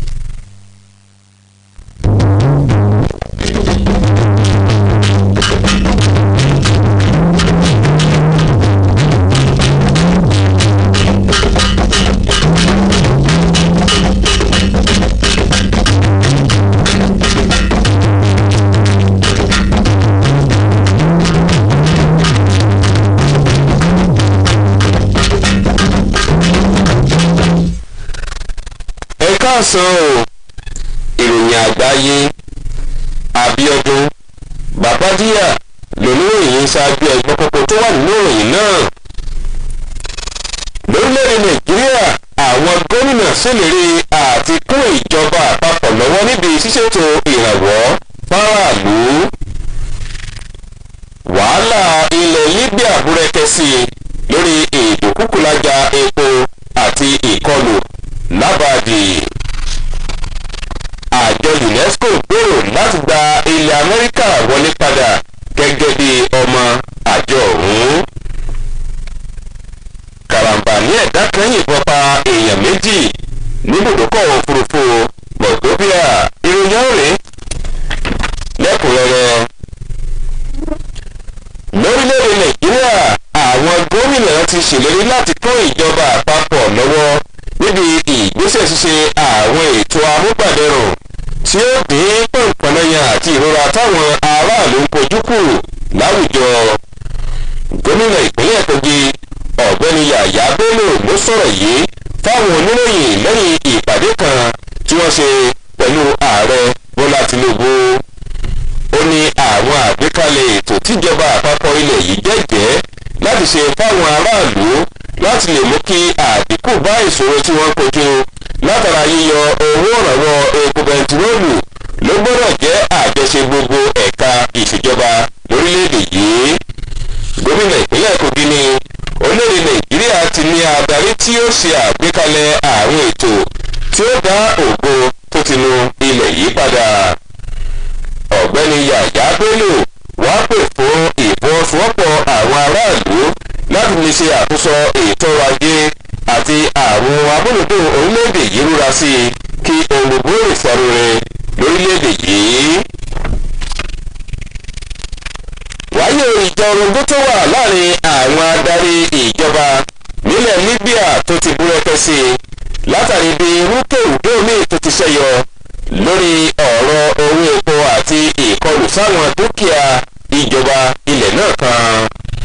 Àrígbọ́ wípé àwọn aṣòfin apá ìlà oòrùn orílẹ̀-èdè náà ti kọ́ pẹ̀kẹ́lu lóru àwọn ìgbésẹ̀ tó wáyé lọ́sẹ̀ yìí. Olórí ikọ̀ àwọn aṣojú nílé ìgbìmọ̀ aṣòfin ilẹ̀ náà Osama Ahmad ṣàlàyé pé àjọ elépo rọ̀bì orílẹ̀-èdè ọ̀hún ló fọwọ́ dí gàgá òótọ́ ọ̀rọ̀ lójú fún igun ìjọba kan tó ń ṣàkóso ní Tripoli. Mínísítà fọ́rọ̀ epo rọ̀bì àti afẹ́fẹ́ gáàsì nílẹ̀ Libya ọ̀gbẹ́ni Mohammed Oru kọminú lórí ìdókòkòlájà tó ń ṣẹlẹ̀ wípé lọ́dún 2020 ní ìpèsè epo nílẹ̀ Libya fi forí sápá látàrí ètò ìṣúná ilé ọ̀hún ti lulẹ̀. Òjò àrọ̀rọ̀dá tó ṣẹ̀ lulẹ̀ nílẹ̀ Japan ti ṣekú pa èèyàn kan tí èèyàn kan míì sì tún ti di àwátì látìgbà tójú ọ̀hún ti bẹ̀rẹ̀. Àwọn aláṣẹ ilẹ̀ náà fìdí ìṣẹ̀lẹ̀ múlẹ̀ pẹ̀lú àṣẹ pé káwọn èèyàn tó wà ní àwọn agbègbè tí òjò àrọ̀dá ọ̀hún ti dúnlẹ̀ lẹ́yìn tí wọ́n tó mílíọ̀nù méjì fi agbègbè ọ̀hún sílẹ̀. Àjọ tó wòye ojú ọjọ́ wá ti ṣèkìlọ̀ fáwọn èèyàn orílẹ̀-èdè náà wípé ó ṣeéṣe kí ilẹ̀ rírì omíyalé àtàwọn ìṣẹ̀lẹ̀ làlùrú ní ó ṣẹlẹ̀ lápá ìwọ̀ oòrùn àárín gbùngbùn àti ìlà oòrùn ilẹ̀ Japan tí ọwọ́ òjò náà ti dolẹ̀ gidi. Iléeṣẹ́ ọlọ́pàá orílẹ̀-èdè ọ̀hún wá fòun léde pé àwọn kan fi òkú èèyàn kan nínú ọkọ̀ lẹ́kọ̀ọ́ Yamaguchi lẹ́yìn tó ṣeé ṣe kó jẹ́ àgbàrá òjò ló wọ́ ọkùnrin ọ̀hún àti ọkọ rẹ̀ débi wọ́n bá wàyí o. Àwọn òṣìṣẹ́ adóòlẹ̀mí ti wà láwọn ibi tí omíyalé àgbàrá ìjà sọ́ọ̀bù ti gbà láti ṣàwárí ṣeéṣe kí wọ́n forí sọ́gbà ìṣẹ̀lẹ̀ ọ̀hún. rédíò Ọ̀ṣun alórin ìwọ̀ olórin Nàìjíríà láti ń kàn sí ẹgbẹ́ iṣẹ́ pàtàkì tà nípìn yín.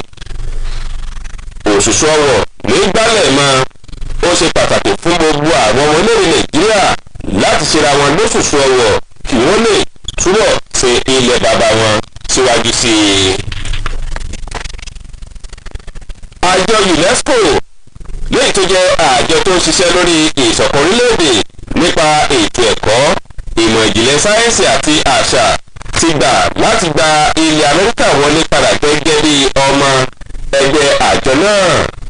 ìròyìn fìdí rẹ̀ múlẹ̀ wípé àwọn ìgbìmọ̀ ọmọ alábòójútó àjọ UNESCO ọ̀hún ni wọ́n dìbò lórí àbá gbígba ilẹ̀ Amẹ́ríkà wọlé padà tí ìbò tó faramọ́ àbá náà sì pọ̀ ju àwọn tí ò tẹ́ lọ́rùn lọ. wàyí wa aṣojú ilẹ̀ Russia, Palestine àti North Korea ni wọ́n ti kọminú nípa ìjíròrò ọ̀hún tí wọ́n sì tún sọ̀rọ̀ lórí ọ̀nà tí wọ́n gbé ọ̀rọ̀ náà gbà. bákan náà ni ìròyìn fi yé ni pé lára àwọn orílẹ̀-èdè tí wọn ò gba ti ilẹ̀ Amẹ́ríkà láti padà gẹ́gẹ́ bí ọmọ àjọ ọ̀hún yàtọ̀ sí ilẹ̀ Russia, North Korea àti Palestine. àwọn orílẹ̀-èdè ní bíi Belarus, China, Eritrea, Indonesia, Iran àti Syria náà kọ̀yìn sí gbèsè ọ̀hún. mínísítà abẹ́lé nílẹ̀ Faransé ti ní àwọn ọlọ́pàá ilẹ̀ náà ti palẹ̀ àwọn èèyàn tó gbé díẹ̀ ní ẹgbẹ̀rún kan mọ́ láwùjọ ilẹ̀ ọ̀hún láàrin ọjọ́ mẹ́rin péré tí wàhálà ìfẹ̀hónúhàn tó gbalẹ́gbòkò lórílẹ̀‐èdè ọ̀hún ti ṣẹlẹ̀ lẹ́yìn tó wọ ọjọ́ mẹ́rin báyìí. ìṣẹ̀lẹ̀ ọ̀hún lẹ́yìn tó jẹ́ pé ó ti lé ní ẹgbẹ̀rún márùnléláàádọ́ta àwọn ọlọ́pàá tí àwọn aláṣẹ ti taari sígboro láti lọ kápá rògbòdìyàn tí àwọn aráàlú ń fà lẹ́sẹ̀ títorí ikú ọmọ ọdún mẹ́tàdínlógún kan Nanuel tí ọlọ́pàá kan yìnbọn pa ní Paris lọ́sẹ̀ yìí. ìjọba ilẹ̀ ọ̀hún ló wòye pé pẹ̀lú bí wọ́n ti rọ àwọn ọlọ́pàá sígboro wọ́n ti ń kápá ìṣẹ̀lẹ̀ ọ̀hún díẹ̀díẹ̀ torí wípé àwọn tó ń fẹ̀lú kúrò hàn ti ń dínkù ní olú ilẹ̀ Faransé. wáyé àwọn aláṣẹ Moldova lẹ́yìn tó wà ní apá ẹkùn àríwá ilẹ̀ Europe ti kéde wípé ọkùnrin ẹni ọdún mẹ́tàléníogójì kan ti ṣàdédé bọ́ sí ibùdókọ̀ ojú òfurufú ìlú ọ̀hún lẹ́yìn tó sì ti yìnbọn pa àwọn ọlọ́pàá méjì bẹ́ẹ̀ ló ṣe aráàlú kan léṣe yánnayànna níbùdókọ̀ ojú òfurufú ilẹ̀ ọ̀hún. àwọn ọlọ́pàá ṣàlàyé wípé ọkùnrin ọ̀hún tí wọ́n mọ ẹyẹ tó sùn ló jẹ́ ọmọ agbègbè Tajikistan lẹ́yìn tí ó sì jẹ́ ọ̀kan lára afurasí ikọ̀ sùmọ̀mí tó wá bọ́ọ̀lù ibùdókọ̀ tó wà ní Tìsánù ní Moldova. olùpẹ̀jọ́ àgbà lẹ́yìn tí wọ́n ọ̀kan lára àwọn tí wọ́n kó pẹ̀lú ọkùnrin lọ sílé ẹjọ́ ni ohun mẹ̀tọ́rì ṣàlàyé pé sàdédé ni ọkùnrin ọ̀hún bọ́ sáàrin àwọn èrò tó wà ní ibùdókọ̀ ojú òfurufú ọ̀hún tí wọ́n sì ti fura sí i gẹ́gẹ́ bí ọ̀kan lára àwọn tí ikọ̀ sùmọ̀mí ń lò láti da àlàáfíà àwùjọ rú lágbègbè náà. olóòtú ìjọba Moldova Donald Rizal ṣàlàyé wípé ẹni tó ṣe ìkọlù ọ̀hún ni ó jẹ́ pé ọwọ́ àwọn ọlọ́pàá tó wà lẹ́nu bodè ló ti gba ìbọn lẹ́yìn tó wá fi ṣe ìkọlù sáwọn èèyàn tó wà níbùdókọ̀ òfurufú ní Moldova. ká tó mú ìròyìn àgbáyé tọ̀sán òní wá sópin ẹgbẹ́ kókó wa mẹ́nubà lẹ́ẹ̀kan sí i. orílẹ̀-èdè Nàìjíríà àwọn gómìnà ti ṣèlérí láti kó ìjọba àpapọ̀ lọ́wọ́ níbi ìgbésẹ̀ àti ṣe àwọn ètò amúgbàdẹrùn tí ó dé pé ìpànìyàn tó ń ti ìrora táwọn ọmọlédè Nàìjíríà ń kojú kù látàrí yíyọ owó ìrànwọ́ epo nílẹ̀ yìí.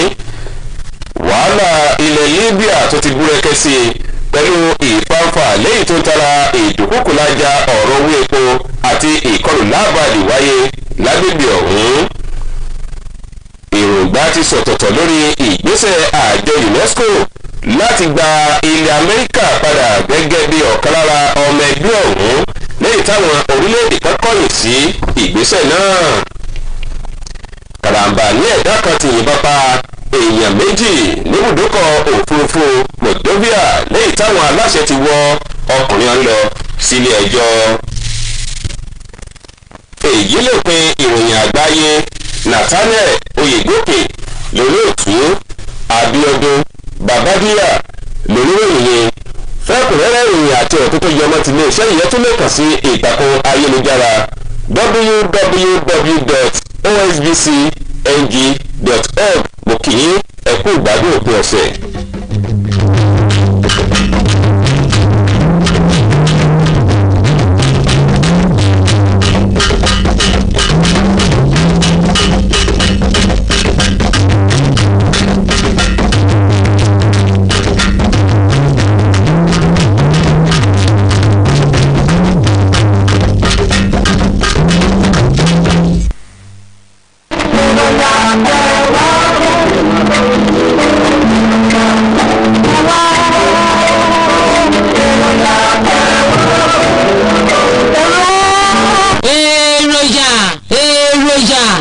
lọ́tún lọ́jọ́ ń yọ ọ̀tún lòrùn náà ọ̀tún ní ètò ìròyìn tó bá yọ lọ́sẹ̀ yìí ẹ̀fẹ̀ àtàwàdà tó mú ọgbọ́n wa làwọn akẹ́kọ̀ọ́ ni wọn yóò fi ṣíde tí aago 6 ọ̀rọ̀ ọjọ́ ẹ̀kọ́ ọ̀sẹ̀ bá ti lù lábala àlejò wa arábìnrin Eunice Olúwatóyìn Adéríbigbé yóò wà níkàlẹ̀ láti bá wa sọ lórí ìtọ́jú àwọn arúgbó ẹ̀gbọ́n náà báwo ló ṣe yẹ ká máa tọ́jú àwọn arúgbó lásìkò yìí wọ̀nyí àtàwọn ìbéèrè mìíràn àlejò wa yóò máa fi ìdáhùn sí bẹ́ẹ̀ láwọn máa gbàlejò ọ̀gbẹ́ni Ìdòwú Adédòkun bàbá onígbín worldwide yóò wà níkàlẹ̀ láti bá wa sọ lórí ìdánilẹ́kọ̀ọ́ sìn bí síwájú sí ajínrere Amos Olóko Ọba tìjọ CAC Amazing Grace yóò wà níkàlẹ̀ láti bá wa sọ lórí ètò alágbàyípo ti àdúrà àti ìyìn tí àkórí rẹ̀ sì jẹ́ a ó gba òǹdè kúrò lọ́wọ́ àwọn alágbára abala tó kù bíi ọ̀rọ̀ pọ̀ èdè àyàn eléré wa eré ìdárayá náà yóò bá wa wáde ẹ lè kọ́wọ́ bẹ̀rẹ̀ yín ránṣẹ́ kó tó dẹ̀ lọ́jọ́ sátidé tàbí kẹ̀pẹ̀ sórí ètò bí tí ìròyìn àbá ń lọ lọ́wọ́ ìròyìn àtọ̀sẹ̀ yìí yóò dùn gbọ́gbà tó kọ sí èròyà ọba àwọn ètò.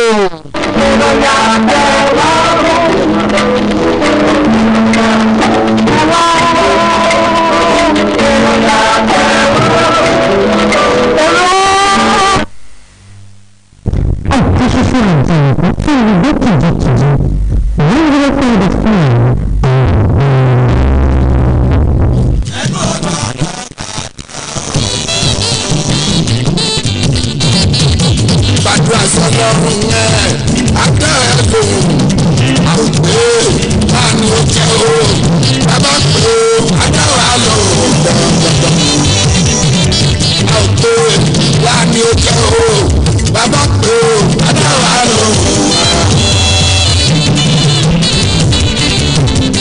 bàbá ṣàkóso ẹni tó ṣàkóso mi o ìbọlá o kò léèwọ̀. ìdẹ́gbàgbé àwọn ẹ̀yọ́ lọ́wọ́ ẹgbẹ́gbẹ́ mi nínú àdúrà owó. gbogbo tó kún nínú ọlọ́mọ àrùbá yìí ẹ̀ bàbá ṣàkóso ẹni tó ń gbàdúrà fún mi o ìbọlá o kò dúró. ìdẹ́gbàgbé àwọn ẹ̀yọ́ lọ́wọ́ ẹgbẹ́gbẹ́ mi nínú àdúrà owó. gbogbo tó kún nínú ọlọ́mọ àrùbá yìí jẹ́. Ibola mi Pasuma kasu samanya.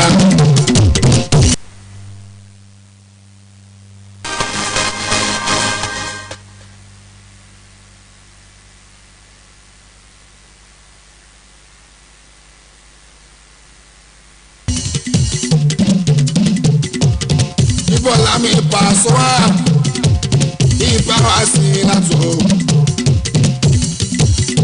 Mo ní kíní kan ọ̀gá ńlá tí mo fẹ́ sọ lábàkà. Ẹ̀gbọ́n o tí pásítọ̀ bá ń ṣe náà o àwọn oníṣẹ́ṣẹ́ ò ní wá o. Ẹ ti gbàgbé bọ́ọ̀lọ́hún ló dẹ̀kọ̀ òun ló kéré. Bí wòlíì bá ṣe kó ẹ pa fákò ṣáàdúrà. Ọlọ́run kan lájọ bẹ̀sí ẹ̀dùn sí ra wọn. Ẹ jẹ́ ká lọ òfẹ́ òye. Ẹ jẹ́ ká ló fẹ́.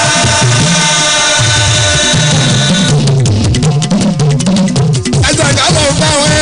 Ẹ̀jẹ̀ ká ló fẹ́. Ìfẹ́ lọ́lọ́run ní sínú ọmọ o. Ẹ̀jẹ̀ ká ló fẹ́. Òun pẹ̀lú ní sí Jésù Kristi o. Ẹ̀jẹ̀ ká ló fẹ́. Tọ́lọ́ tí jíjọ́ lè gbọ́dọ̀ là o. Ìrìn ọjọ́ sí ó ti wà padà já sí rẹ̀. Ẹ̀pà fúnni tí wà padà wá dẹ̀rí. Ọmọ burúkú ọjọ́ sí ti padà di bẹ́ẹ̀dù nínà. Ọ̀rọ̀ pé pàṣẹ ló sọ sórí ẹ̀ fáráyé. Tí wọ́n gbọ́ bá mọ lúrò wá rí ìwé ìpèsè ẹ̀ tọpẹ́.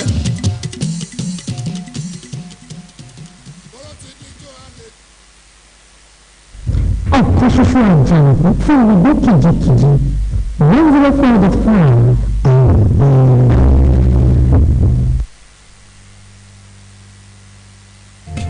ìyanu ìyanu agbára ọlọ́run ìyanu ìyanu ìyanu agbára ọlọ́run ìyanu ni. àlàáfíà fún gbogbo èyí tí ìgbọ̀wọ̀ lákòókò yìí ọ̀rọ̀ iye tí ẹ fẹ́ máa gbọ́ báyìí ni àkókò ìgbọ̀tún láti lè ṣe ìránṣẹ́ the wonderful power of God agbára oníwò ìyanu revival ministry tó wà ní òkè àlàáfíà zone 2 owóde ẹ̀dẹ̀ ẹ máa bá wa kálọ. ní orúkọ jésù àmín ní orúkọ jésù àmín olúwa ọlọ́run ayérayé ọlọ́run ìfẹ́ fi ìfẹ́ sí wa lọ́kàn. àmín jésù. sí ọmọ ilé kejì sí ìwọ ọlọ́run alààyè sí ara wa fìfẹ́ sí wa. àmín. hallelujah. àmín. lórúkọ jésù olúwa wa. àmín. orúkọ ọ̀rọ̀ wa ìfẹ́. a rí nínú ìwé róòmù orí ìkẹtàlá káwé ẹsẹ̀ ìkẹjọ títí dé ìkẹwàá. ẹ má ṣe jẹ́ ẹnikẹ́ni ní gbèsè. bí o bá fẹ́ràn ẹnìkan jẹ́ ní gbèsè ni oníkó má ṣe jẹ́ ẹnikẹ́ni ní gbèsè nǹkan. bí kò ṣe pé ká fẹ́ràn ọmọ ẹnìkejì. kó o fẹ́ràn ọmọ ẹnìkejì rẹ. nítorí ẹni tó bá fẹ́ràn ọmọ ẹnìkejì. ẹnikẹ́ni tó bá fẹ́ràn ọmọ ẹnìkejì rẹ̀ bọ́ kó òfin jẹ́. ó mà kó òfin jà. nítorí èyí o. ìwọ kò gbọdọ̀ ṣe panṣágà. ìwọ kò gbọdọ̀ ṣe panṣágà. ìwọ kò gbọdọ̀ pànìyàn. ìwọ kò gbọdọ̀ pànìyàn. ìwọ kò gbọdọ̀ jalè. ìwọ kò gbọdọ̀ jalè. ìwọ kò gbọdọ̀ jẹ́rìí. ìwọ kò gbọdọ̀ jẹ́rìí èyí. ìwọ kò gbọdọ̀ ṣojú kòkòrò. ìwọ kò gbọdọ̀ ṣojú kòkòrò. bí òfin mìíràn bá sì wà. bí ìní bá tún wà. àpòpọ̀ nínú ọ̀rọ̀ yìí wípé fẹ́ràn ọmọnìkejì rẹ. fẹ́ràn ọmọnìkejì ara rẹ. bí ara rẹ. ìfẹ́ kìí ṣe búburú sí ọmọnìkejì rẹ. ìfẹ́ kìí ṣe búburú sí ọmọnìkejì. nítorí náà ní àkójọ. ìfẹ́ ní àkójọ òfin. tí o bá fẹ́ràn ọmọnìkejì rẹ òní lè búburú sí. òní ń jà lólè. òní ń ṣe búburú sí. ó máa nífẹ̀ẹ́ ìfẹ́ nígbà pé ní ìfẹ́ ó tó bí òní yìí. ká fẹ́ràn ọmọnìkejì wa gẹ́gẹ́ bí ara wa. ká máa ṣe tó dára sí. tó bá fẹ́ràn ọmọnìkejì rẹ òní máa rẹ níbi. tó bá fẹ́ràn ọmọnìkejì rẹ òní fẹ́ bà níṣẹ́ jẹ́. tó bá fẹ́ràn ọmọnìkejì rẹ òní ṣe ìlara rẹ̀. tó bá fẹ́ràn ọmọnìkejì rẹ gbogbo ṣe é ṣe tó dára nì bí wọ́n bá tẹ̀ tí ìlú tiẹ̀. tó bá fẹ́ràn rẹ̀ ó máa gbàgbọ́ olúwa jọ. bí ìkejì mi ti ń ṣe dáadáa jẹ́ kébì níwọ̀n lè ṣe rẹ̀ torí pé ó fẹ́ràn kì í ṣe kó máa ṣe lára. ìfẹ́ sọ fún ọlọ́run sọ fún ọlọ́run rẹ̀ pé a gbọ́dọ̀ ṣe ìlara. ìfẹ́ kì í ṣe ìlara kì í bínú sí ọmọnìkejì.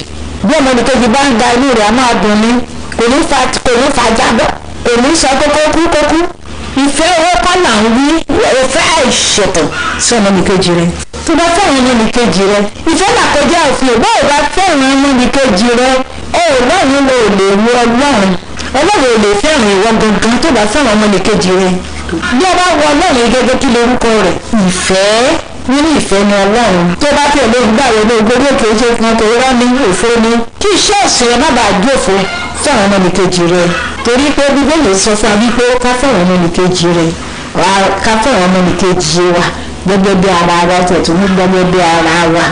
olúwa ọlọ́run ayérayé ọlọ́run ìfẹ́ ó fẹ́ràn wa ló ṣe wá sí ayé kú nítorí tiwa ó fẹ́ràn ayé àwa náà rẹ nínú ayé àwa gẹ́gẹ́ bí ènìyàn tó dá ẹ̀mí ìfẹ́ sí ọmọnìkejì wa wá fi sínú àmì jésù kristi olúwa ṣe bẹ́ẹ̀ àmín ẹ̀mí ìfẹ́ sí ìwọ ọlọ́run alààyè wá fi sínú wa àmín olúwa ṣe bẹ́ẹ̀ àmín olúwa ṣe bẹ́ẹ̀ àmín ká lè máa yìn àmín ká lè máa sìn àmín orúkọ jésù kristi olúwa wa àmín. mo gbàdúrà fún àwọn olùgbọ̀wọ́ wọ́n ní ìfẹ́ sí ọlọ́run ìfẹ́ sí ara wọn sí ọmọnìkejì ìfẹ́ sí ìdílé ìfẹ́ sí ara wọn gẹ́gẹ́ bí ẹbí tàbí ẹnìkọ̀ọ̀kan wọn olúwa fi sí wọn ní àmì jésù kristu ká lè máa yìn ọ́ wọ́n ti fẹ́ràn rẹ ni wọ́n ṣe léyìí o olúwa bá ń gbé wọn ró àmì wá lè fẹ́ wọn àmì lórúkọ jésù olúwa wa. ọpẹ́ ní fún ọlọ́run fún ìròyìn ojú tòní ẹ pàdé wa lórí ọ̀rọ̀ yìí lọ́sẹ̀ tó ń bọ̀ ní dédé àkókò yìí gan ẹni tó ń bá yín sọ̀rọ̀ ní lady evangelist jm falaṣẹ láti the wonderful power of God agbára ọlọ́run ìyanu revival ministry tó wà ní òkè àlàáfíà zone 2 òwòde ẹ̀dẹ̀ bí àwọn àkókò ìjọsìn wa ṣe lọ láàrin ọ̀sẹ̀ nìyí àkànṣe àdúrà wà ní gbogbo ọjọ́ wednesday ọ̀sọ̀ọ̀sẹ̀ láàrin aago mẹ́rin òwúrọ̀ sí aago méjìlá ọ̀sán àdúrà wà fún gbogbo àwọn ọmọ wa bí gbogbo ọjọ́ wednesday láàrin aago mẹ́sàn-án òwúrọ̀ sí méjìlá ọ̀sán nígbà tí àdúrà àwọn oníbìsí yóò máa wáyé láàrin aago mẹ́jọ òwúrọ̀ sí mẹ́sàn-án òwúrọ̀ gbogbo ọjọ́ wednesday àdúrà ìgbàlùsàn wáyé ní gbogbo ọjọ́ kẹẹ̀ẹ́dógún yàtọ̀ sí ọjọ́ sunday nígbà tí àyè láti rí ìránṣẹ́ ọlọ́run fún èyíkéyìí ẹ̀bì àdúrà tàbí ìgbaniníyànjú wáyé ní gbogbo ọjọ́ wednesday láàrin aago méjìlá ọ̀sán sí aago mẹ́rin ìrọ̀lẹ́ fún ìbéèrè ẹ̀bì àdúrà tàbí okòwò ẹ pè sórí nọ́mbà yìí 08064162259 lẹ́ẹ̀kan sí 08064162259 gbogbo ìjọ nínú àlàyé nílé iṣẹ́ ìránṣẹ́ the wonderful power of God agbára ọlọ́run ìyanu revival ministry tó wà ní òkè àlàáfíà zone 2 òwe gẹ̀gẹ́ wà fún kí olúwa tó wà pẹ̀lú ẹ̀mí yín títí ọjọ́ mẹ́jọ tó tún máa pàdé.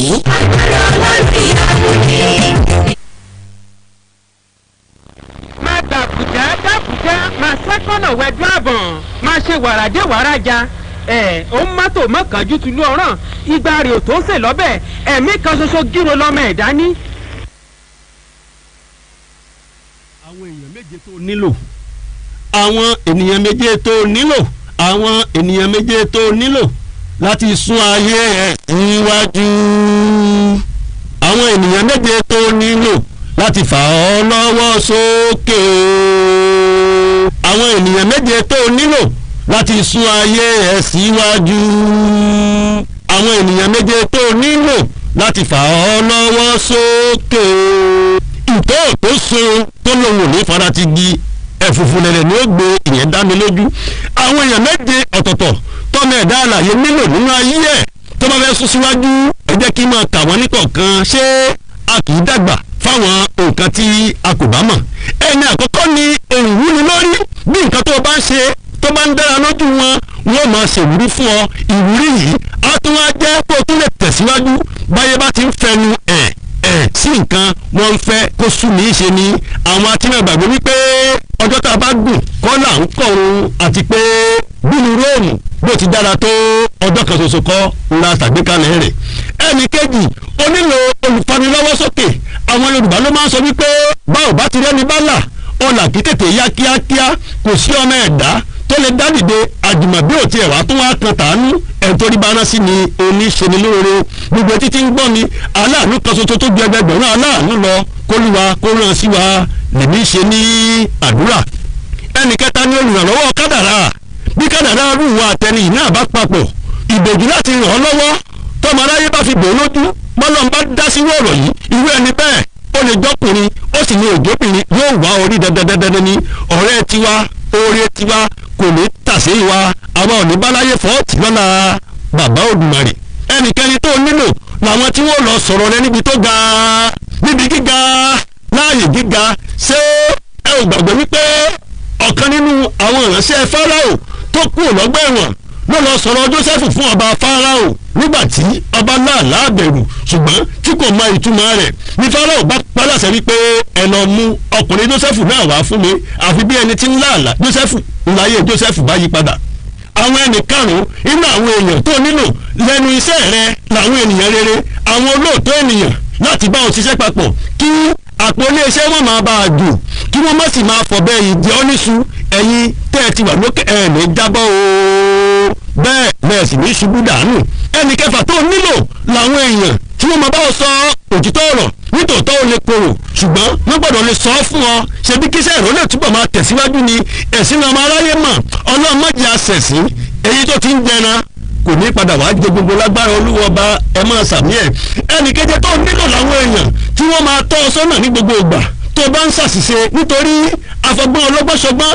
ní kì í jẹ́ ká pé ìran àwọn àgbà níwèrè ṣọ́gbọ́n ẹnìkan ò tó ìmọ̀ràn ẹnìkan ò sì jọ bọ̀rọ̀bọ̀rọ̀ ìmọ̀ràn tẹ́nìkan gbà látàná lórí asán ló já sí sáwọn tó lóye jù ọ lọ má gbàgbé wípé ọgbọ́n ọ̀nù ẹni la fi ń ra ẹṣin àmọ́ sá ìmọ̀ràn àwọn àgbà la fi máa gùn lẹ́yìn ẹ̀ẹ́dẹ́gbẹ̀wá ẹ̀ẹ́dẹ́gbùṣe ló kù lẹ́yìn oore ọ̀fẹ́ ló kù orin àkọ́jáde Rótìmí yín ọmọ Oyèdòkun Awúyalé ni ọmọ bàbá yẹ́lò olóyè àsáàdẹ èyí tó dolóògbé níjọ́sí ọmọ wọn ní ìlú Ìfòròdú kingdom èmi lọmọ Olúfúnadé tí tí mo lẹ́nilé tí mo sùn lórí ẹ̀kan nítorí ìtọ́mọ́ mo láṣọ mo rìn lórí balùwẹ̀ òròrí tí mo kóyọ̀ mo jàtẹ́ mo lépo nílé mo jẹ lánì funfun báńdẹ́rẹ̀ kí n rìn ọ́ báńdẹ́fẹ́ kí n fún ọ lẹ́gun mu èmi lọ́mọ akẹ́kaka kọ́lọ́rùn gbọ́ gbọ́dọ̀ bá gbọ́ kí n bá gbọ́ ọlọ́run ṣe èmi ò ní kú ẹ̀yin ò ní kú ká tún gbọ́ra wa nígbà mìíràn.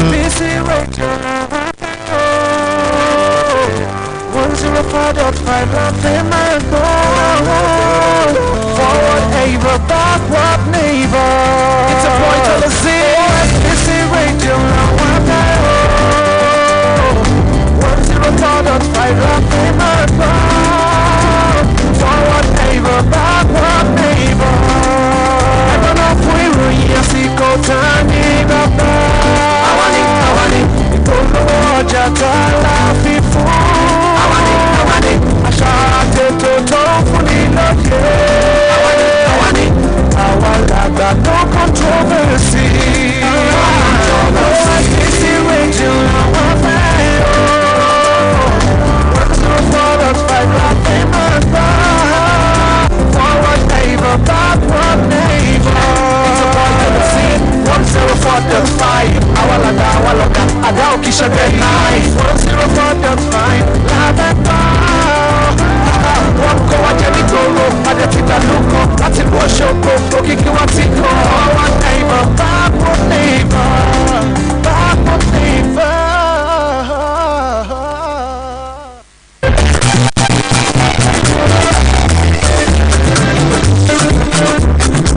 Àkànní adé ní fúbọ̀ ìbò tún ti dé bí mo ṣe ń gbé o. Ẹ̀sìn mi kárẹ̀lẹ̀ àwíyé OSBC rédíò 104.5 FM òkè balẹ̀ ṣáàlà ìkàlẹ̀ sí lóṣooṣù lóṣù. Ẹ máa tẹ́tí sí wa. Àgbà tọmọdé ẹ máa tẹ́tí sí wa o. Ọkùnrin tẹ́tí sí wa. Obìnrin ẹ tẹ́tí sí wa. Onílé ẹ tẹ́tí sí wa. Àlejò ẹ tẹ́tí sí wa. Ẹni bá ń tẹ́tí sí wa. Ìròyìn àsìkò pẹ̀lú kéde. Àṣàtẹ̀sí gbé lárugẹ. Ètò tó bọ́bọ́ wá lọ́wọ́ wá lò wá. Ọ̀rọ̀ ìṣítí lóríṣiríṣi. Òní ẹ̀ ó máa gbọ́. Òkè balẹ̀ láwà nílé àwíyé. Ìmọ̀ ṣàgbára àṣàní nílé àwíyé. Ẹtí tó síwájú sóhun ló máa fọ́ síìtì nílé àwíyé. 104.5 òkè balẹ̀ láwà nílé àwíyé. Aṣíwájú là jẹ́ òun nílé àwọn tó kù wọ́n bọ̀ lẹ́yìn nílé àwíyé. Nílé àwíyé.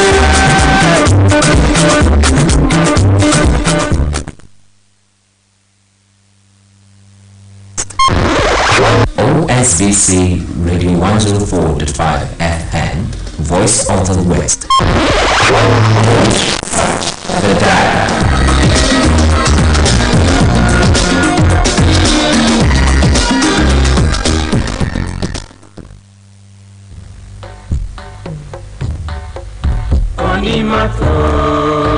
Onímọ́tò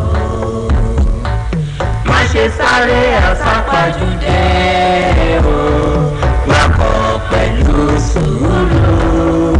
Onímọ́tò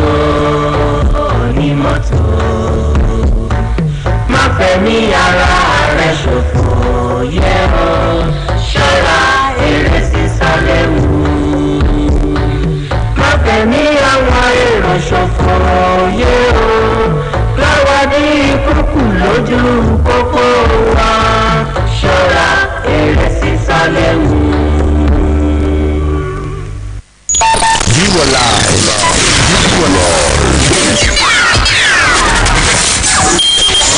On Osun Radio. 104.5 FM. Listening to OSBC Radio 104.5 FM, the voice of the West, Nigeria. The time is 1:30 and we bring you Motherhood.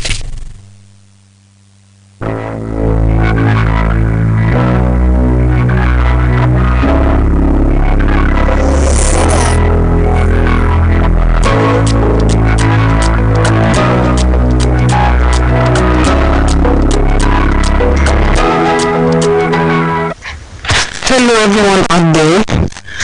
I'm glad to have you on Motherhood today again. My name is Christiana Ramasa. On Motherhood today we'll be discussing a topic that looks like a piece of advice, and that is stop raising an over-dependent generation. This is warning us mothers that we should stop raising an over-dependent generation. Do you want to keep wondering what this means? How do we raise an over-dependent generation? Over-dependent generation is a generation of a set of children who cannot do anything on their own, but they are always relying on somebody or a group of people to work out some things for them. There's nothing they can do on their own. They cannot think on their own. They cannot take responsibilities. That is talking about over-dependent generation. So are you as a mother raising an over-dependent generation while you are rearing your children? As you nurture your children, do you make them over-dependent? Come and sit back and listen as we jointly discuss how to raise over-dependent generation and how to stop raising them. What you can do as a mother to keep raising over-dependent generation and how you can stop raising them. So please come sit back. We will be right back after this time out.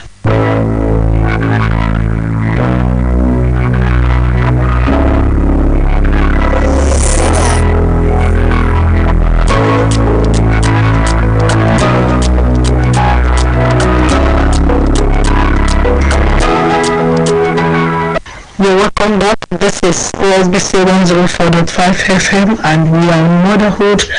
And if you are just joining us on Motherhood today, we'll be discussing how we can stop raising an over-dependent generation. As a mother, listen to these activities and consider if you are raising an independent generation or an over-dependent generation.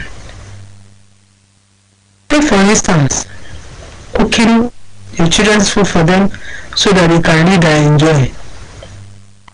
The food that they want to eat, you are the one cooking for them so that they can read, not reading alone, so that they can enjoy, so that they cannot go through stress, so that you are preventing them from going through stress. So you keep them aside, they are there pressing phone, they are there enjoying games. It might not even be reading this time and you are there in the kitchen, sweating, cooking food for them because you want to take care of your children. Is that what you do as a mother? If that is what you do, watch it. You are raising an over-dependent generation and the repercussion, you will not like it at the end of the day. Let's look at another one. Do you help them to wash their clothes and tidy their rooms? If that is what you do as a mother, because you are hardworking, because you are strong, because you don't want dirtiness around you, because you are always neat, and so you want to make your children's room neat and tidy. So you do it for them. If you happen to be one, you are raising an over-dependent generation. And I advise you, stop it. It does not help you. Neither does it help the children. Let's look at another one. Do you lie on their behalf to get them out of trouble? If you do, let us stop it as from today. If they make mistakes, let them be responsible for their mistakes. Don't tell lies on their behalf. Let them be responsible so that they will be corrected, so that they will not continue to do it. Because if you tell lies on their behalf, you are teaching them to continue to tell lies. And what nation are you bringing? What nation are you bringing up? What nation? What kind of generation are you trying to breed? Don't lie on behalf of your children to get them out of trouble. Or are you the type of parent that arrange expo quote and unquote to help them pass their examinations? We have a lot of parents that do this. WAEC is coming, they arrange for expo quote and unquote. What do you mean by expo? You get you get people that will come and write their examinations for them so that they can get high marks. when it comes to JAMB, they arrange for people to write JAMB for them so that they get good marks. And when they get to the university, problems arise. They are not able to cope because you have laid a very wrong foundation. You are trying to breed an over-dependent generation. If you do it as a mother, stop it. If your spouse does it, advise your spouse against it. It is not a good thing to continue to breed an over-dependent generation. The children will regret eventually. The parents too will regret eventually. Don't work on bringing or raising an over-dependent generation. You protect them from every danger and difficulties. You protect them from every danger and difficulty. Are you God? You are not God. You can only advise them. Do this, don't do this. Do this, don't do this. You can't keep your eyes on them all around, all places. You cannot continue to watch over them because you are not God. Once you teach them what to do, commit them to God. Don't continue to monitor them here and there. Let them be independent when you have done your part. Stop breeding an over-dependent generations. Stop breeding an over-dependent generation.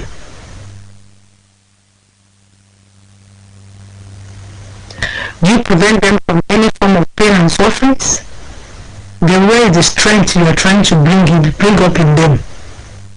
You don't want them to go through any form of pain, so you take it over. You take all responsibilities over because you don't want them to suffer. You don't want them to encounter pain. Then how do they become strong? If they are, let's assume you have boys, how do you bring out men in them? If you prevent them from all forms of pains and sufferings, where is the man in them that you're trying to bring?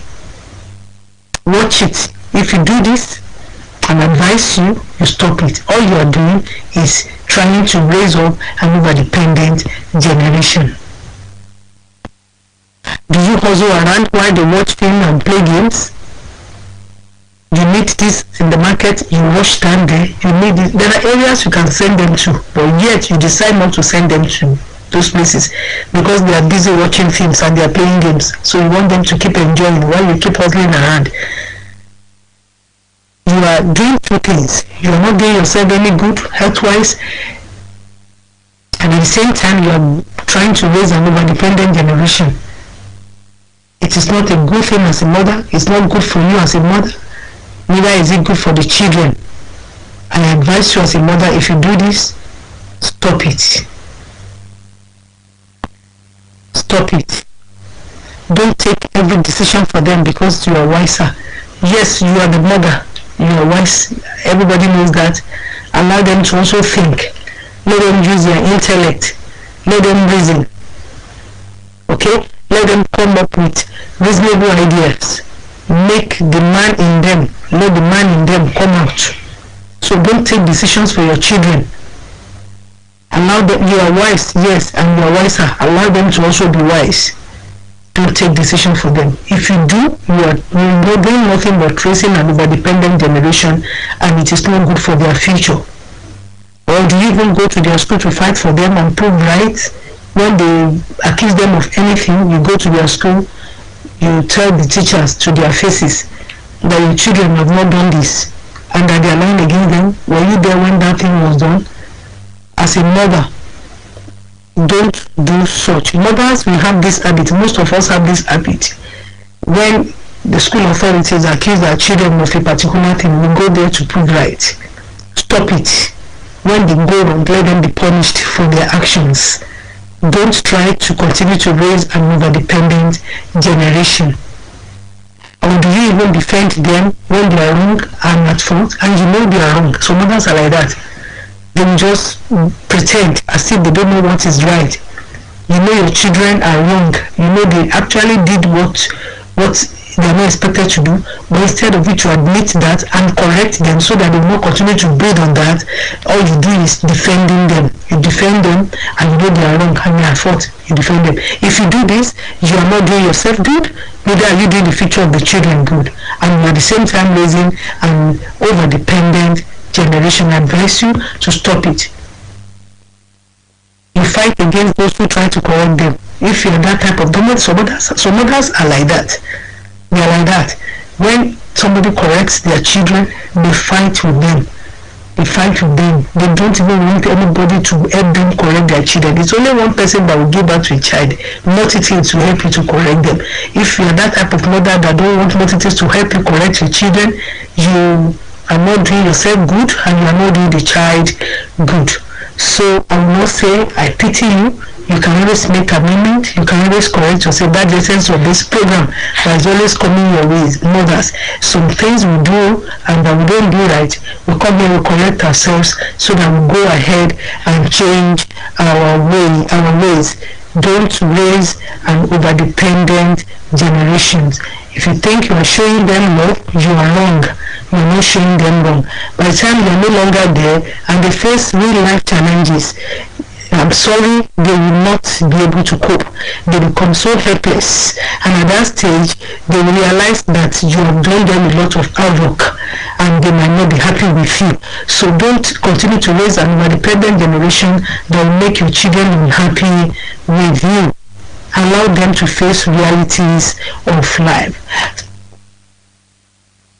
We're going to have a short break now, and when we return, we're going to look at some other things we can do to avoid raising an over-dependent generation.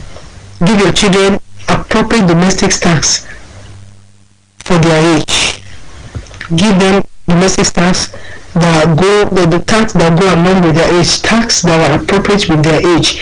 Even if you have 1,001 domestic servants at home, allow your children to participate in some of the domestic activities. Let them learn how to do them. If you don't, if you give the domestic tasks to the domestic servants in the house, you are helping the domestic servants to become stronger in life. You are building the domestic servant and you are ruining the destiny of your children. God forbid. Don't continue to ruin the destiny of your children. Give them appropriate tasks that are good for their age. Let domestic servants handle the ones they can handle. Give the ones that are appropriate to the age of your children. So it is going to be a sheer ignorance to think that you are doing them good by taking tasks away from them, by indulging them to be lazy. That is not how to raise responsible children. So if you want to continue to raise responsible children, give them tasks that are appropriate to their age. Then teach them to be useful and make their impact felt positively wherever they find themselves. Wherever they go, let them know that they must make impact and their impact must be positively felt. I have come across a girl who told me, I just don't know, wherever I find myself, they will just give me responsibilities. Anyway, social gathering among friends, even when I go on IT, anytime I do, the elderly ones will just find something to give me to do. When she was telling me this, she never knew that right within me I was happy with her. I was happy for her because I know that she had been well taught from my home and that she has helped herself to make her impact positively felt in the public. So one of the ways to continue to raise responsible children is to teach them right from home that they should be useful and that wherever they find themselves, they should make their impact positively felt. Then encourage your children to always leave a good impression wherever they go to. Teach them to be courteous. Teach them to be respectful, to be friendly, to be cheerful, to be helpful. Wherever they find themselves, just tell them, let it be registered at the back of their minds that they should be positive in everything they do. You know, when you have taught them this, you have done a lot in raising responsible children. Wherever they find themselves, they will ensure that they leave good impression on the mind of people they have met wherever they find themselves. And at the same time, teach them simple things like good toilet manners. They must know how to keep the toilet neat for the next user. teach them this. Let them know that it is unacceptable for them to leave the bathroom floor and even the walls messed with either soap, foam, or any form of dirt after bathing. They should clean the bathroom before they leave for the next user. All of these things, they are good. When you teach them and they become part of your children, you have tried as a mother to raise responsible children. At the same time, teach your children the importance of taking good care of their body and their environment. Like we were discussing about what you should not do, you should not help them to clean their room. Let them learn how to take care of their body and their environment, whether they are at home or elsewhere. Remind them that responsible people don't leave their rooms unkempt, or maybe leave their bed unmade. When they get up in the morning, teach them that they should lay their bed, make their rooms well kept, take their bath, and learn how to smell fine always. It's unbearable to have a smelly young person around you. It's unbearable to have a smelly young person around you. So let them take care of their armpits. Teach them how to take care of their armpits, to take care of their teeth, their nail, their hair, all of this, and so on and so forth. All of this, teach them these little things. By the time you might think they are minute, they are not minute. You don't know what you are doing as a mother. You are trying to raise responsible children. Also, teach your children to manage their used clothes and other personal belongings very well, whether in their home or elsewhere. It can be irritating to have dirty clothes or shoes, especially those of our visitors when they litter every corner of the house. It's unbearable. It's not a good thing. Teach your children that they should arrange all of these things very well. They should arrange their clothes. They should take care of the dirty ones. Let them know that all of these things are important. And at the same time, what again you can also teach them to when they are traveling, when they are going to maybe spend weekend with family, friends, or maybe spend a holiday somewhere. Let them know how to pack their toiletries before leaving home. Let them know that they should not depend on their host for their basic toiletries, like soap, cream, toothpaste, and other essentials, so that they will not go and become burdened on their host. They are going to visit people. They should take care of all of those little things that they will need. They are very essential. When you teach these children from childhood all of these things, you have successfully raised responsible children. And if you are teaching them right now, you are raising responsible children. And when these children grow, you will be happy. They will be happy. What again can we do as a mother to raise responsible children? Teach your children to dress well at all times, especially when they are spending time with another family. You probably allow your daughters to dress in bomb shorts in the house, and maybe your sons, they just walk about with their chest bare in your home. Fine, let that be in your home. They may not be safe if they do so in another place, because you cannot tell. There could be a predator somewhere. A predator may be lying in wait for them somewhere. So teach them that when they go out, they should learn how to dress well all the time. Okay? And what again can we do to continue to raise responsible children? Teach your children good table manners. This is very essential. It's very essential too. Very, very essential. Let them know how to eat, and that teach them that when they are eating, they should not chew their mouth uncovered. They should not chew with their mouth uncovered.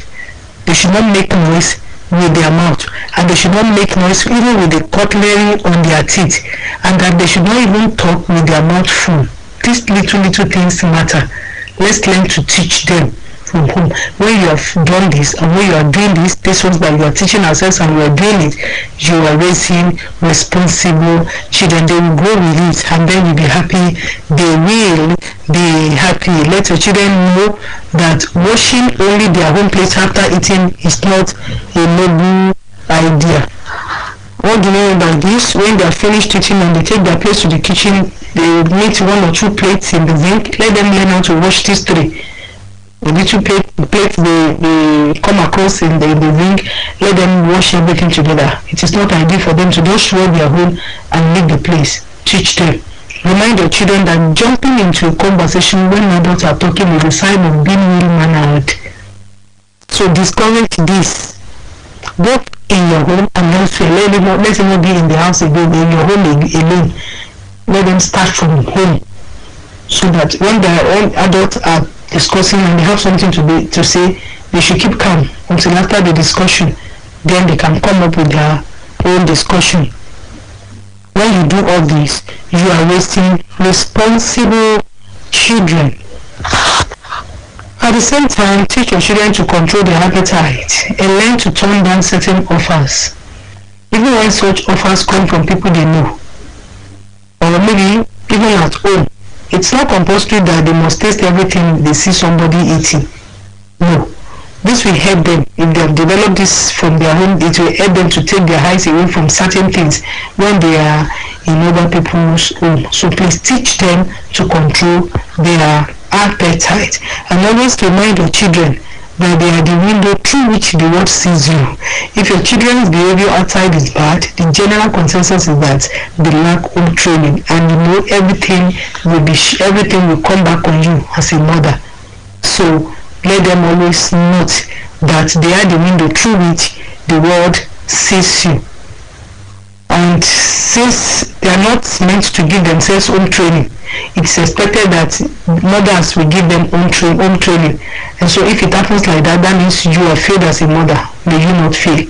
So please, let's teach them what is expected of them, so that at the end of the day, we will be justified that we have successfully raised responsible children. Finally, make sure your children represent us well. Make sure your children represent you well. I'm sure you will feel good if you come to your children's school and people are pointing at you as the parent of the best behaved child in the school, won't you? Of course you'll be happy. I will be happy if I happen to be the one. So make sure your host and the host of your children are always impressed to have you and will have your children around. All of these trainings can come from home. School teachers cannot do them all. So much responsibilities lie on you as a mother. And if you have done all this, you'll be happy, your mind will be at rest that your child is responsible wherever he or she finds himself or herself. With this, we have come to the end of today's edition of Motherhood, and I know mothers out there, you have been able to understand a few things about raising an over-dependent generation, and at the same time how you can breed a responsible set of children. Until next week, when I bring another interesting edition across your way, on behalf of the producer of this program, Titi Ajiboye, the executive producer, Mudupe Akiyemi, and on behalf of the continuity announcer on duty, the audio officer, I remain Christiana Amosa. Until next week, have a wonderful weekend. Bye.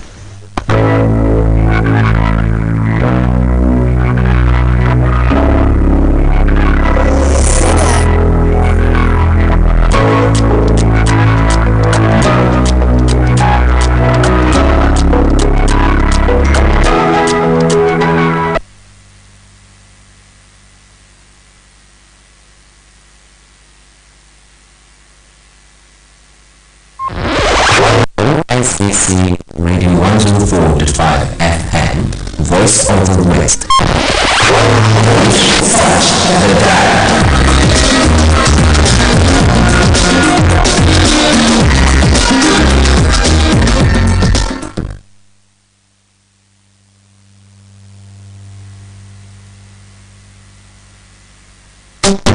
That's so. It's Daniel.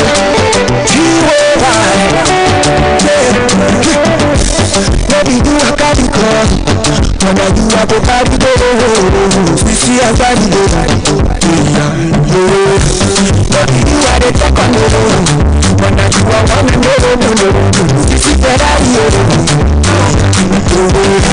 baby, sweet, baby, nice, baby, to me, all the time, show us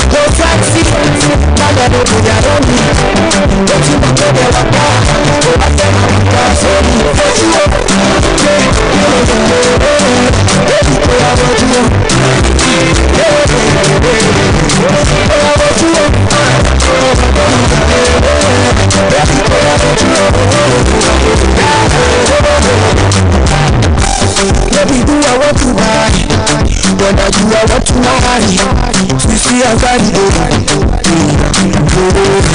Let me do what I did, whether you are what to give my life to, baby,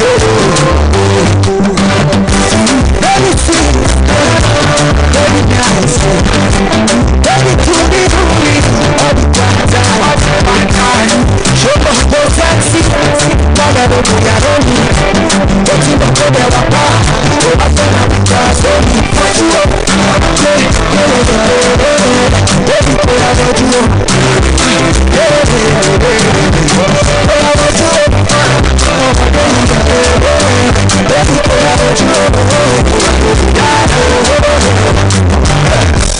baby, you are body come down, but now you are body go, I body go. Baby, you are the talk on the road, but now you are one no. Baby, very sweet, very nice, very truly, all the time. Show us no sexy, now I don't think I don't need. But you don't know where I'm at, I feel like I'm just waiting for you. Baby, put out what you want.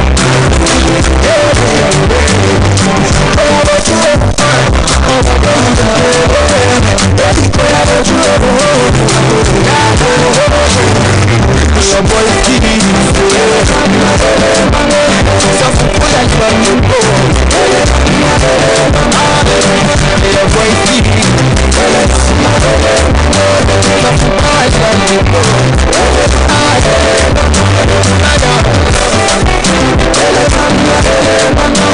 It's better on Jesus. Let's go.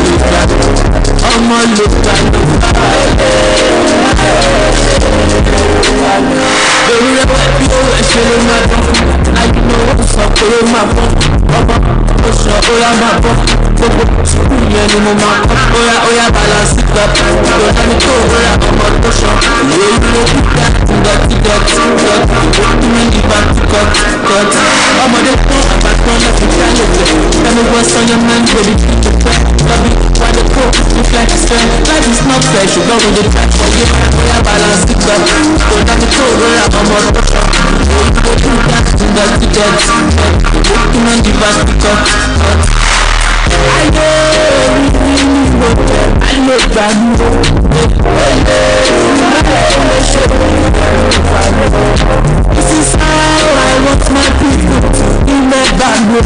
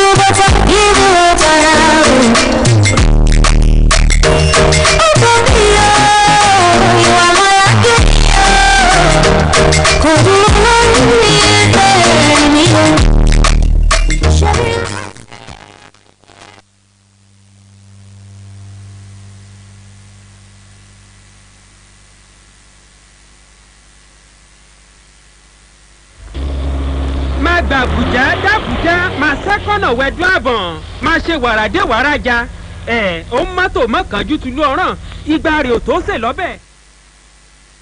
ẹ jẹ́ kájọ́ èrè lójú pa ń ṣe lọ́rùn. ẹ jẹ́ kájọ́ èrè o ẹ jẹ́ kájọ́ èrè lójú pa ń ṣe lọ́rùn.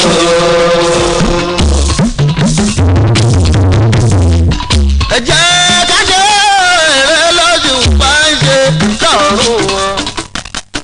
ẹ jẹ́ kájọ́ èrè o ẹ jẹ́ kájọ́ èrè lójú pa ń ṣe lọ́rùn. ẹgbẹ̀rún ràwọn ló ń bẹ̀ ní ìsọ̀rọ̀ wọ́n ti máa ń bára wọn ṣọ̀tá o. ọlọ́run ọba lọ́gọ́rin lọ́la ó kékeré àjànàkú lè rí ti ọ̀jẹ̀ fúnlọ́.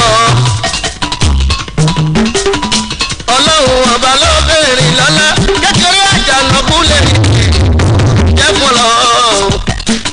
ẹ jẹ́ ká ṣeré ẹ jẹ́ ká ṣeré èrè lóṣù pa ṣe lọ́rùn.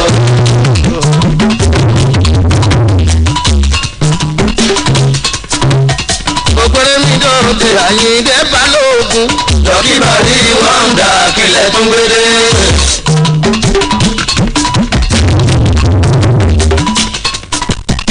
ìfakọ́dọ̀dẹ odù kọ́gọ́rà tẹ àyíndé olówó ọ̀la kílẹ̀ fáwínà. àtàbàtà sẹ́ni àyíkúrọ̀ ọ̀pọ̀ nínú àlùkùrà ní ìwé mímọ́ mo morúkọ sẹ́ẹ̀tì ìwùsánì fáńjẹ́.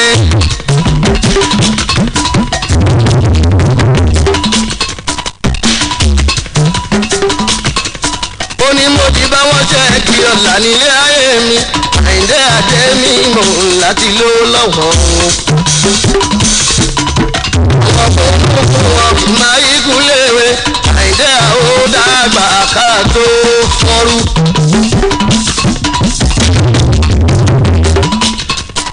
gbogbo aláwòrán là ń lọ ká tó lọ àìsí kékeré àmọ̀tí nílé lórí.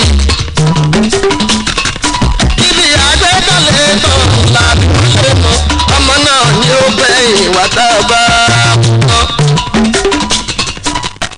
àgbétán lè tán làdúgbò mọ́ ọmọ náà ni ó gbẹ̀yìn wá tá a bá kú tán. àṣírí bíbo ló jà jù aláàbíà lóògùn ọ̀rọ̀ tẹ́rì ẹni ò lálàáfíà ayé ẹ̀sán wa.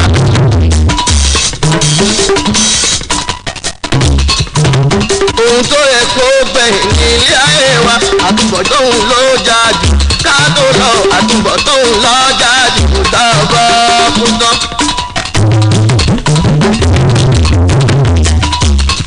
torí mo ń bọ̀ wá ọlọ́run òyà lógún ọdún kí láyé bàbá lókè.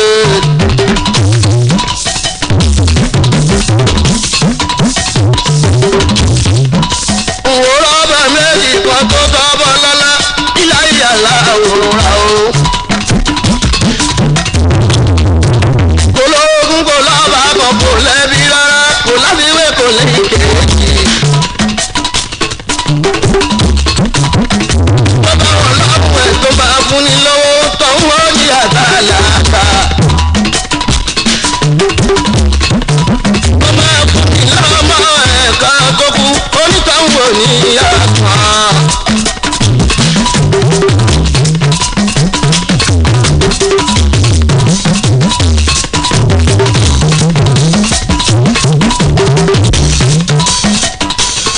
ó bá máa dání ní láńlọ́ọ̀dù ilé ayé. oníkùsìpò mi ayọ̀.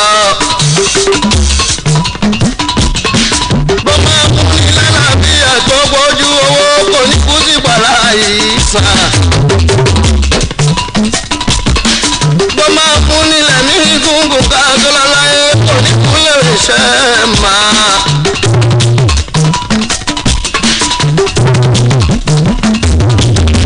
ẹ̀bẹ̀ ni mò ń bẹ̀ láwùrà kó fún wa lówó owó la fi ń ṣeun gbogbo aláwọ̀ sí o. wà lábọ̀ fún kùjì ká tó lọ láyé. lọ́ládé tó rí pamọ́ ní ìsìnyàn. kọ́lé àkọ́gbẹ́ fún wa ẹ̀ṣà mi kí n gbọ́. irú ilé ọkọ ya ẹlẹ́gẹ̀ẹ́sà kò ní mìíràn sáàkì.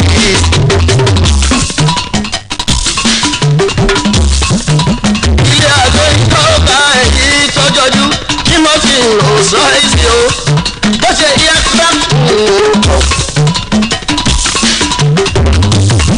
òkìkí tí ò ní ìparun làwa ń bí ẹ irú tànàbí Muhammad ẹgbẹ́ mi yóò bọ̀ wá náà bí n bọ̀ náà. sálálá lè wá sálà. aláàbíà tó ga jù kí o fún wa láyé orí fóun ló gbọ́n o. owó tágbà náà ò ní ilé wọ̀ láéláé bí tẹ̀múkẹ́mi máa ṣe oríyó ọmọ Abíọ́lá. àṣọrùn ààrẹ tọkọ ọmọ Sùlíà ọmọ Sàláùdín ni.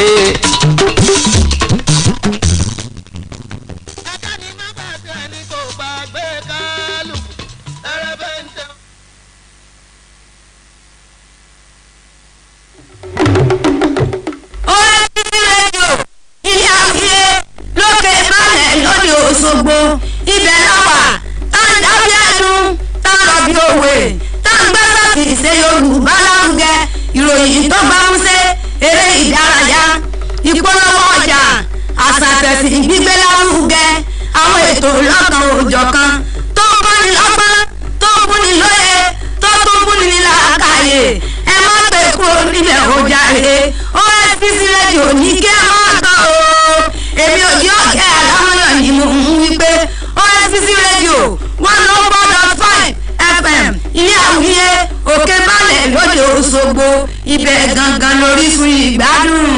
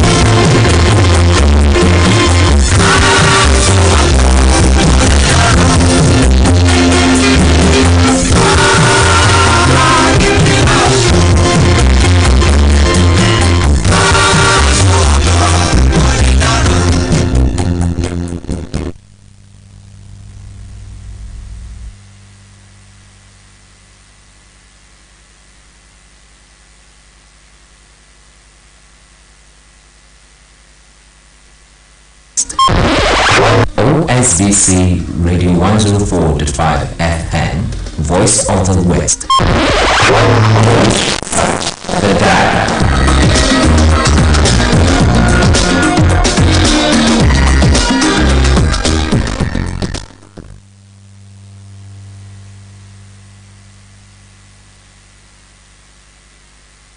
Ikú ti ṣe kásẹ̀yìn ikú wọlé.